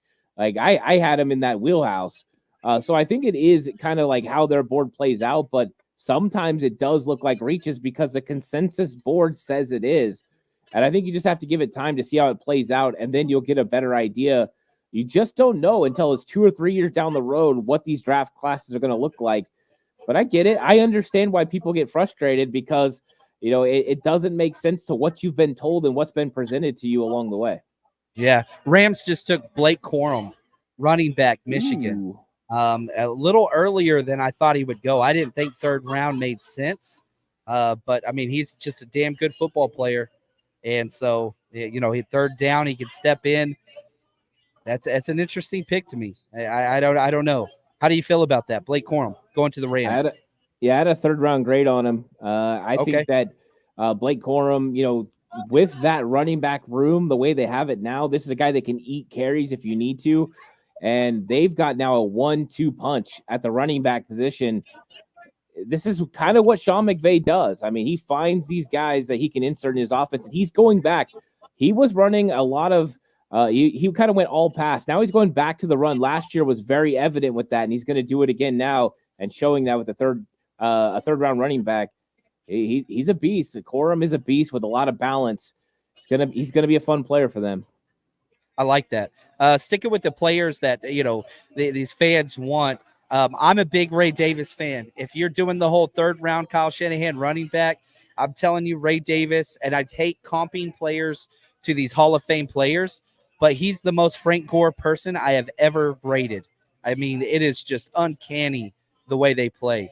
Right here, Nathan, he says, Pooney, Mahogany, Sanders. I like that. I hate seeing rivals get stronger. I'm with you there. Newt, I literally just said out loud the names that begin with S. There we go. I'll take it. Wouldn't mind Dwayne Carter. Were you a Dwayne Carter guy, the defensive tackle out of Duke? Yeah, I was. I like Dwayne Carter. In fact, when me and Mark Adams did our mock draft, we did select Dwayne Carter with a pick. I think it was 194 or with 94.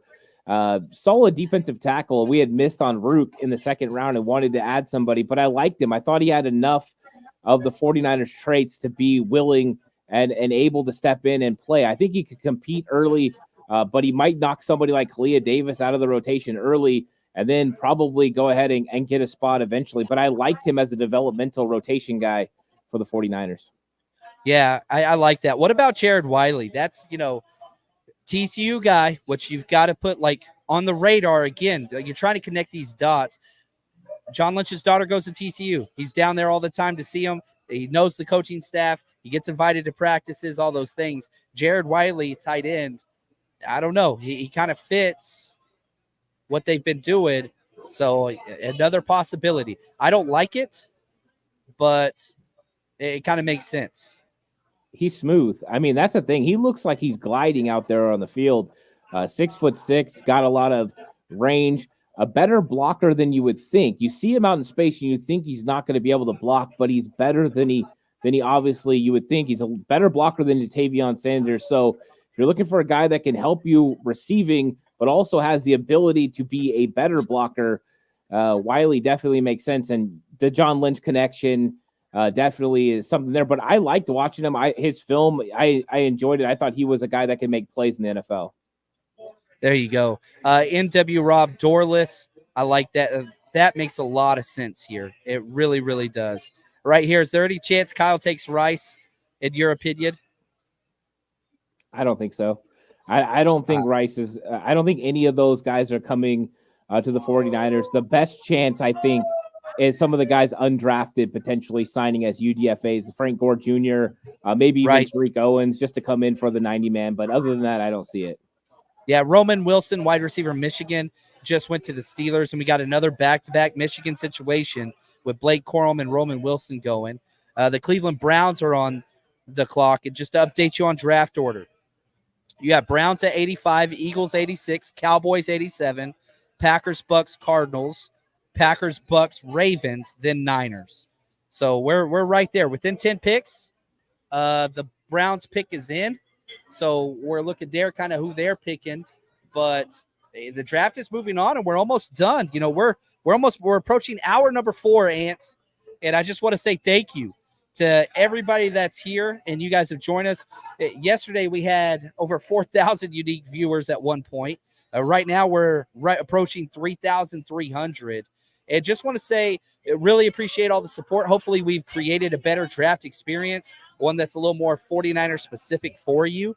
But don't just stop at draft coverage. You know, Ant and I are going to be breaking down film, bringing you podcasts all the time. The best way to support Ant, go subscribe to his channel. 49ers Cutback, wherever you watch and or listen. The best way to support this show, the 49ers Rush, man, hit that subscribe button. But, you know, we have our membership site up. It's the 49ersrush.com right here. I am so excited to announce our new platform launched, the 49ersrush.com. We've been active on Patreon for years, and we're still going to keep that community going. But the 49ersrush.com has everything Patreon offers and a bunch more. You want to watch player breakdowns? Guess what? You click that. It's filtered based on players. You want to see Javon Hargrave, what he brings, some CMC tape broken down, Ayuk, Jair Brown. We've got hundreds and hundreds of tapes on. Now, you want football 101. You want to learn scheme. Guess what? We've got every single offensive, defensive, special team snap. Head over to the 49ersrush.com, sign up, join the community, and plus we got a 7-day free trial. So. Oh, that's perfect timing. The 49ers just traded up, ladies and gentlemen. The 49ers are on the clock. The 49ers have traded up. I'm going to pull down the chat. We're not going to break that. The 49ers have just traded up. We'll see what the metrics are. So you have the Cleveland Browns pick. And then we traded with the Eagles. Where's Chuck when you need him? The 49ers are on the clock, ladies and gentlemen. So the Browns pick is in. The 49ers have traded with the Eagles. They have jumped from 94, all the way up to, man, that pick's been traded like 5 times, all the way up to 86. It was Houston, then it got traded to Philly. Now it got traded to the Niners. That is a, what are we talking, 36-point difference. So we probably gave up one of our 4th rounders. And kind of what that looks like. So the 49ers are on the clock. My assumption is we gave up a 4th. We'll see if that gets tweeted out, but I don't want to keep Twitter open because somebody's going to spoil something. Here we go. Yep. The 49ers gave up 94 and 132. So our middle 4th rounder for pick 86. So if we're looking at just what those points are, somebody said like teams don't use the Jimmy Johnson trade chart. The 49ers gave up 164 points, and they got 160 points. So, yeah, that's pretty much identical. So the Niners saw somebody that they wanted, and they traded up. And so the 49ers, we're waiting. They're about to announce the Browns pick. So, Ant, do you have a player? Do you want to say who they traded up for? Who they're going? This one's tough. Called it. There we go. We got the trade up, man, with the Eagles. Rob's back, baby. So, Ant, let's hear your guess, and then Rob will hear your guess on who you think they should have traded up for. They gave up a 3rd and a middle 4th rounder. They had 3. Zach Zenner just went off the board to the Browns. Who do you think they're taking, Ant? Well, considering, I do like Zach Zenner. I'm kind of hoping it's for a safety. I'm kind of hoping it's for Cameron Kitchens. I would love to see that, but I'm going to go ahead and stick with, I think it's tight end. Let's go tight end right here. Let's get a guy that can step in and play. I think this is a good spot for one. So I'll go ahead and say it's going to be one of the tight ends. Okay. All right. What do you think, Rob? Jatavian Sanders is still on the board? Yeah, he's still there, man. Okay. Jatavian Sanders still. Peyton Wilson, Cedric Gray, both linebackers still on the board. Yep. I'm just perusing through the Adisa Isaac still there. There are a ton of ways. Brandon Dorless is still there, who they worked out on a top 30. Dorless makes some sense. Javon Solomon. Go. So, like, why trade up? Like, that's the thing. So, like, what is there or what's happened recently that would cause you to jump up? A tight end, Right. maybe? Interior offensive lineman, maybe?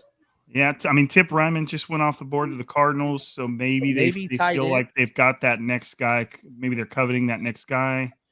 I mean, it could be a position they've already drafted. You know, Yeah, it really just could depends, be. man. When you trade up like that, you're seeing some insane value. You know, you're seeing somebody on your board that, in your opinion, doesn't belong there anymore. Like, you know, a player they've ranked maybe in their 40s, 30s, and he's still sitting there. So that's when you trade up. You're like, okay, this is ridiculous. Let's use what we've got. And the 49ers have got so many draft picks. They can lose a Here we fourth. go. Here's the pick, guys. Spice Adams up there again.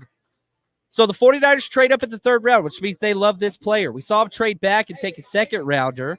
They trade up, pick 86 in the third round. They give up a third and fourth. And who are they going to take? Because, again, when the team trades up, they love somebody. Tackle, Dominique Pooney out of Kansas. This is an Ant pick. O-line versatility. All of you O-line haters, you got what you wanted. Ant, walk us through this dude's game because he can play a lot of spots. Yeah, so he's a 5-position guy. I mean, he played left tackle at Kansas. He's got all the ability in the world, but he translates more to interior offensive line in the NFL. This is where you're getting your value. A lot of people see that he has guard next to his name on most of the breakdowns, but this is a center prospect. I'd be surprised if they actually put him at guard. I think he's an eventual center. You watch his Senior Bowl, he handled himself well on the inside. He's able to handle the quicker defensive tackles, but also able to anchor against the stronger defensive tackles. He moves well in space. He's a very intelligent, instinctive player, good technique, good hands. I mocked him in my first mock draft at pick 94 to the 49ers. I love this pick. He's been my guy for a while. So I'm really excited. Actually, two of my guys go back-to-back, Renardo Green and now Dominic Pooney. I freaking love it, man. What do you think, Rob? You got O-line. This is what all the fans wanted. Now everybody can shut up. No, They I will mean, not. They will not. I had heard a lot about this guy as being kind of one of those fringe, like second tier players that a lot of the prospects liked a lot. I'm not exactly sure where he's going to fit in, but I think at this point, it's the same reason they went corner. Like, you've got a bunch of guys who are have 1 year left of their deal or on 1 year deals, and you've just got to start reinforcing the position, bracing for the fact that you're not going to be able to pay everybody, and you're certainly, I mean, at some point, whether he's playing guard, whether he's playing center, whether he's playing tackle, he can plug in at all three spots for the 49ers in the future, because none of it is solidified. That's kind of my biggest thing with the offensive line. It was the same thing we talked about receivers. Receivers were kind of the same way. Next year, what's that group going to look like? Cornerbacks, what's that group going to look like? Offensive line next year, what's that group going to look like? So wherever he earns a job, you know, again, you and I kept banging the table. Draft guys that have a clear path toward a starting role and fits the bill. And I think it's wide receiver, good wide receiver class. Corner, good corner class in this draft. Offensive line, good offensive line class. And so far, the 49ers have taken advantage of all three of them. Yeah, you know, my write-up, 6'5", 313. Huge hands, 10 and 1/8 inch hands. He's got shorter arms, Colton McKivitz style arms. So, like, he's got the same length of arms as McKivitz. So you can't eliminate right tackle, left tackle. You can for sure. But I mean, they're small. He's an interior guy who could play outside. Really good size and metrics for a guard prospect. Could play center. Played a lot of left tackle, but lack of arm length and lack of mobility will keep him inside. I thought gap scheme, like, that was kind of like pin pull. So inside zone, that's what he's going to excel at. Outside zone, be a little bit of a stretch for him. Sometimes his tape says he can play tackle, but then the very next play says no way. Inconsistent. Remind me a lot of Jalen Moore. Very similar, where the footwork just needed coaching up, but he's going to be 24 years old as a rookie. Likes to pull and block in space, but has no acceleration. He's a cartoon run guy where he like runs in place and then he gets going. But once he gets going, he's effective. Plays so tall for a 6'5" guy. Like, he's a waist bender, not a knee bender. I didn't like that. Let's see. Once he's moving, really, really good. And so, again, you look at how many games this dude has played. 47 games played. Transferred from Central Missouri, went to Kansas. Again, just off the top of my head, I could be wrong on these numbers, okay? Ricky Pearsall, 55 college games played. That's nuts.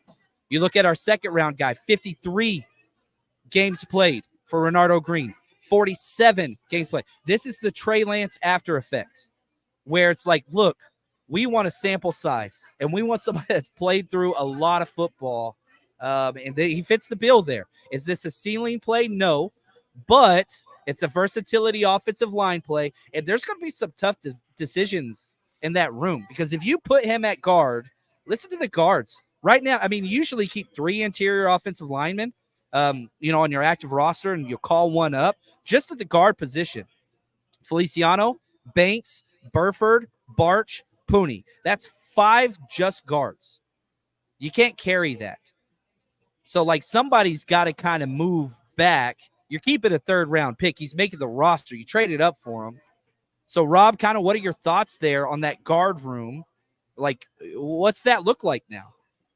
I'm just looking around. That was Daniel Jeremiah's 66th ranked player. Matt Miller said he was his number 76th ranked player. So the 49ers are actually getting ahead of the consensus value on this one. Brugler had a 2nd round pick on him. Yeah. Okay. Yeah. And everybody knows that that's like one of the draft Bibles right there, man. The beast. But I don't know, man. It really depends on how the 49ers see him. We aren't in that room. They could still see him as a tackle. Everybody values these guys differently. John Feliciano, 1-year deal. Aaron Banks, last year of his deal. Jake Brendel, I don't know if you're going to kick him all the way inside to center, puny, but could easily be upgraded on. I don't necessarily think you need to have the answer right now, but this is a pick. He's a 3rd rounder. Somebody just got put on notice. Like, you don't draft this guy. You don't trade up for him to just kind of develop. Could he? And would anybody bat an eye? No.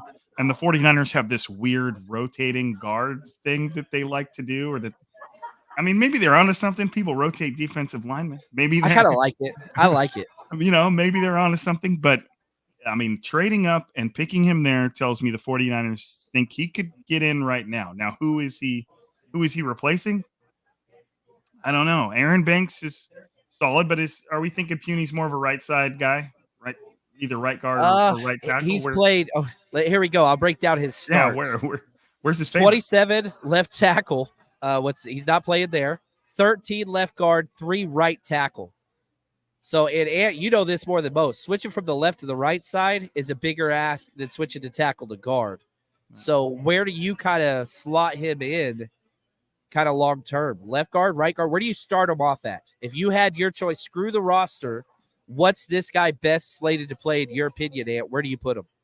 I'd put him at left guard. He's already got the played left tackle, moving in one spot, made sense. Now at the Senior Bowl, he played right guard and center when he went through his reps. So, but I think left guard would make the most sense. And you've got Aaron Banks that's been dealing with injury concerns. Spencer Burford and Feliciano, right guards. They've been doing that all last year. I think left would make the most sense. And you want to start working this guy in to potentially get center reps, because if John Feliciano is starting at right guard, you need a solid backup center. Nick Zakel hasn't worked out. And also Ben Barch, we don't know exactly how good he is. This guy is better than both of those guys. So now you have real position versatility on the inside. But I'd start him at left because he's got the familiarity with playing the left side already, and just see how he translates to playing guard. And then, of course, that's when you start moving people in through time. And just a question to pose. How good does everybody feel Aaron Banks is? How secure is his job even this year?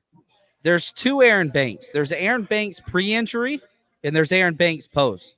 You look at the first 3 games of this year before he got turf toe the first time. He got it twice this year. I thought Pro Bowl level play.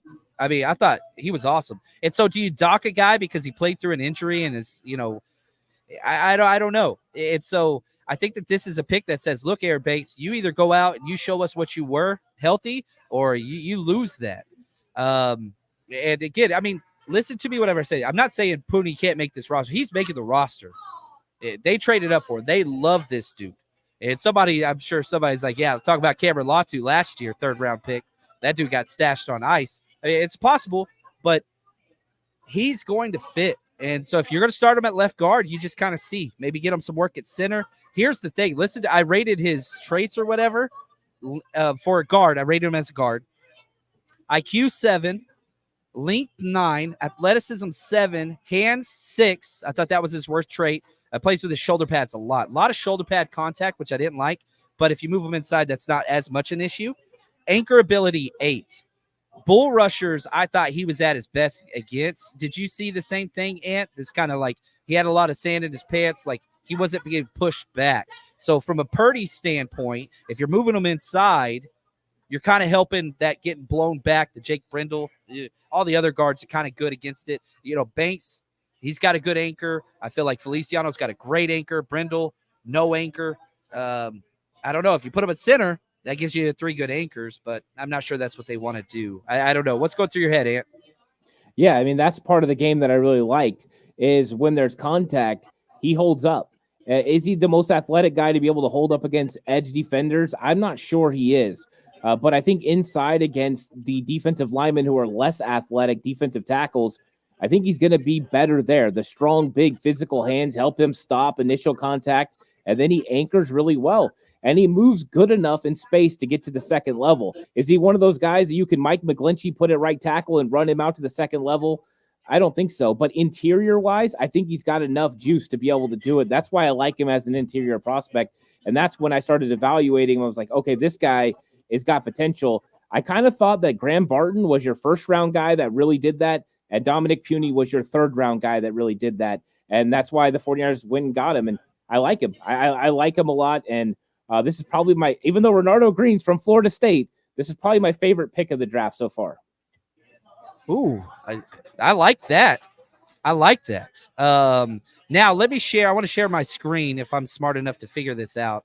I went to college one time. Here's the spider chart of Dominique Puny from mockdraftable.com. This is measuring him against other offensive guards only. And you can see very clearly he shows up, weight is his lowest, and so that could be a concern. But again, the tape, the anchor ability is it's spot on. I love that. And we saw it at tackle. You're going to be able to see it just fine on the interior as well. Now, you look at the players that he kind of matches up with. Ben Nichols, are you kidding me? That's awesome. You love to see Lucas Nix. All right. So not like a lot of main names on there, but you switch some stuff around. Interior offensive lineman, Zane Beatles. Yeah, that was a Niners guy. You know what I mean? Like there's some fits there.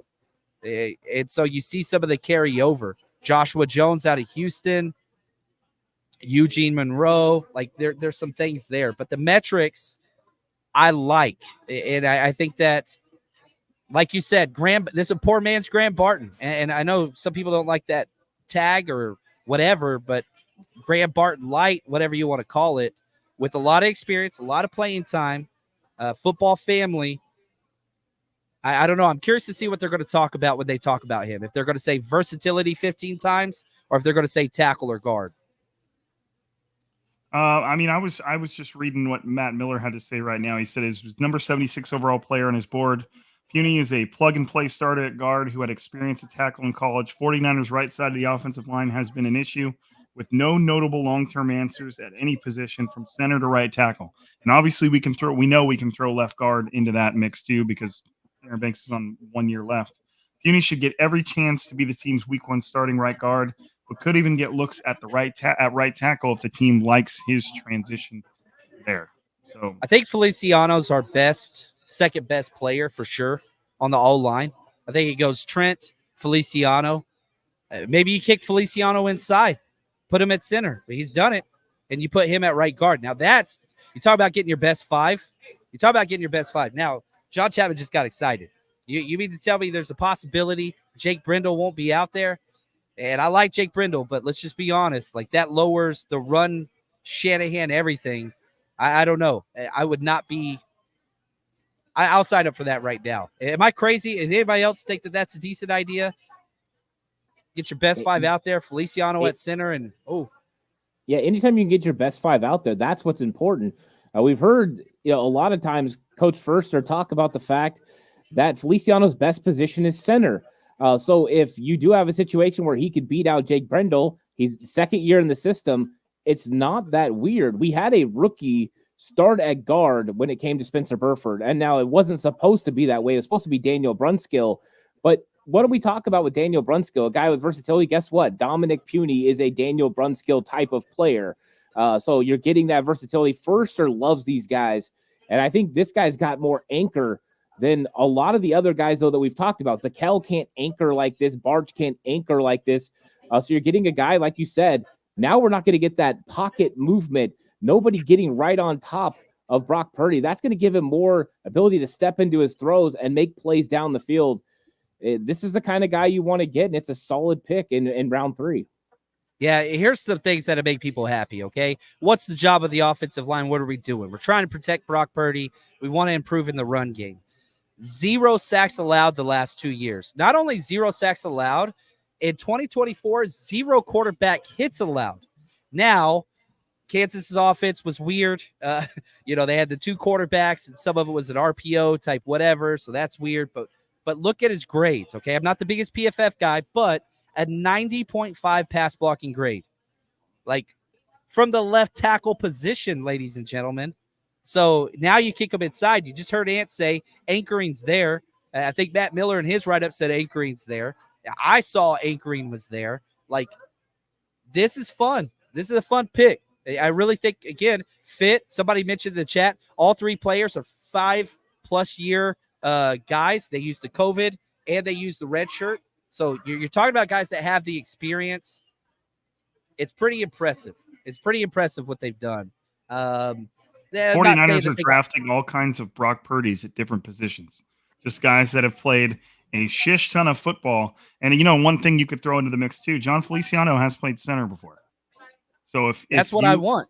If you like, yeah, if you, I thought you were talking about Puny at center, but yeah, if you went John Feliciano at center, Puny at left guard, then Feliciano at right, like there's so many different little combinations that center 3 could kind of rotate to. And I think probably any combination you come up with will be better than what the 49ers had out there last year. The only question thing with center is there's so much schematic elements that Kyle Shanahan places on that plate. Do you want a rookie doing that? Maybe you do. Maybe you want to throw him right into the fire, but I wouldn't expect Shanahan to do that. He's always kind of put a little bit more weight and a little bit more responsibility on the center. I wouldn't necessarily see him throwing somebody to that fire right away, but man, I'm pretty sure there's all kinds of combinations they could come up with that are going to maybe not let the best defensive lineman, one of the best defensive linemen in the NFL come through unblocked, hoping to avoid that in the future. That would be nice. That would be nice. Now, I will say this too, and I think it's important. We always hear this, Shanahan's stubborn. Shanahan doesn't change. Shanahan doesn't adjust. You look at these picks, this is very new because you're drafting these old players, 23, 24 years old. Like, I don't know. I feel like there's been 3 adjustments in the philosophy of the early drafting of the 49ers. The first one was Reuben Foster. With the character issues, you traded up, whatever else. They cut that dude the day before a game. They haven't really drafted any character issues since that point. The second inflection point was Javon Kinlaw. Swap out Buckner, all that different whatever. The injuries and the knee, they said, you know what? Health history from here on out. And the third one was Trey Lance. You traded up, you gambled on the upside, but you had such little tape, and it didn't work out. And so now you look at who they've drafted since Trey Lance, everybody figured out it wasn't working. So much tape, so much experience. Am I crazy in thinking about this, Ant? Or am I the only one that this makes sense to, or am I drawing straws here? No, I think so. I think they're valuing, the amount of time that these players are playing football. This is something that they've definitely went to. They want guys with experience. They want guys that have been out there and been through the trials. And it's also the ability to get more tape. You're able to see more improvement through the years. The more they play, the more you can see how consistent they are. Consistency is a real thing in the NFL. You want consistent snaps, not just big-time snaps. It's like Chris Forster talked about, Spencer Burford has a lot of wow plays, but why do you need wow plays? You don't. You just need someone that can consistently win, play in and play out. And I think that's what they're getting with these 3 players is consistency.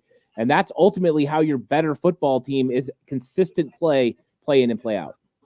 I think, John, I think they might have maybe somebody in the 49ers front office just happens to listen to Strike and Gold for some weird reason, and they just heard me railing against these projected players. Like, oh, he's got the traits. He can do this is the upside. And so far, the 49ers are taking players that you almost know exactly what you're going to get. They've removed a lot of the mystery out of it. You can watch a lot of Ricky Pearsall, and you know exactly what he's going to do when he gets onto the football field. Bernardo Green, same exact thing. This pick goes right along with that. It's nice to be heard. I know they're not actually listening to me, but I think that the 49ers may have learned how valuable it could have been Purdy. They probably knew this before that, though, but maybe their value this draft is just get us guys with experience, and they might be able to contribute and help us win the big one this year. That's what that experience does. It allows them to step in now or sooner. Dude, I love that. Look at Richard. He says the front office is maturing. I think so. And I'm with you so much, John. Like, this has been paramount days, round 1, round 2, round 3. He says, shout out to Coach Ant. He called Dominic Pute in one of his last mocks. He said it earlier here.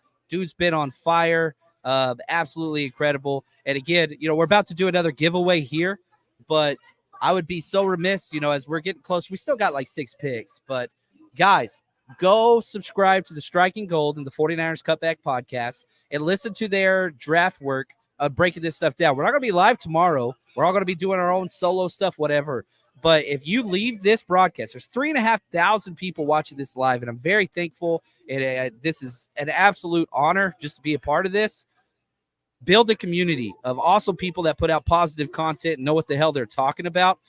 Go subscribe to the 49ers Cutback and the Striking Gold podcast, please. And they're going to have me on their shows. So this is kind of a self-promotion thing on my own. I'm building my own thing up. You guys got to send the invites out. All right, let's do a giveaway. We got a George Kittle jersey. Everybody get your tickets ready. I didn't get a ticket. You got to come to the event, bro. 49ers Rush Road Trip. You get tickets for coming. No digital you can buy tickets. more. It's 2024. Come on. I know. The people showed up, man. All right, here we go. George Kittle jersey, 772-386. Hey, Ant, do you know which pick was the 4th rounder that the 49ers got for Trey Lance? Was it the one they traded? 124. We traded 132, the middle. Oh, we got a winner. That's what's up, man. Here you go, brother. Thank you so much. Congratulations. Yeah, 124 awesome. Was the Trey Lance pick. Okay, so yeah, we still have that. We still have it. So Matt Miyoko had that Garoppolo conspiracy. Yeah. Matt Miyoko had that conspiracy theory that they were going to trade that 4th round pick so that people couldn't pair exactly what they got from the Trey Lance pick, all that stuff. That's funny, though. That's what's up, man. Yeah, bro. Congrats, guys. That's awesome, man. But yeah, so if we still have 2 4th round picks, and so now we're down to 9 total. We have the 124 and the 135. Now let's play a game here. Let's combine them. Let's say you package your 2 4ths to jump up. That's going to be about 80 something. Like, you could jump up to one of the top picks in the 4th round. So if there's somebody that's like, we're actually in trade territory now. If you like, I doubt that they jump back up again, but they picked up the extra 5th rounder. So no, we're still at 10 total picks because they got the extra 5th, but no, we swapped the 7th or whatever. Yeah, so it wasn't an extra, it was a swap. So 9 total, which is fine. That's still a ridiculous amount, but I still expect the Niners to move around, especially after when Lynch said, we only have so many draftable players, and we didn't think the depth was there in this draft. I would not be shocked if we trade up again. Ant, you agree? Yeah, I wouldn't be surprised either. And then with the swap, now you have the 2 5ths. This gives you a lot of flexibility to come up. I don't think they want to pick past the 5th. I think they would love to move up and make some picks, up there. Top 150, I think, is where the 49ers want to hit. Yeah, so shout out to Matt Mayoka. He just tweeted this out. The 49ers have 2 4th rounders, 2 5th rounders, and then a 6th and a 7th. So that's kind of where we're at. It wouldn't surprise me at all if both of those 6th and 7ths end up going away real quick for the sake of just maneuvering up the board with their 4ths and with their 5ths. Just even if it means coming up 5-10 spots, I think they'd probably like to do that better than hold on to them. Adisa Isaac just went to the Ravens. That's a huge value pick. He was just dude. What is it about the Ravens and Penn State edge rushers? I think this is their third in the past like 5 years, and they not all panned out, but that's just a fit there, man. And now the Eagles. So the Eagles who traded with us at pick 94, they're on the clock. Their pick is in. I think they've traded 4 or 5 times this draft so far. The Eagles. They've had a good draft. They really have. I don't know where Chuck's at, but that's okay. I don't know. I like the trade up. I'm not sure if he would have been there or not, Pooney, but you go get your guy. You didn't really give up too much at all. You really, really didn't. So I'm not upset about the trade in the least. And it's offensive line, so people got to be happy. You guys have any positions that you feel the 49ers still need to address? Safety. You got to get a safety and a tight end. Those are probably the two most okay, look at the depth chart. If there's an injury, we're screwed. Safety's number one because is Hufanga going to be ready? And then you got tight end. Linebacker's not – I don't see linebacker as much as a need this year. I know Greenlaw's not going to be ready, but you got DeAndre Campbell. You've got the 2 young pups from last year. You brought back DFF. I don't know. Do you guys put linebacker on a needy position or no? It shouldn't be, but it depends on how good those 2 linebackers are that they drafted a year ago. You know, it's if they feel like they've missed on those picks, then it's just as much of a need as it was then. You know, but if they feel like either one of those guys has some promise going forward, Jalen Graham or Deep Winters, then you're okay. But if they are, it's kind of the same thing with tight end. Like if they had any sort of confidence in Cam Latu or Braden Willis, then it's not too much of a need.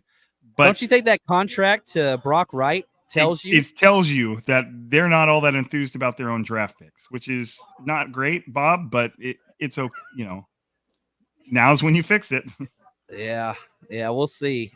Now, okay, let's play this game, the whole Luke McCaffrey thing. You know, they've drafted 2 of the same position in the past. And Luke McCaffrey's a slot-only wide receiver, in my opinion.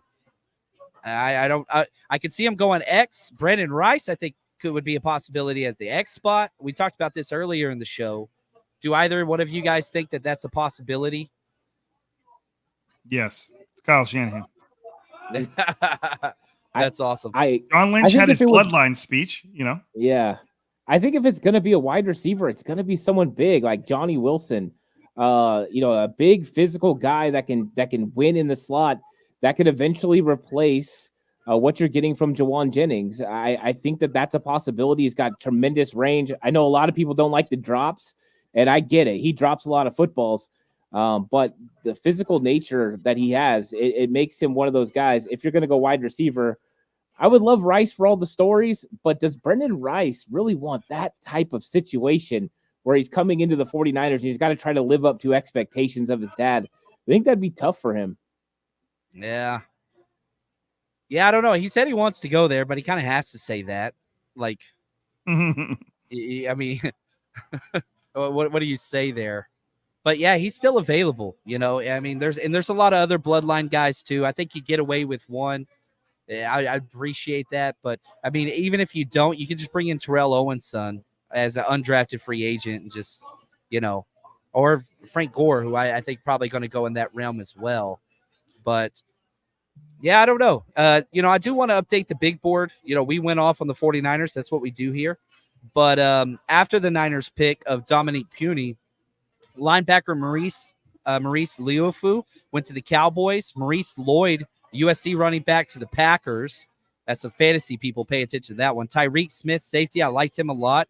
To the Bucks. Elijah Jones, corner, to the Cardinals. Tyron Hopper. I did not grade him. Linebacker out of Mizzou. Went to the Packers. Jalen McMillan, great player, went to the Bucks. The Bucks just love those types of wide receiver number 3 that can kind of be versatile. They always get those guys. Adisa Isaac to the Ravens. Jalix Hunt, linebacker, didn't grade him, to the Eagles. And Dwayne Carter, defensive line, to the Bills. And the Jaguars are on the clock. We've got about 4 or 5 picks left before day 2 wraps up. I don't know. Let's step back. Let's look at the forest instead of the trees. Let's look at these 3 picks with the trades. Not 1, but 2 trades. We've traded once in the past 2 drafts, 2 trades today. which is kind of fun. We'll start with you, Rob. What are the trades, the 3 players?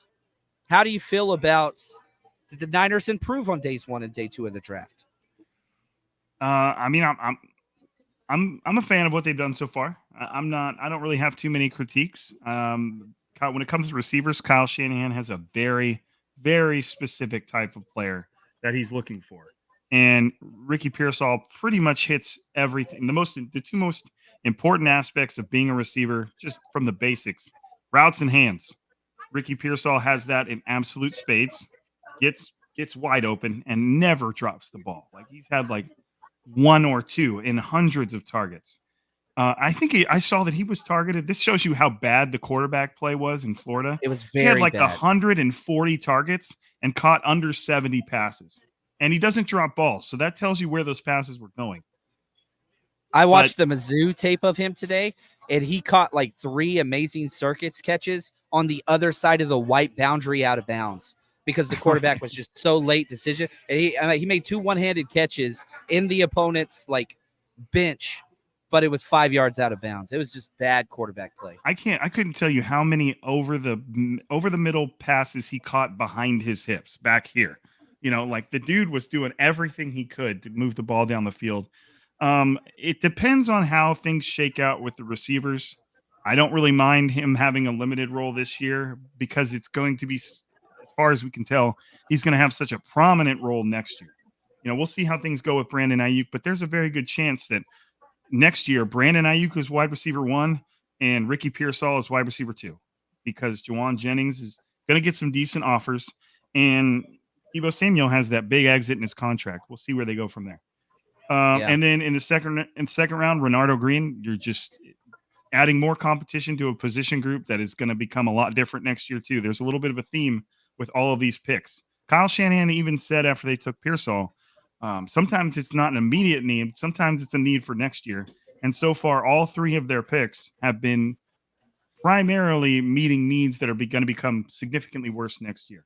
You know, you've got 2 starting corners that as of right now are leaving next year in Charvarius Ward and Diamondor Lenore. Maybe one of them stays. So the Renardo Green pick makes perfect sense there. And we already talked about the offensive line and how many of those could be gone next year. And you're adding more there. So, I mean, I really don't have too much of a problem. If you want to nitpick and say there was a better nickel corner than Renardo Green on the board when they took him, fine. But again, you're starting to insert yourself into, you don't have the complete picture and what the type of person Renardo Green is and what the 49ers might have really liked there that made him different. You know, you've got to give them somewhat of a benefit of the doubt, at least when the pick is made. We'll see how it pans out, you know, a couple of years from now. But so far, everything they've done is very logical. And every player they've drafted in the first 3 rounds has a pretty crystal clear path to where they're going to have an impact. Yeah. And I want to give everybody in the chat a chance. I'm not big on grades, but I just want to get a feeling. You know, we're not grading the draft. How do you feel? 10 being you love everything that's happened. 1 being you're terrible and you're sad and you whatever. So I want to put a number on it. 10 amazing, 5 meh, 1 awful. How do you feel days 1 and 2 went combined for the 49ers? Put that in there. And while we do that, let's hear from Ants. All-encompassing day 1 and day 2 with the trades and the 3 players. I think Pearsall, caught everyone off guard because you're expecting a player that's been mocked in that direction or that has been put there. And it wasn't surprising that it's wide receiver. We had seen Ladd McConkey. We had seen, A.D. Mitchell. That wasn't surprising. I think it was just that it was Pearsall. But most people had Pearsall, 10 positions, ranked lower. For me, it was 20. So it's not that really far off. If you can't get him at 63 and you feel compelled, go get him. But I think once you start watching the player, you like the player. And I think that's how it's been for all the 49ers players. It's like once they draft them, you like them. Now, the last 2 I absolutely love. I think you got them in prime position. You got them later than I had them ranked. So these are premium picks, guys that you needed to help. And all 3 areas that we talked about before that the 49ers need to address, wide receiver, cornerback, and offensive line, they've done in their first 3 rounds. Is it the players in the order in which that most people expected? No, but they're still addressing those needs. And I think you established it earlier. These are guys with lots of reps in college who do a really good job, and you have a lot of tape on them. I think they've done a really good job. Is it flashy? No. But when we get to training camp and then we get to the preseason, you start seeing these guys on the field, I think a lot of 49er fans are going to warm up to it. And I'll say this, like, there's misses. Like, these three guys are not all home runs. Like, that's never happened in the history of the NFL, especially the back end of these rounds. But, and maybe we feel this way every year, like, there's some guys where you ask this question, you're like, oh, maybe, yeah, this is going to have to happen. He's going to have to stay healthy. Maybe he could transition to this. It's the Rob Lauder approach. Like, these guys, it's clear. You know what you're getting. And it might be a Tony Gwynn approach where all of them are just safe plays down the fairway, but you're betting on guys that have done it repeatedly, no injury histories being carried over into these top 3 picks, and there's not much transition or translation to their game in college to what you're wanting them to do. It's not Solomon Thomas where you're like, oh, you never played in this role. They use a top 5 pick on him. I thought that was a smart pick at the time, but like, good Lord. I think that this is just a safe, we're not missing anymore type of draft. And let's say it's let the chat speak. Scale of 1 to 10, 10 amazing, 1 terrible. We got a 5, 8, 5, 9, 7.5, 7, 10. And this is crazy. After the first day, if I would have asked this question, it would have been all 2s and 3s. No doubt about it. Would you agree, Rob? Like, people were pissed after the first round.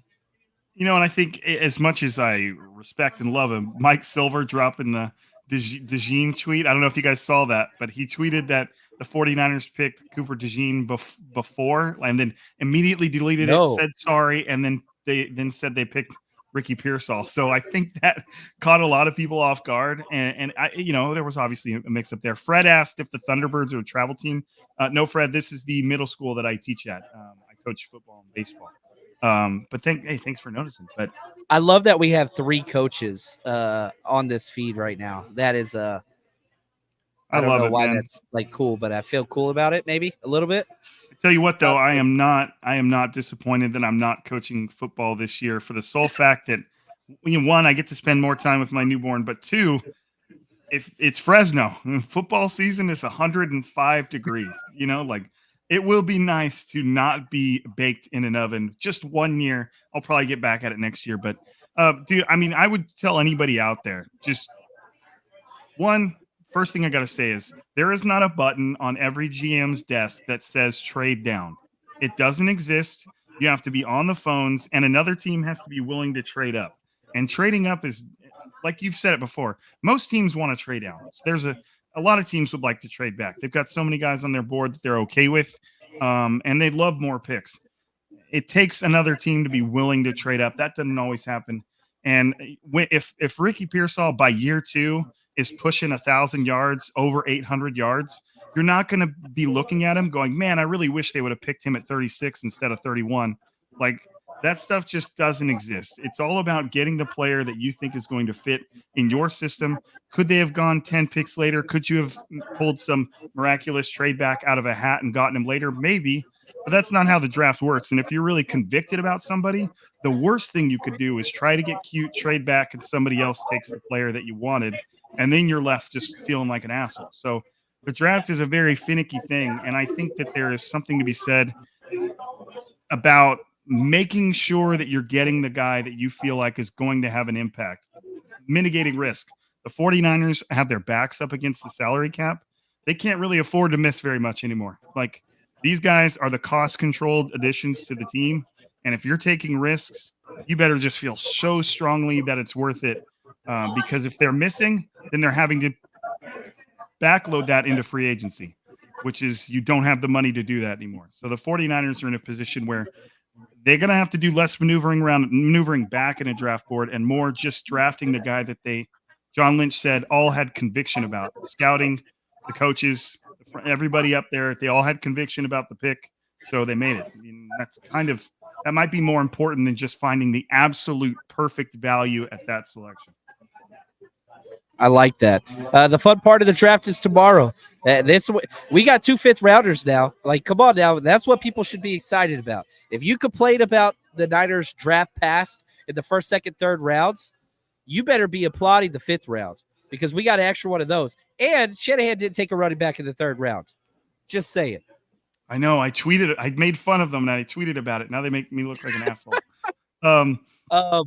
Did you see that clip that KMBR posted where Shanahan and Lynch were making fun of their prior drafts and the fact that they always select the 3rd round running back that doesn't look out? I thought that was great. Like the fact that they acknowledged it and can talk a little shit on themselves. I'm a big fan of the self-deprecation. So it's like to see them take a dig at themselves was fun. I'm with you. I want to always like make fun of myself, but I'm pretty close to perfect. So that's where I struggle, Rob. But that's where we balance each other out, my friend. And a lot of people are saying this is already way better than last year's draft. You go back a couple years draft. We haven't had a home run draft in a while. How do you compare this? I know it's just 3 picks in, but whenever you don't have a first or second rounder last year, I mean, what were our first 3 picks last year, Ant? It was we trade up for Jair Brown. Oh yeah, Jair. Jake Moody, and Cameron Latu. Yeah, it got interesting there because it was all the 3rd round comp picks. It was a little interesting. Latu I had later on. I had a late 4, early 5. That would have made sense. So I did like the Jair Brown. I think Jair Brown's going to work out really well for the 49ers. So that's a solid pick. So we'll give him credit for that. Speaking of stud safeties, I'm sorry. Cameron Kitchens just went to the Rams, Ant. Ooh. That was my number 1 safety. I love that dude. That's a good pick. That was my number 1 guy left on the board. It went Peyton Wilson. Of course, we know the injury concerns was never going to be a 49er. He went to the Steelers, and then now Cameron Kitchens to the Rams. So they're doing a pretty good job. But I think that this draft is going well. But to say that I know it's going to be better than last year, I don't know. Jair Brown's going to be a solid starter in the league. I think that's what you're always hoping to get. We don't know about Cameron Latu. Was he struggling in training camp? Absolutely. John, me and you were there all the time seeing him missing catches. He's got to develop in the blocking game. He's got to get confidence. I think he was thinking too much. I don't know what he's going to be. I think Jake Moody's going to end up being a fine kicker, but a 3rd round pick is always going to haunt him, and he's going to be held to a higher standard because of that. But I think this year you're getting more value because you're getting 3 players that you know are going to be solid in the NFL, or at least you're thinking are going to be solid in the NFL. And I think that gives you optimism. Now we're at pick 100, the last pick of day 2. This is the Chase Young pick. This was the 49ers pick that we traded to the Commanders for Chase Young. And so I feel like that trade worked out pretty well for the 49ers. We'll be getting probably a 4th or a 5th round comp pick next year. And man, could you imagine what the Super Bowl would have been like without Chase out there? Ugh. I mean, we already had like 2. Yeah, it was a lot. Speaking of the Super Bowl, did Jake Moody not make 2 50-plus yard field goals in the Super Bowl? Like, dude, I understand. That was incredible. Yeah, I mean, damn, dude, that's nuts. That's pretty awesome. And they were nails too. And I know it kind of a lot of it falls on that missed extra point, but it's like that was cool to see because I'm always up for an underdog story and watching a guy come from behind, and he had been taking it in the teeth for a while. Luke McCaffrey, that was cool. Off the board to the Commanders. Adam Peters, baby. Yep. Says, yeah. We want a Christian McCaffrey. Well, Commanders, you got a McCaffrey at home. That's the way it goes. Luke McCaffrey off the board. We got McCaffrey at home. This is the McCaffrey. Man, guys, I just want to say, man, he's a 3rd round pick, man. Good for him. That's crazy. I had like a 5th round grade on him, but I hope it works out for him. I really, really do. And you're surrounding Jaden Daniels with playmakers that can create in space. They got a bunch of slot guys, man. They got like 3 slot receivers at all their wide receiver spots. Terry McLaurin, Johan Dotson, and now you got McCaffrey there. Like, there's some space. There's some space plays there. Good players still on this draft board. There's a lot. Niners got, again, 2 4ths, 2 5ths, a 6th and a 7th. Man, we know they're going to be trading. This has been fun. Man, we have recorded – we're pretty close to 9 hours combined yesterday and today. This has been a trip, man. It's been a really fun draft. Closing remarks, Rob and Ant, before we close this show. I'll go first. Ant's been here longer. He needs to close it out. But I don't know, man. Fun so far. I don't think there's wide receiver, corner, and O-line were very common listed needs for the 49ers. They've hit all three. I would say this, John, when you did your battling mock drafts, your best one went wide receiver, corner, O-line. The 49ers have gone wide receiver, corner, O-line. And they've done it in a way where I think that, again, I'm repeating myself, broken record, but all three players have a ton of experience, a lot less projection than a lot of these picks, and they all have a very, very clear path towards a starting role. And I think that says a lot about a team, and maybe the 49ers are learning a little bit. It's not like they're new to this anymore, but it seems like the fifth year thing, 5 years of college experience cannot be a coincidence.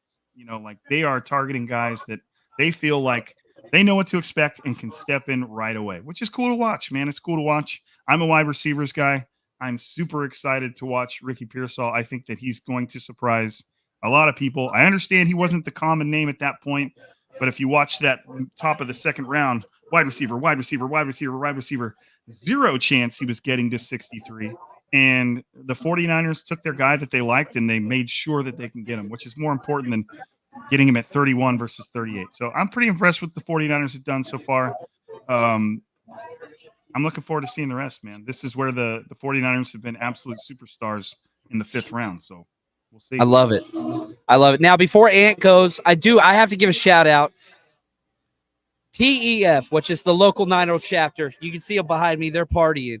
Go to NinerEmpire.com, type in TEF. They meet here, they party. And if you're not like, I'm the biggest Joe Lenore fan in the world, the founder of Niner Empire and all the chapters, plug yourself into a community. I don't care where the hell you are. There's a chapter around you. Now, if you're in Southern California, TEF should be your family. They're great guys. We've had a great time 2 days in a row. So check that out, NinerEmpire.com. And if you go there, you can click on the chapter, and it opens up their page. It shows you their get-togethers and meetups and all that stuff. So if you want to watch Niners games together, this ain't got nothing to do with me. I don't live down here, but I always want the 49ers people to be together. I just think it's a better experience. So go check that out, NinerEmpire.com. Shout out to TEF. They're freaking awesome. They're incredible. Appreciate them coming out. Ant, let's wrap up this draft before we close it, man. Can't say thank you enough. You killed it. Mel Kiper ain't got nothing on you, man. Nothing except that hairstyle. Todd. Yeah. No, I absolutely enjoy draft coverage, but it's been a lot of fun. And I think there's something to the draft that's always unique. And I thought the 49ers really went out and got their guys. And, we might not like it. It's not a lot of flash. It's not a lot of the names that you were expecting to hear, but they're guys with substance. And that's what they're trying to get. They're trying to get guys that won't miss. Are they all going to hit? No, but you're trying to take out the part where there's more chance of them missing. And I think that's what they did in this draft. I think they did a good job. I think these names are probably going to be more familiar as we move through, and people will get more excited about some of these guys when they hear more about them. And I'm excited about tomorrow, too. You're going to have rounds 4 through 7. The 49ers are going to make some moves. It's going to be exciting, and I'm going to be a crazy guy. I'm going live tomorrow, so if you're a crazy draft nut, come on over with me if you're listening, and check it out. 4 through 7, the marathon. I did it last year, too. It's just fun. We just have a good time, so come join me. You're a machine. It's one time a year, man. Go crazy. Yes, I love it.